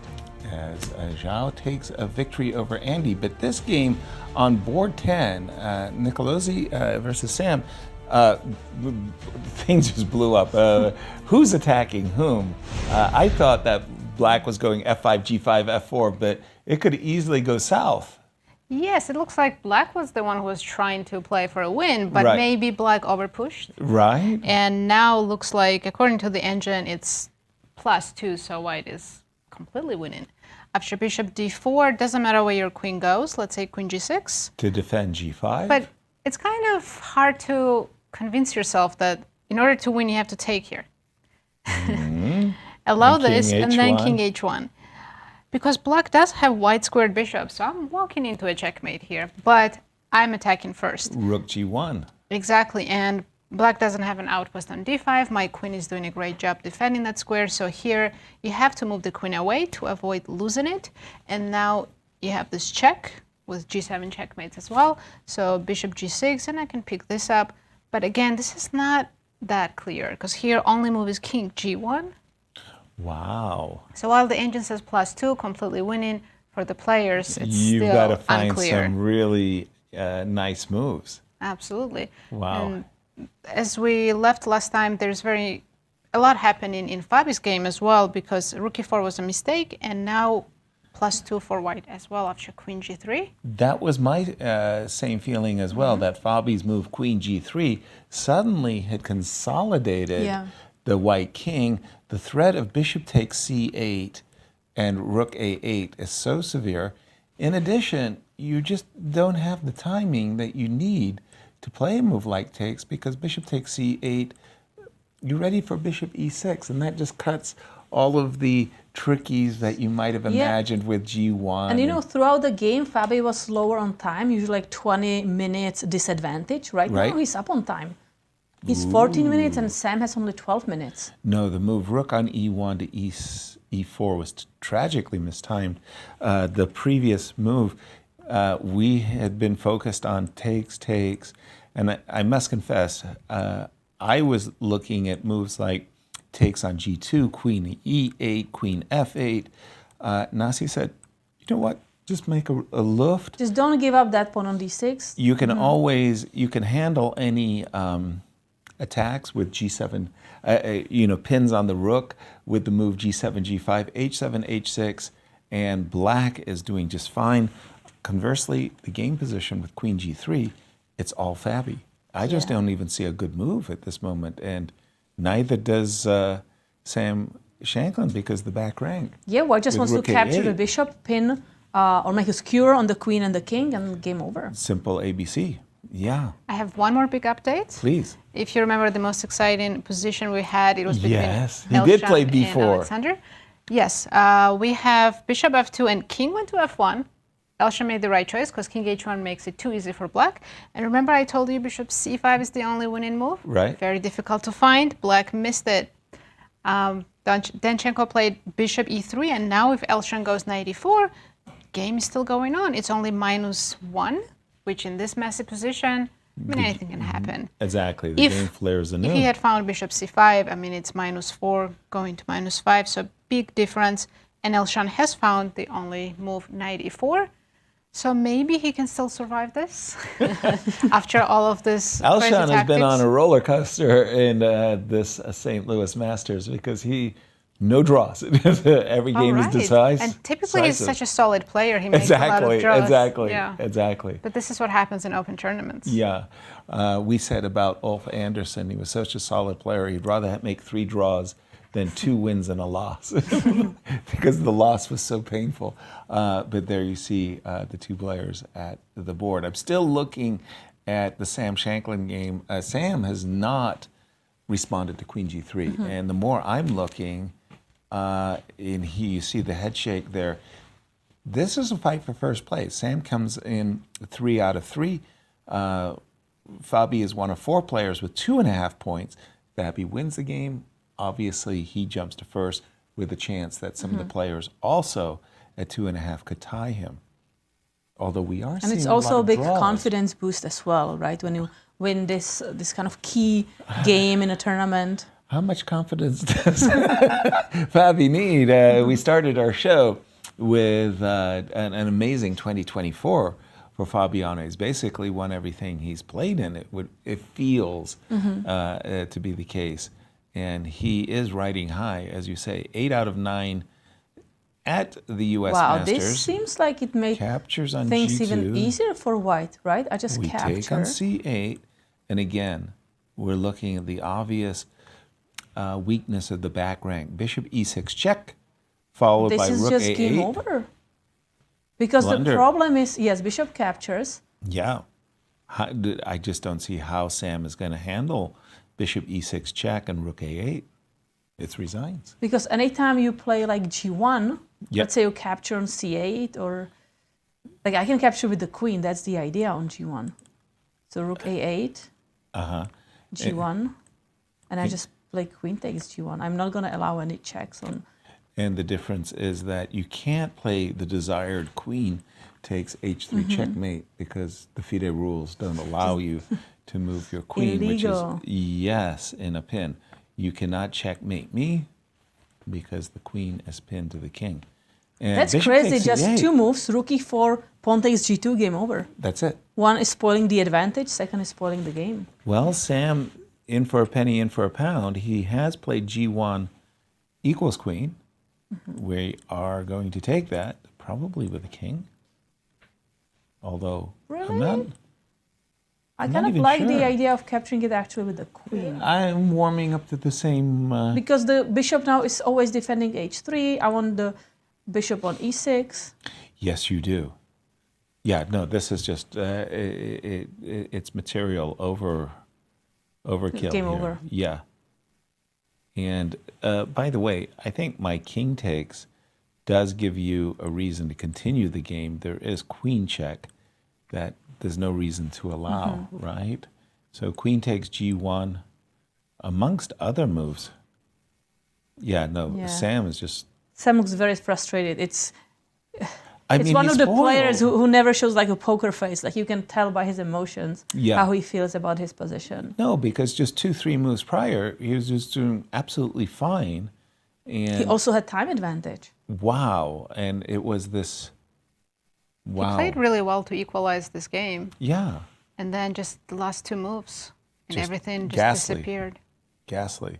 And he had time too, so yeah, he'll be very frustrated. Yeah, a massive shift here in round 4 for our event. Other exciting What about games board going 7? Your favorite, Yasser. on. Yes. What's happening there? I think the game is over. Or no, it's still going on. Let's check with Yasser number 2. Looks like, black is up a pawn. It's same color bishop endgame, so... Black is up a pawn? What? No, I can't do math. It's equal, but black is better because black has an active rook. This is a very interesting endgame. So black king is more active, but I do have 2 connected passers. Correct. They're just not pushed, and you can't start pushing. For example, if you go G4, I can't go here. Yes. So G4 was playable. King G6 and... But then I don't have a follow-up. Yeah, my king is cut off, so that's not ideal. And A4, A3 is something I would worry Unpleasant, about if right? I was white, which Yeah, is why he black played. is planning A3, so... But after A3, can I go just bishop C1? Yes. Going after the pawn, but then G4. I'm not going to go to H4. I'm going to go to... King G6. G5 maybe? I don't want rook F6 with check. The bishop check. Bishop F6. And I'm going to play H4 anyway. So I do I get will the lose 2 this pawns. pawn. Right. But I have... Now my pawns are moving. Yeah. So it's but maybe not too far. My king is still cut off. It's The not king that is simple, terrible. but I Check. can always pick up at least another pawn. Of course, in every line, computers suggest triple zeros, but this. So I pick up the pawn on G4. How is it 0? H6. Rook B5. Be careful. Check. I thought this was winning, but it's not winning. Wait, why isn't this winning? I think you sacrifice your rook and then it's still a draw. You're I going to think- have 3 pawns for the 1 pawn. Wow. Oh, you have perpetual. Rook D1, rook D2. Okay, that's invisible That's for an me. amazing Yeah, resource. but that is a nice resource. Because rook D8 is losing. Yes. So the King perpetual. is too far away. Wow, Nice. that's Nice. yeah. You don't see this often. You certainly don't. Just again, updating our viewers, going back to the game of Sam Shankland and Fabiano. First place on the line, $100,000 in prizes. You were telling me $20,000 For the first prize. for the first prize. And of course, for Fabi, it's even more because he's very close to the close to candidates. qualifying, right? So he needs those points. And he did play your move. Yes. Queen takes G1, not allowing any of this Queen B6 stuff. He's up on time as Fabi. He's now a piece Extra to the bishop. good. You cannot capture on C8. Rook A8 wins on the spot. But Bishop E6. I really like that move because I'm going to disconnect those two rooks. Yeah, you break the connection of the rooks. You just... And I mean, the back rank has to be just... Yeah. And boy, talk about the resulting frustration. game. You can just see it in Sam Shankland's body language there. He's just grasping his ears. And I'm like, boy, I know that feeling of just, what am I doing? Did I really play rook So can I E4? try one more thing? So check on Please. E2, rook E2. I have to I'm play going to set up king on H1. the only trick I see in the position, king H1. I'll fall for it. And now queen F8. Oh, I'm going to And I fall want for you it to big give time. check on E6. You got it. So now rook takes E6. And I'll go Pawn rook. takes. Oh, pawn takes. Now queen I'm, F3. now I'm crying. I don't even get a draw. But rook A8, this is what I you can wanted move. to say, is that, that this is the trick you had in mind. So you're saying queen F8. But you just go bishop G4 and... Bishop G4, protecting the F3 square. Mm-hmm. Threatening rook mentioned- A8. You mentioned how the bishop protects H3, and that's a good thing Mhm. because otherwise, you know, you'd have ideas, right? But rook A8, this is it. This is game over. And a very unhappy Sam Shankland is looking at the wreckage of his position. What about board 3? Ivan Saric against Niko Theodoro. We thought that that was the rook and pawn endgame draw, Yeah, right? so now it's But simplified a bit more. whoa. First? So equal material, but that pawn on A7? No, it must be a draw. You're so fast. Yeah. By the time I go king to A8 and I'm win your going to rook, sacrifice my rook for the pawn, and you're going to be just so far from Exactly. catching that one pawn. exactly. I don't even think that this is close This anymore. game I is think a these- drawn, and one more thing I'll point out that both of these players have been very accurate in this game. Black, 99.4% accuracy. Wow. White, 98.8.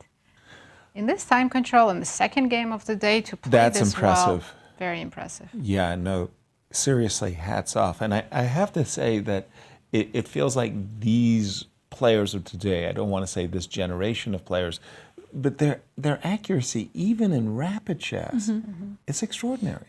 I mean, you watch Magnus Carlsen play some blitz events, and Even you just, bullet.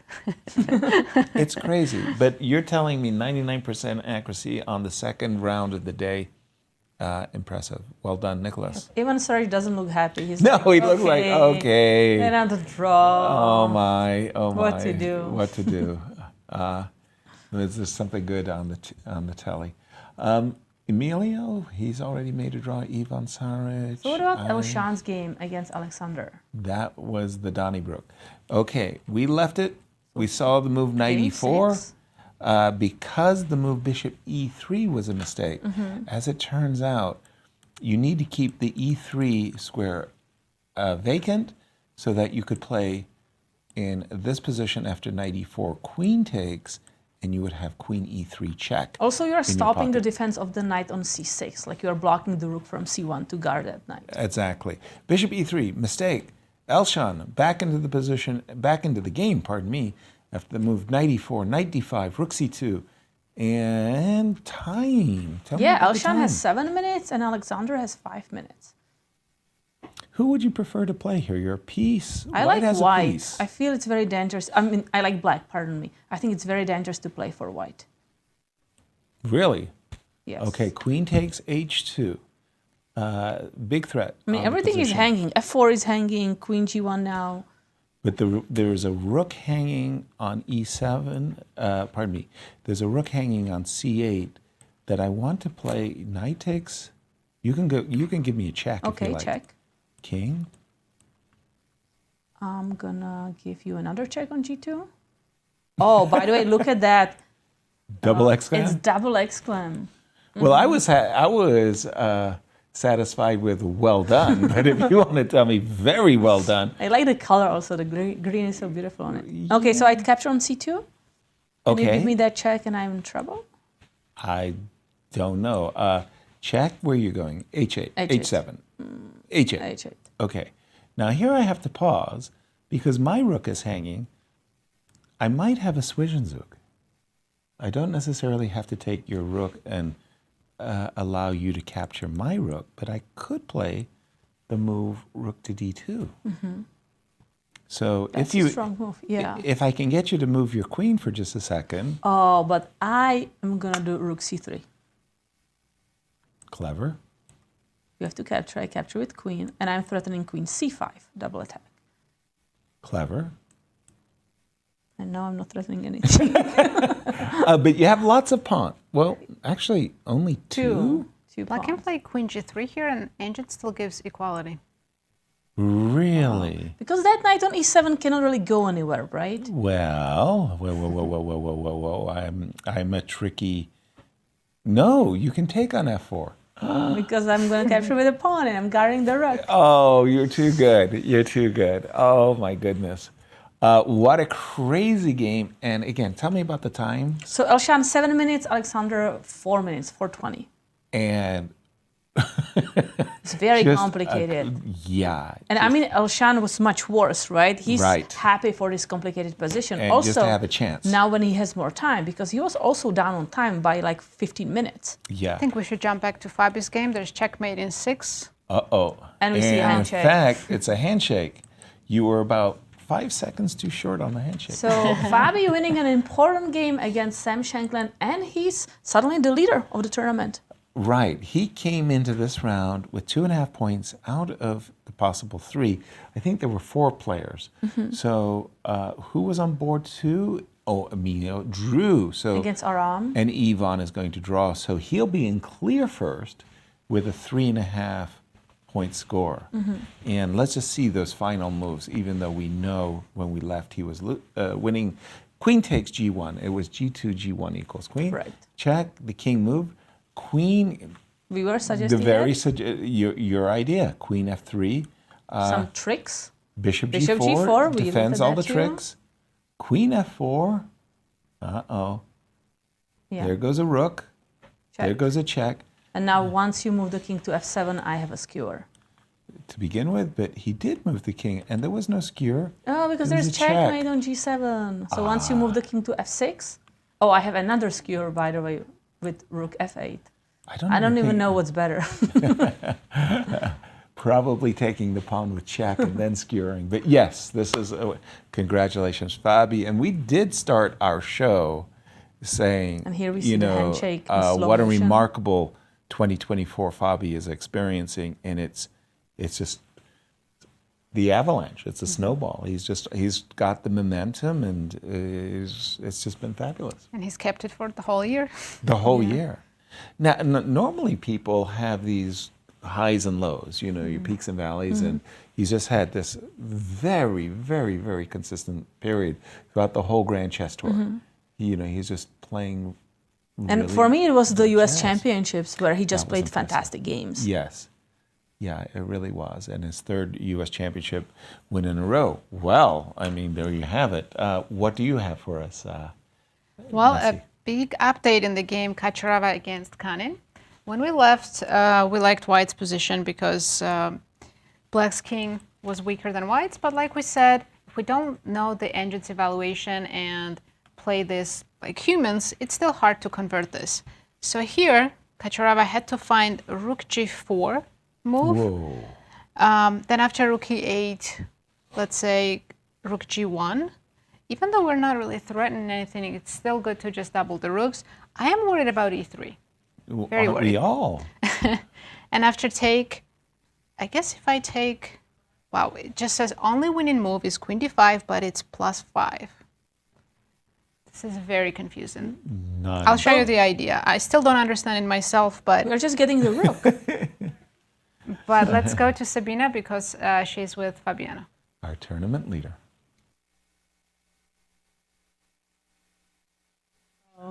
I could tell that was So frozen. I was just reaching for a coffee, and I was like, "Oh no, they're frozen. They're going to have to come back to us." Finish the thought because We're I'm trapping looking. the rook. I see. It's hilarious. The rook is pinned. The bishop is pinned. And the queen can't really go anywhere. It can go to h3, but then I'm really worried about. Say it. I thought Rookie queen two. Let's just take the pawn. Rookie two. Oh. Yeah. I mean, this is hanging by a thread because we can get checkmate in one move, but somehow we're winning. Yeah. So of course this was missed. It's not easy to find. Instead, white played queen c7. Which, and by the way, looks remarkably course. good, right? Getting queen on the 7th rank. G7 made, and But it keeps an advantage. I think computers sometimes are very brutal, or Of the course. engine. But black should still play rook e8 and e3. I don't think black can find any other ideas in this position. that is his counterplay. Sure. And white still has to go up, rook g4, e3, and then maybe play f3. Lucky. But still, I mean, this Allowing pawn is such a e2. good counterplay. But rook e1, and when I'm playing the move f3, in my mind's eye, I'm thinking my king is so happy with me. I did a great favor. I protected my king. I don't allow bishop e4. I'm not But worried. here we're also winning the f4 pawn next. Yes. Yeah. So I'm happy And I don't for have white. queen h3. I would love to play queen h3 Yes. now, but there is Yeah. this There's always queen queen g7 g7. checkmate. Yeah. That would ruin your whole day. So it's looking like he will still convert, but it's hard to find the exact perfect moves. Right. And time a factor in this one? They're both under 7 minutes, so not in big time trouble yet. But they could get there this In a messy hurry. position. Yeah. Again, the brutal engine is remorseless, I was going to say. But in these positions where the bishop's of opposite color and this king on h1, I would give myself, a fighter's chance that, something could easily go wrong for white. One more time, we're going to give Sabina a chance. Don't blow it, Sabina. We're rooting for you. Second time's a charm, let's hope so. I'm here with Grandmaster Fabiano Caruana, who's had an incredible game today. Congratulations, Fabiano. Take me through your thinking process and the game. Yeah, I mean, previous game wasn't ideal because I was probably quite close to winning, but Aram defended very well, so I didn't manage to win. Okay, I played a line which, I expected he would play Knight Dwarf because he seems to be playing a lot of Knight Dwarf recently. He also had a game previous round with the white pieces, which he won a nice game. So I played this. He also mentioned in the interview with me, maybe you didn't get the chance to listen to it, that he's trying to improve on his personal openings more rather than come up with new ones, but I never know what to believe. Also, I'm still trying to figure out. No, actually, Knight Dwarf was the only thing I even considered before the game. Okay. Because I thought, okay, e4, e5, it's whatever, we get a game. But the Knight Dwarf is very challenging, so I decided to play this line, which I played in a few blitz games against Serrano, so I guess maybe Sam was not too surprised by it, but still, I've played so many things against the Knight Dwarf that I guess he couldn't pay too much attention. I thought that a5 is considered the main move. There was even a game, my second Oparin, which went something like here, something like this, if I remember, which is probably about equal. But it's very complicated, of course. I mean, I was happy that he allowed me to get a5. It's obviously a very good structure, but I'm taking a lot of time. This knight e2 is very subtle. I did know about the position. Basically, if castle, there's f4, and bishop f5 comes. So I'm kind of preparing against f4, so I can play bishop f3, knight e4, this kind of thing. And What was the moment where you felt that things were starting to go your way? yeah, so I don't know if he was still in preparation. I mean, this was kind of my preparation, but I didn't remember much. There's this very surprising point, knight f6, knight b3. So he can't take the pawn because bishop c4, knight d4. And this is a very surprising move, and it took me a while to remember it over the board. And then, I knew that this was kind of possible, and here I couldn't remember what to do. So I played it. I mean, I was thinking knight d4, but I couldn't really figure out how to coordinate, so I played just very simple. And I was very surprised that he went b6 instead of b5, because I thought b5 I should take. So but b6 doesn't really force you to. yeah, b6 gives me this extra option, I thought. But yeah, I felt this position, this pawn structure with that pawn is definitely something similar to happened to you in a previous round, I think. And yeah, it's like at first I thought it's very promising, but then I realized that okay, it's very difficult for me to like do anything here. And when I played h3, I thought he would just play rook e8, and if I take everything rook e2, so f4 was the first moment when I was very surprised, and I thought like it's a strange move. But I'm actually curious. So queen f4, rook e1, I thought. King h2, queen b6. Ah, there's bishop h7. Oh, I just... Oh, and queen h4. That's nice. Take bishop e4. Oh my god. And oh, that's cute. Okay, yeah, I didn't see this. That's why I didn't play. But I still thought this was strong.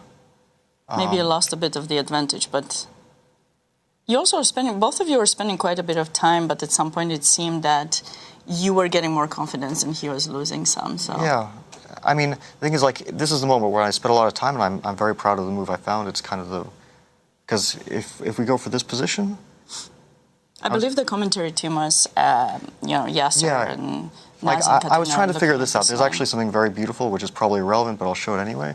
Rook f7, queen d6, f2, obviously the computers, and then queen e6.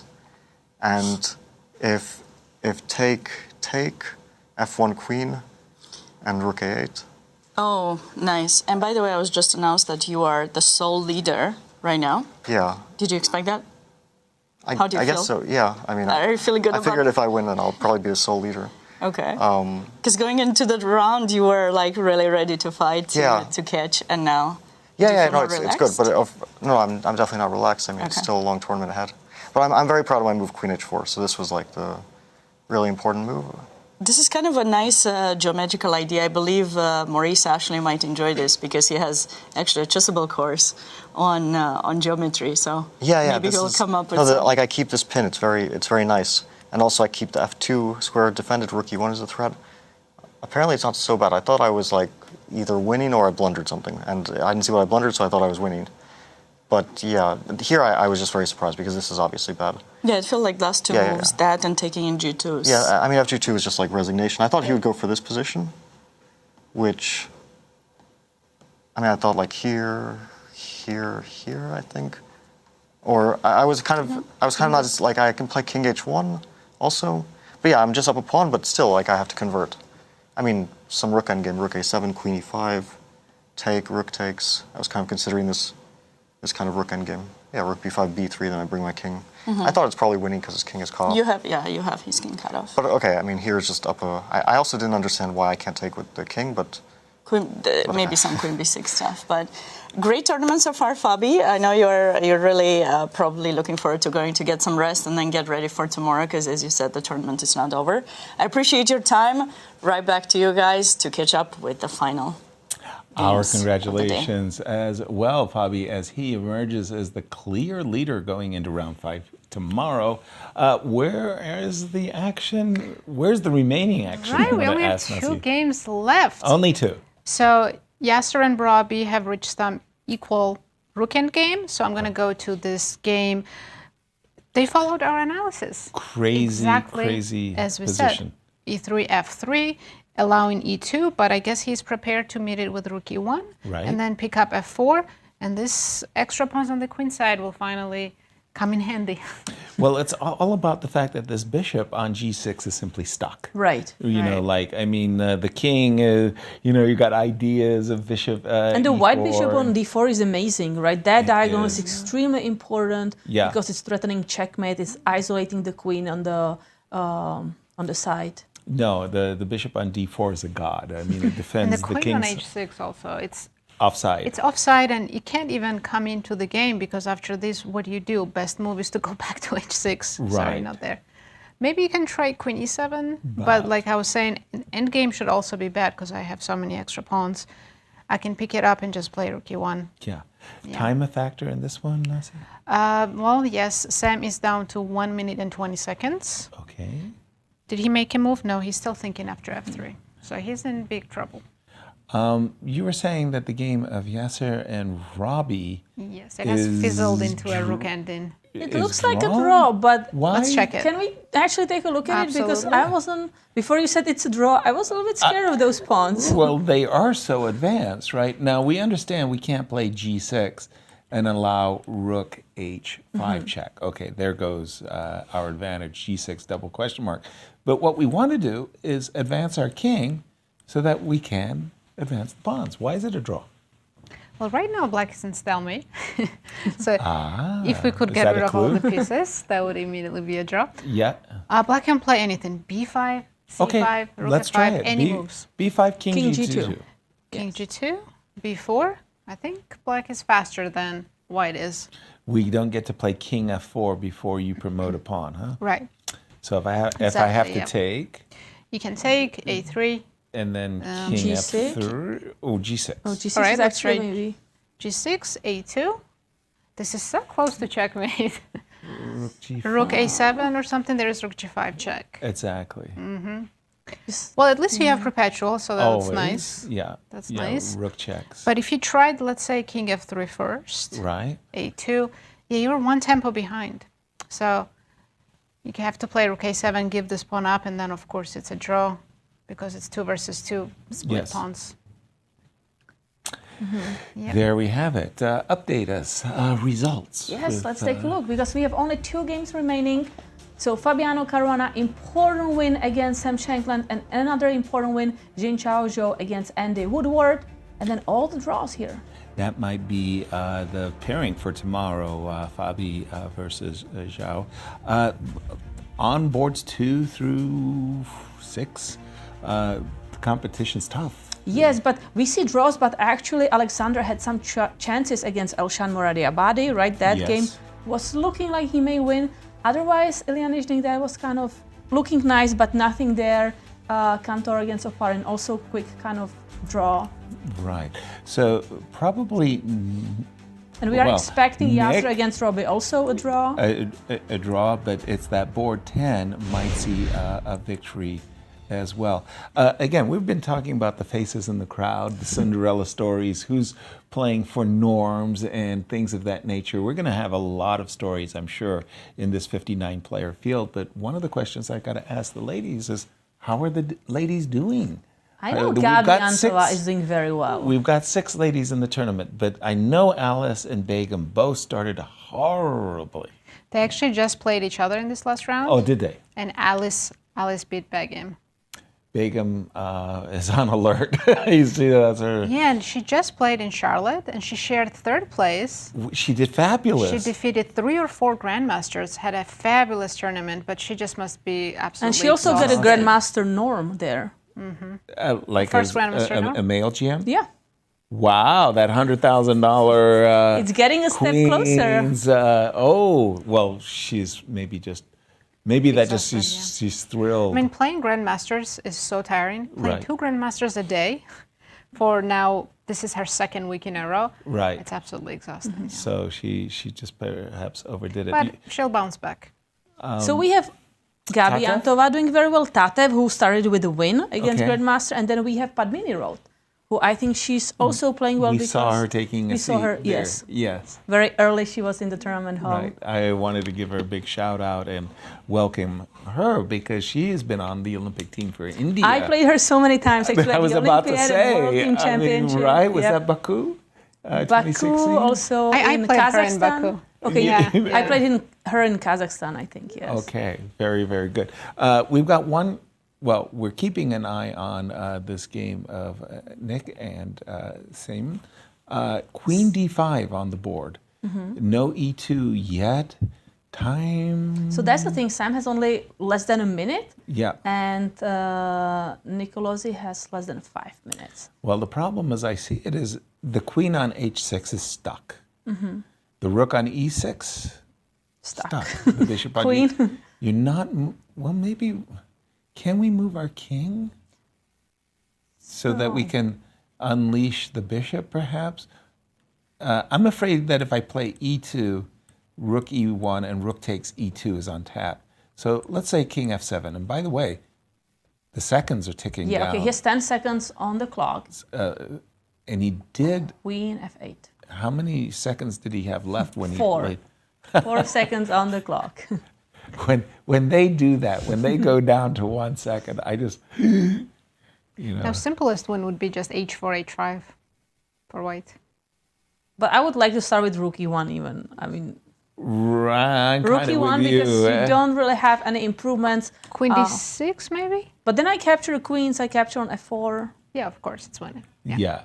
But I think your H4, H5 is really kind of one of those brutal things, because I'm thinking to myself, the one thing I don't want to do is endanger my king somehow. And a move like H4... But how do you stop H5? I have no idea.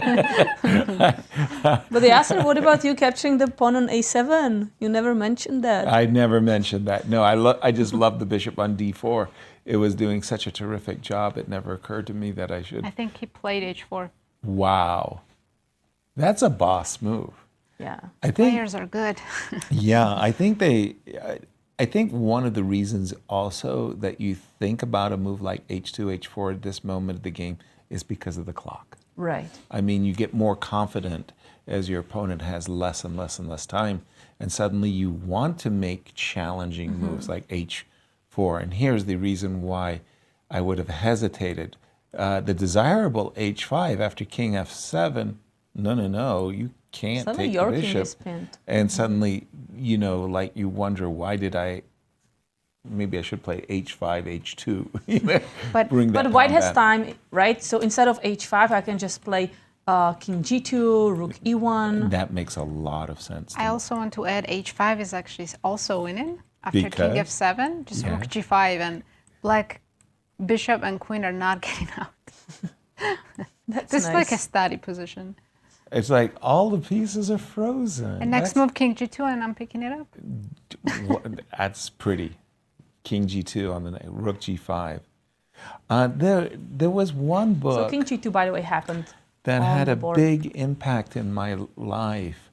Not that I really liked studies at all. I just did them as a kind of. There was no puzzle rush in my day. I like studies. It was Domination. Domination.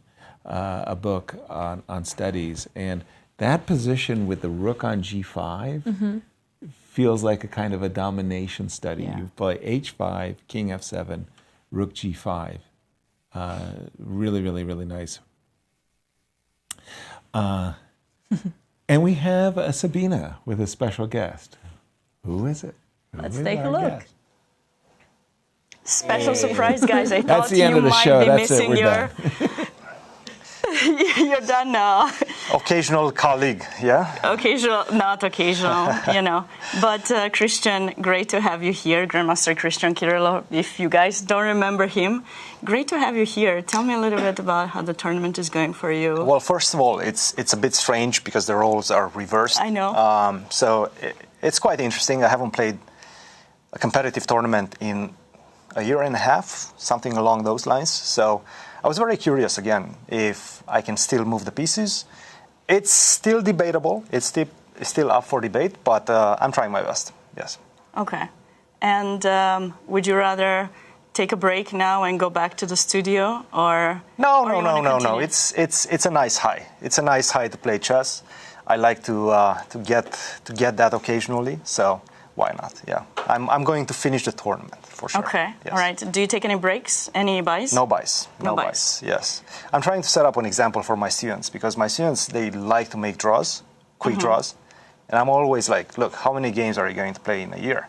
You shouldn't take quick draws. There's absolutely no reason. So that's my mentality, I guess. All right, looks like Yasser has some questions for you, so I'm going to let you know. Let's see. Okay. We're ready, Yasser. Christian, it's great to see you in the arena. It's great to see you. Really, what is it like being in the arena with these incredible monsters surrounding you? What is it like to be in the arena with these incredible monsters playing against them? It's good. Yeah, no, I mean, obviously, again, it's a feeling that you sort of forget, and then as you keep playing games and games and games, and by the end of the tournament, you're kind of back, or at least your feeling of playing is back. but I'm getting readjusted to that. Another reason I'm playing is because I'm trying to set up a good example for Yasser to play as well, because he's been hiding in the studio. And I'm trying to set up the example for the studio that we had Nazi Paikidze, she played the US Championships. Now we need Katerina, of course, always playing. Now we need Yasser. She hasn't played in a long time either. We have to have the two of them. We want to see you. We want to see you play. For the second edition of the St. Louis Masters, we need Yasser as the man in the arena. Okay, so you're gonna switch roles then? No, I'll play as well. We'll have somebody else do the commentary. It's okay. We have a deep bench. Yasser does not seem happy. He does not have any more questions. I think. Yes. Nice to see you, Christian. You're always welcome back in the studio. And I love that you're a role model for your students, a role model for us as well. Well done. He loves good luck your role model. Okay. Well, thank you, Yasser. Games. Thank you. Best of luck. Yeah. You're the role model in the studio. I'm trying to be the role model playing chess. I'm not doing well in terms of results, but still, I'm trying my best.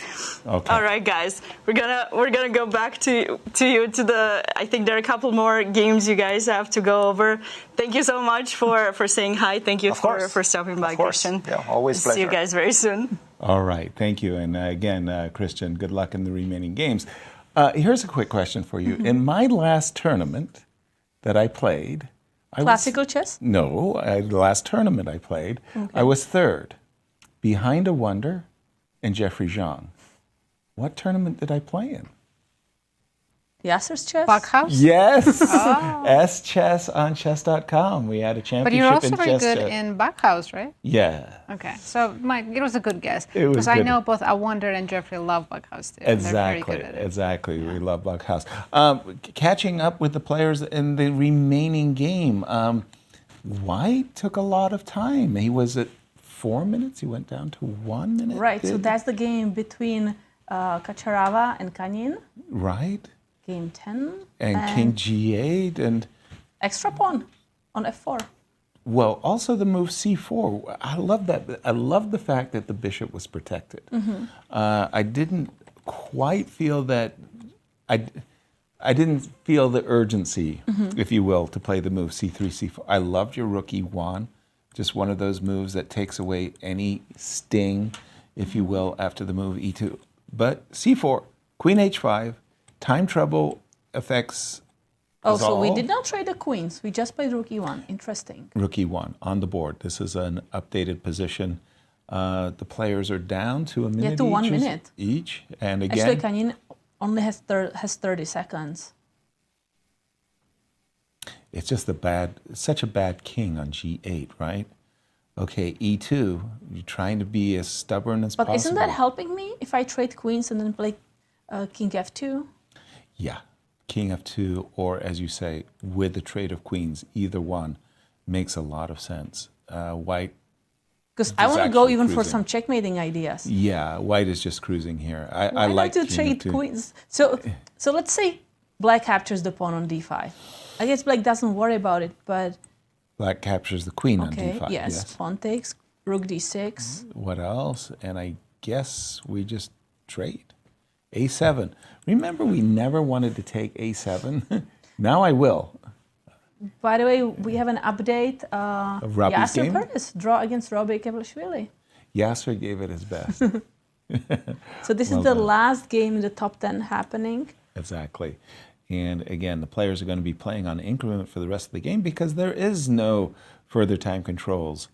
It's 90 minutes for the entire game, 30 seconds bonus, and these two players are on the bonus. They did take on D5. Yeah, I'm expecting rook D6, you capture on E2, I capture. Right? Is it that easy to win? No. Oops, excuse me. I wouldn't. Whenever we get in bishops of opposite color ending, so I'm always a little bit nervous. Rook A5? And I got rook A4. You have rook A4. In this particular case. But the question I would have had is right here, is going to play A6? I mean, I don't doubt that this position is winning, but again, bishops of opposite color as different rules. So Yasser, instead of taking on e2, maybe take on a7 first to get rid of that pawn. Thank you. Yeah. That clears it. Just do it the other way. Don't take on e2. That pawn's not going anywhere, but it's the pawn on a7 that is key. By the way, Thank you, that's maybe Nazi. why Black defended the pawn. Black played rook a6. With 3 seconds on the clock. Wow. So let's update. Yeah. So, sorry, he did not play rook d6. He played rook a6 at once. So now Black is targeting that pawn on a2. That makes perfect sense. a4, right? Yeah, Right. a4, I like that. Planning for some bishop c5 and d6. Should I go bishop c2? I don't think I can abandon. It's not like bishop takes b3 is a threat, right? You have to be careful. Rook Yeah, e1. I mean, it might end. Ooh, he took on e2. Okay, does Black have a chance of saving this? King takes, rook takes That looks a2. premature for me. But maybe that d pawn is going to be running. Yeah, White's still winning, but he made it a little bit difficult for himself. a4 would have been easier. I think so too. So here we're likely to see you're going to put your faith in the passer, right? Something like this, where you try to escort the pawn up the board. Okay, but we lost so many pawns on the way. I know, that's the question. I don't think it was. I think I want to do some. Oh, it's your turn, right? So you're going to attack. So I'm expecting king e3. This is the current position. After that flurry of moves, the players get the 30-second bonus, and suddenly they have this euphoria. They've got 2 minutes each or something on the clocks. Yeah, I think you have to play king Maybe e3. king e1 is better, just to not give up b3 pawn. No, Nope. he played king e3. But you're right. Why do I have to give up the pawn? Now the pawn's pinned. With king e1, I could meet rook a3 with b4. And it's not like the king's urgency is that great that I need. I mean, White's still winning, but like Katerina said, we are dropping so many pawns. So bishop c5 here, Right. rook b3 and king d4. Right. And now king becomes very active piece, Yeah, as we going look to e5 and moving forward. Agreed. But yeah, we are dropping a lot of pawns, At right? some point, you start to doubt yourself, like, why did I give away so many pawns? And I was thinking maybe about the pawn on King f2. a5. So the king Okay, is then not gonna be definitely king supporting that e1 pawn. was a better choice. No, that was a mistake. King f2, bad move. Yeah, We are wasting a lot of time here. but he's still banking on d6, Okay, d7. Black has to take the pawn. Rook takes Yes. b3, right? Committed. Okay, now the question is, do we play d6 or bishop takes a7? Well, if you play bishop takes a7, then I have rook d3. And then the bishop will come back to d4. And you'll be cut off and you won't have an a pawn. Oh, I thought you have to trade rooks. You don't have On to. d6, Black has a strong move, rook b5, going to d5. d6, rook. That's not an easy move to find. But once you see it, it's clear that it's very good. Right. Rook takes b3. And now, again, I'm finding myself tempted with bishop a7. Just, your king is still bad. My rook, Okay, but if you capture bishop takes a7, let's do it. Sure. I go rook b7, rook b7, I'll go bishop c5, and I go rook d7. and I'll go rook to d. I apologize, I go d6. And then I we're mean, bringing the it's king up, right? two pawns with the rooks on the board. I feel that this should be winning. It should be winning. Again, your king, if your king was on e6, But if I go bishop e8 now, I mean, probably it's winning, but I feel like it's really getting messy. Like, White will have to be extremely accurate right now. really? Okay, so what am I missing? King f7? So You Black, almost can't move. yes, king this is a f7. bad setup for Black. Yes. Why? So instead of rook b7, it's just a more passive version of what Black could have done. Which is rook d3, Rook d3, bishop, bishop d4. d4, and bishop e8 immediately, and set that up with rook on d3. So that you're going to meet king e2 with bishop b5. Yeah. and you're going to be just kind of set up here, let's say. Okay, But he's rook going with b7. rook I must say that whenever I do have these endings where I'm trying to hold the active rook versus the passive rook, I would want the rook on d3 a lot more than I would want the rook on d7. On one hand, I understand you want the rook to be active. On the other hand, I feel the rook can be blocked there with that bishop on d5. Whereas here on the 7th rank, I feel like I'm like building a fortress. Okay, but that's the problem. I'm with Magnus on this one. I don't believe that you could put your bishop on e8, you could put your rook on d7, you could force me to play the pawn to d6, but I'm just going to march my king. No, but then I'm going to free my rook. Yeah. Triumphantly up the board. Okay, Wait, we do have a different setup suddenly. So Rook now went I to can c5. play rook f8 check and rook c8. That's cute. Engine showing why it's winning again. Back to just winning. And Oh, plus And it 2. is on the board. rook f8, king g7, rook c8. And then we get the active rook as well. A moment ago, we had kind of this passive rook, but now, yeah, this feels Winning red. winning once Yeah, again. I think if Sam had time, he would figure out the best setup. Right. But both players under a minute, so they're playing on instinct. Right. c8. And White can even play some improvement moves like king g3, right? Oh, that's the one I would love to get in king g3, king f4. Anything where I h4, h5, d5, d6. Anything where I just get a more active setup. King f6. f6. I'm also do thinking we about some push? mating nets. Do we push to d6? King e6 and rook c7? You know, it's funny. I just, the moment somebody suggested king g3, I can't get it out of my mind. You know, like, why not just improve things and see what comes?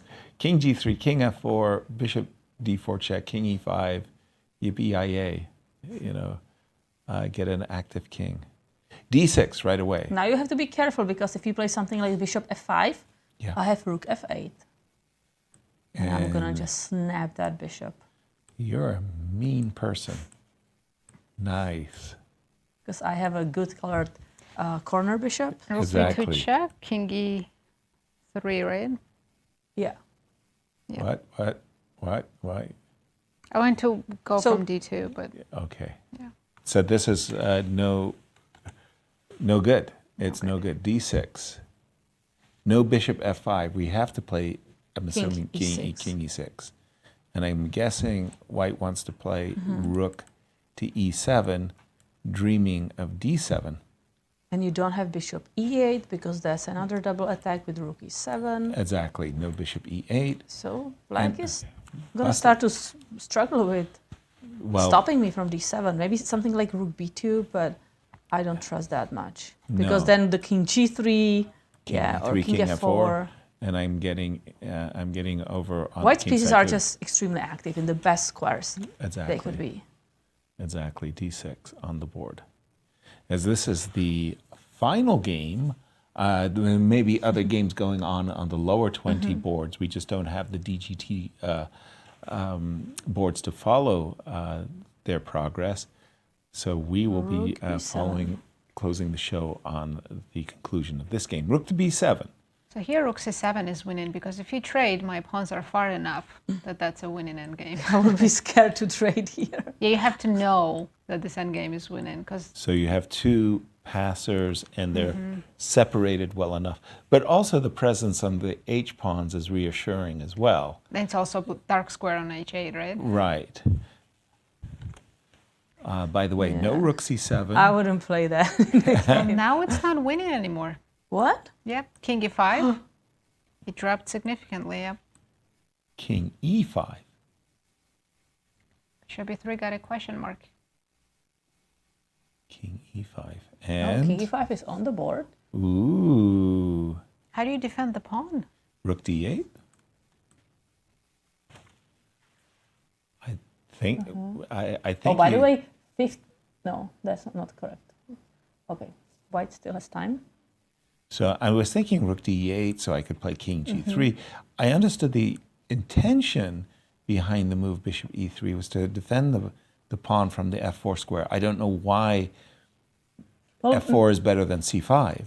The idea is maybe now black can play bishop f5 and rook d7. Or bishop d7, kind of stop it that way. Makes sense. Makes sense. Bishop f5 with the idea of rook d7. I mean, maybe Nazi D8. will say that this is still winning bishop endgame. I'm just... But wow. No, after rook d8, it's just a draw with simply king e6 or rook f7. Any of those moves, just they draw. You don't even. Wow. Really? So rook c7 was absolutely crucial for white to play. Wow, I would not have guessed that. I mean, the players don't know this information, of course. But still, I don't get that I in thought games. bishop f4 is the dream setup that we want. But bishop f5. I guess the active king for black really helps, and now all black pieces are very active. We can't move forward. This pawn doesn't go anywhere.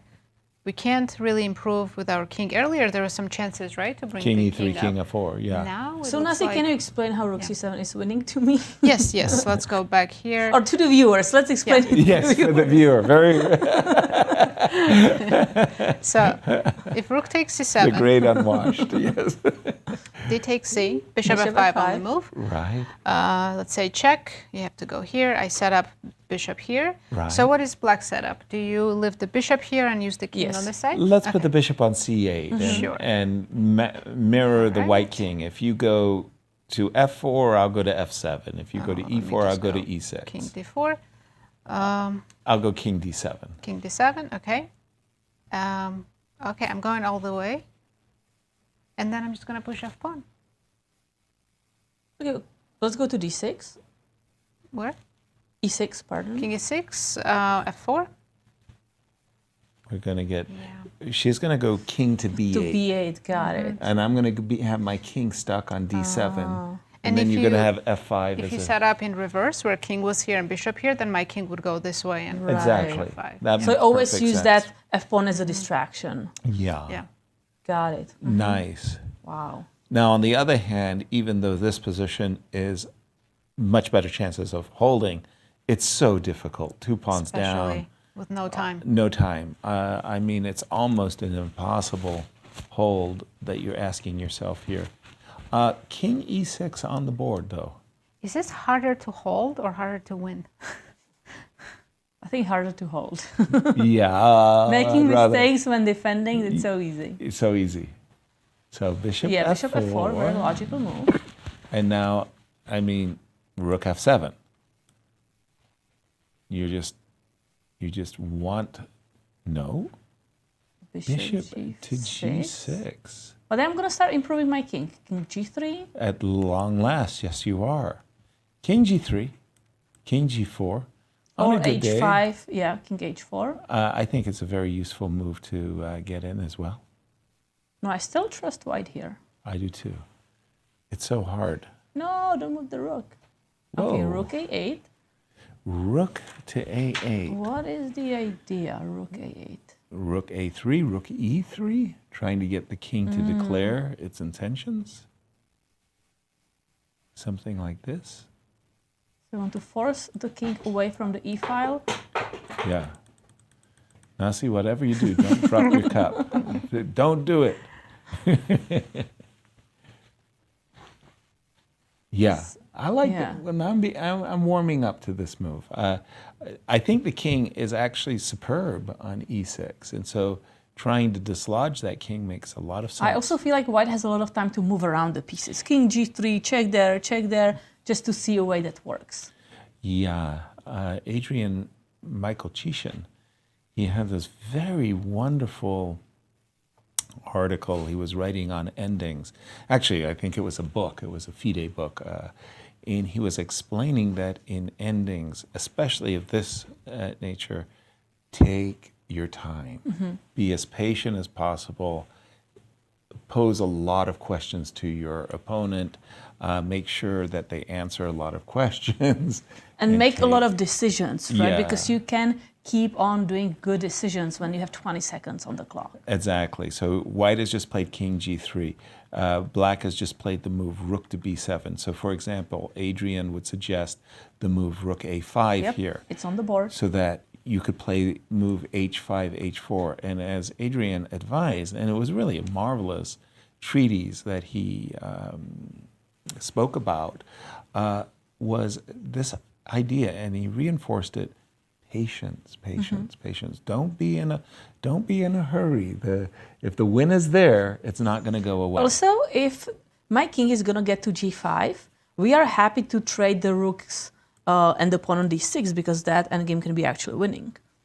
If your king is on g5 and your king is somewhere on c8. Ah, okay, I hear you.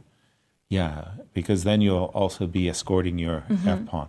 So here, again, the move h5 is really hard to resist, right? Because and it's on the board. You want to play h5 King7 with was king a g4. huge mistake. Made now white it is easy. winning again. Made it easier.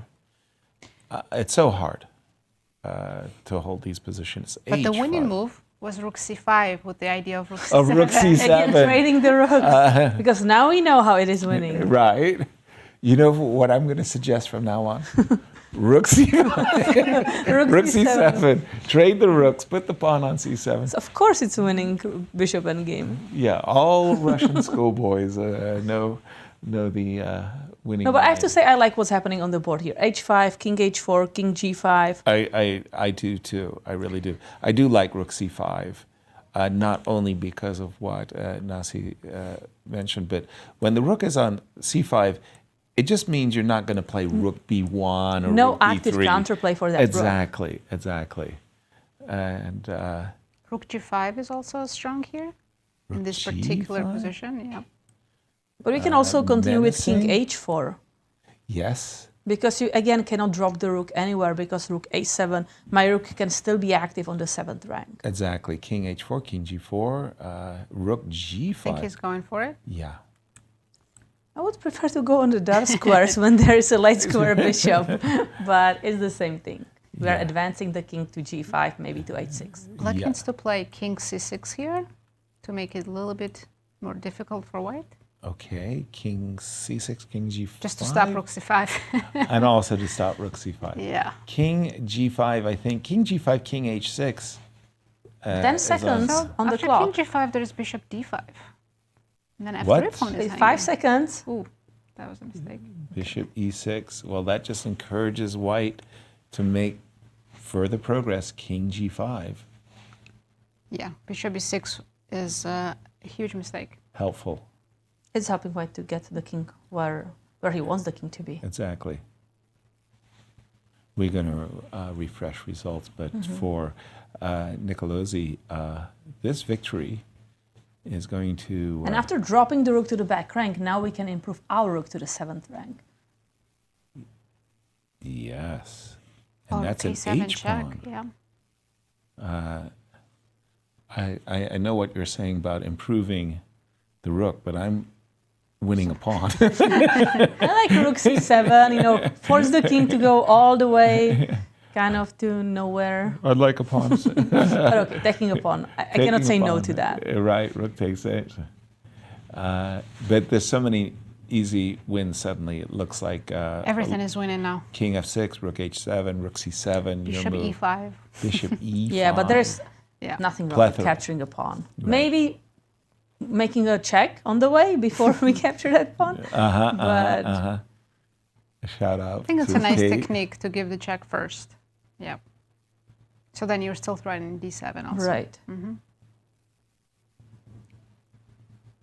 He's taking his time because he knows he's very close to winning. It's always good to double check, triple check. But it's crazy to think that actually black had chances here for a draw. Really? It was. It was. We just thought the two pawns should cruise, but that rook c7, it's a very good lesson that you want your pawns further, far away from one another. I also feel like there is this lesson that even if you play grandmasters, like we all make mistakes, right? So just kind of catching that opportunity, like here White kind of lost a little bit of good moves when he dropped a lot of pieces, and then that was the moment of maybe securing a draw somewhere. But still very difficult to find it. King f6, a very strong move. So here we are attacking the bishop, and then going maybe even to e7 to really support the pawn for promotion. Yeah. So this player started playing today at 10 a.m. Now it's Right? past 8 p.m. They've been playing for 10 hours. They had a short Right. break, but I remember playing in this U.S. Open in Lincoln, Nebraska, and we had something like 500 players, and the game started at like 5 in the evening, and they would finish at 11, and there was only one restaurant that was open in Lincoln, Nebraska, 11 in the morning, and that was a Denny's. And they didn't give us the menu. They just told us what they had in stock. And we went for the liver and onions, because that was usually all there was. I always remember also collegiate tournaments, maybe Nazi you do as well. Like we play somewhere at like a hotel next to the airport, and there's Denny's, there's McDonald's. That's all you got. That's for the all you weekend. got, yes. And now it looks like your king e7 and d7 is going to bring home the full point here. What about the peshka? The pawn? Yes. Yes, h7. That's also very good, because then we'll have passed pawns d and h. On 3 extra pawns. Yeah. That's. yeah, immediately d7 is also winning because you can't stop the pawn anymore. King e7, it's right there. Exactly. You're on the doorstep. d7, king e7, rook h7. Lots of winning. Now White just needs to not forget about the time. Because sometimes, when you're completely winning, you can just relax and forget that you're still playing on 30 seconds. It was perhaps one of the most extraordinary moments in chess. There was a Norway chess, and in those days, Veselin Topalov was a very, very dangerous opponent. He was in a field that features Fabi and Magnus. It was round 1, and Magnus lost on time in a winning position. Oh, wow. He didn't realize the time control had not been made. He thought he'd made the time control. It wasn't the case. He lost on time. Veselin went on to win like 5 more games and win the tournament clear first. Wow. And Magnus was closely behind him, and it was all decided in that first round game. It was a remarkable, don't forget about the clock, don't lose on time. Rook g8. So now we cannot play rook c8. We have to be careful about that move. King f7? So we can play king f7. Bishop e6 check. Oh, sorry. I thought I was being so clever, too. h6. I like that move. Just guarding g7 square from the rook. Yeah, making king e7 that much more hospitable. If you go rook g6, I have king e7. Yes. Yeah. h6, guarding g7. Have you ever had that horrible loss on time? I didn't get into time trouble that often, so. I had few games. I had one game at the World Team Championships when I needed to make move 40 to the time control, and I lost track of the time. And then so I'm calculating this exchange sacrifice. Okay. And then I suddenly see 1 second on the clock, and I quickly make the sacrifice, and I hit the clock, and I survive, and I'm so happy. But then there's Melikachian, who is the captain, and he was like, don't give us heart attack. Like you make move 40 with 1 second. Actually, I think you made 0 second or something like that. It was so but close. Why do you make a sacrifice? Just make a random normal move looking. And then think. But actually, it worked out. But Wow. It was just a draw. But I just forgot about time. Yeah. And I had something similar happening at the Olympiad as well. So I made another move with 1 second on the clock, and I survived. Victor Korchnoi, time trouble was his problem, and he made many times just moves, 3-4 moves with just like 2-3 seconds. It was extraordinary. But it's such a weird feeling when you really forget about time. Exactly. Yeah, it's like you kind of go and you get lost in space, actually. King f7, threatening queen. There is a bishop e6 check. one more spike check before Then we're going to go king to e7, Yes. and then we're going to see a handshake. I would think so. Nope. Good right enough. now. Very good game. Wow. Wow. Crazy endgame. Yeah, and congratulations to Nick for, well, a long game, but this is what the Swiss tournaments are all about. You got to win. You got to fight until the very end. Till the very end. And if you have enough energy, you can pull off wins like this. Exactly. Our congratulations to Fabiano, who scored 3.5 out of 4 points for a clear half-point lead. Tomorrow, we think he's going to be playing against Zhao. We will Right, see because they what both the won pairings today. come. Yeah. As we get ready to wrap up the show, I don't know if we're going to have another interview or not, but I was going to just to say that tell your friends where you're hanging out, have them join us. Ladies, it was very, very, very good to have you. We have one interview coming up. And it's by the a really way. great tournament with so many grandmasters, so many interesting games. Right. Again, we get to see only 10, but I'm sure that there were so many fantastic games. Just Exactly. we didn't get to see them. I'm going to go home and see if somebody's inputted those games to see how everybody has done, because there are so many stories going on in this tournament. I'm wondering what happened to the 60th player, because it means that somebody gets a bye, they get a forfeit. Right. And that could really impact your norms. The buys are not good. But if you are at the end of the, if you are getting buys, then you're probably not really fighting for norm. I think it was someone who just didn't make it to St. Louis. Maybe there's some visa issues or Well, something. no, there was a storm too. Oh, That could have been a Yeah, my thing. flights were delayed for Right, hours you were and just hours. coming from Vegas, so Right. like, I mean, that should have been an easy flight.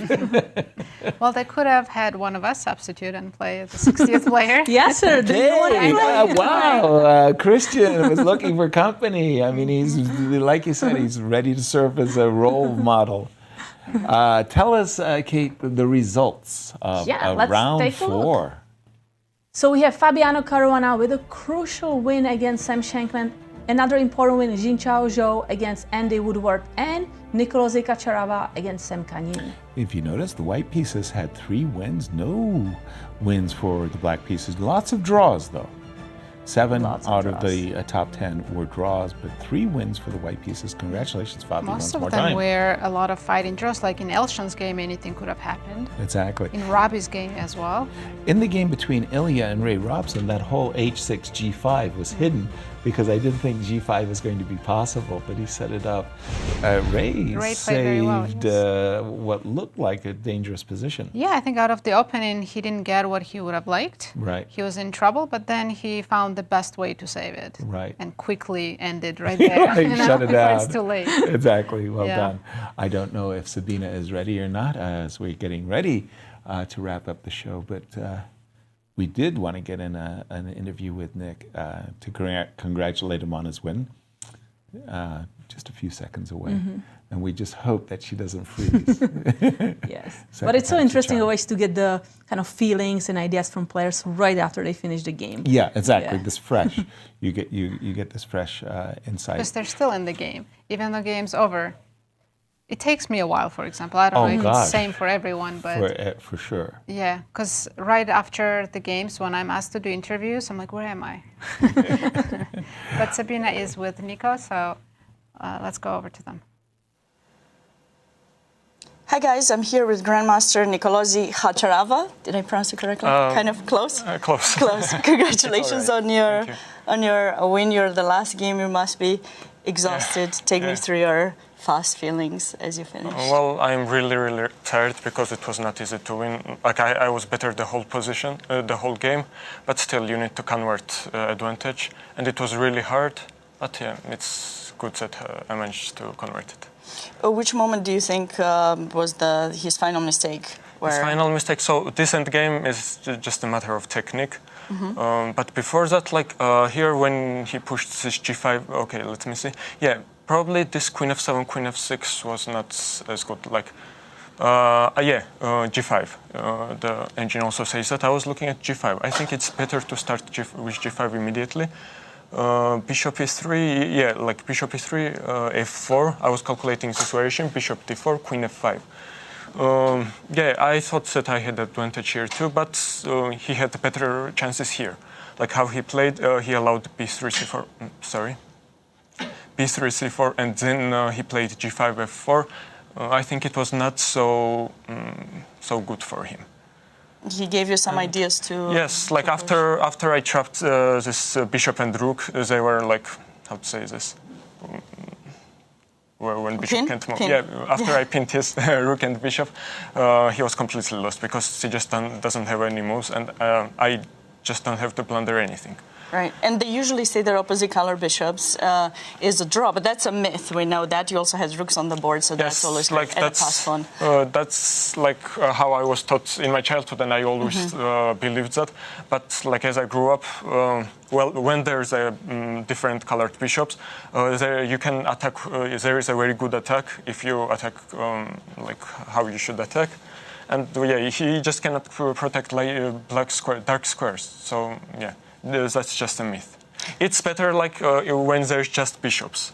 Then it's a draw. You have more chances. Yeah. Yeah. So you guys heard it. That's very important. Don't believe all the myth. Make sure you learn things at a certain point and then unlearn them and get better. How do you feel about the tournament overall? I know you're stressed now, but... No. The tournament is like, it's my first tournament, like this kind of format. Very strong? Very strong and 2 rounds a day, because like I came in USA in August. Okay. Yeah, I study at St. Louis University. I'm in the university's team. And yeah, before that I played European Individual Olympiad, but they are like 1 round each day, and this is a new format for me, and it's interesting. I want to try. Also, like I rest today in the first round because of classes. And, so you're still taking classes on. That's a lot. I'm sure you have a lot to catch on. So I won't keep you. I won't keep you too much. I'll let you relax. Okay. I appreciate your time. Congratulations, great game. Thank you. Back at you guys. Thank you, Sabina, and our congratulations as well to you, Nick. Ladies, thank you. Kate, great day today. I love being in studio with you both. It's so easy. You guys make it fun. Thank you for joining us. We're going to see you all tomorrow, same time. Good night from St. Louis. Bye, everyone.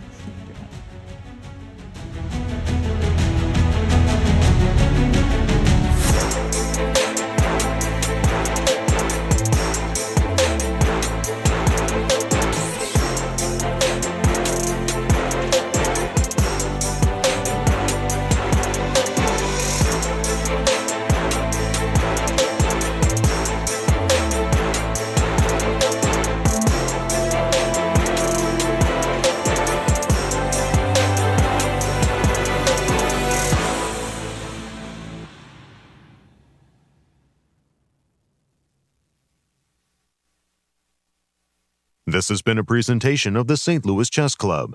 Any reproduction or distribution of this content without the express written consent of the St. Louis Chess Club is prohibited.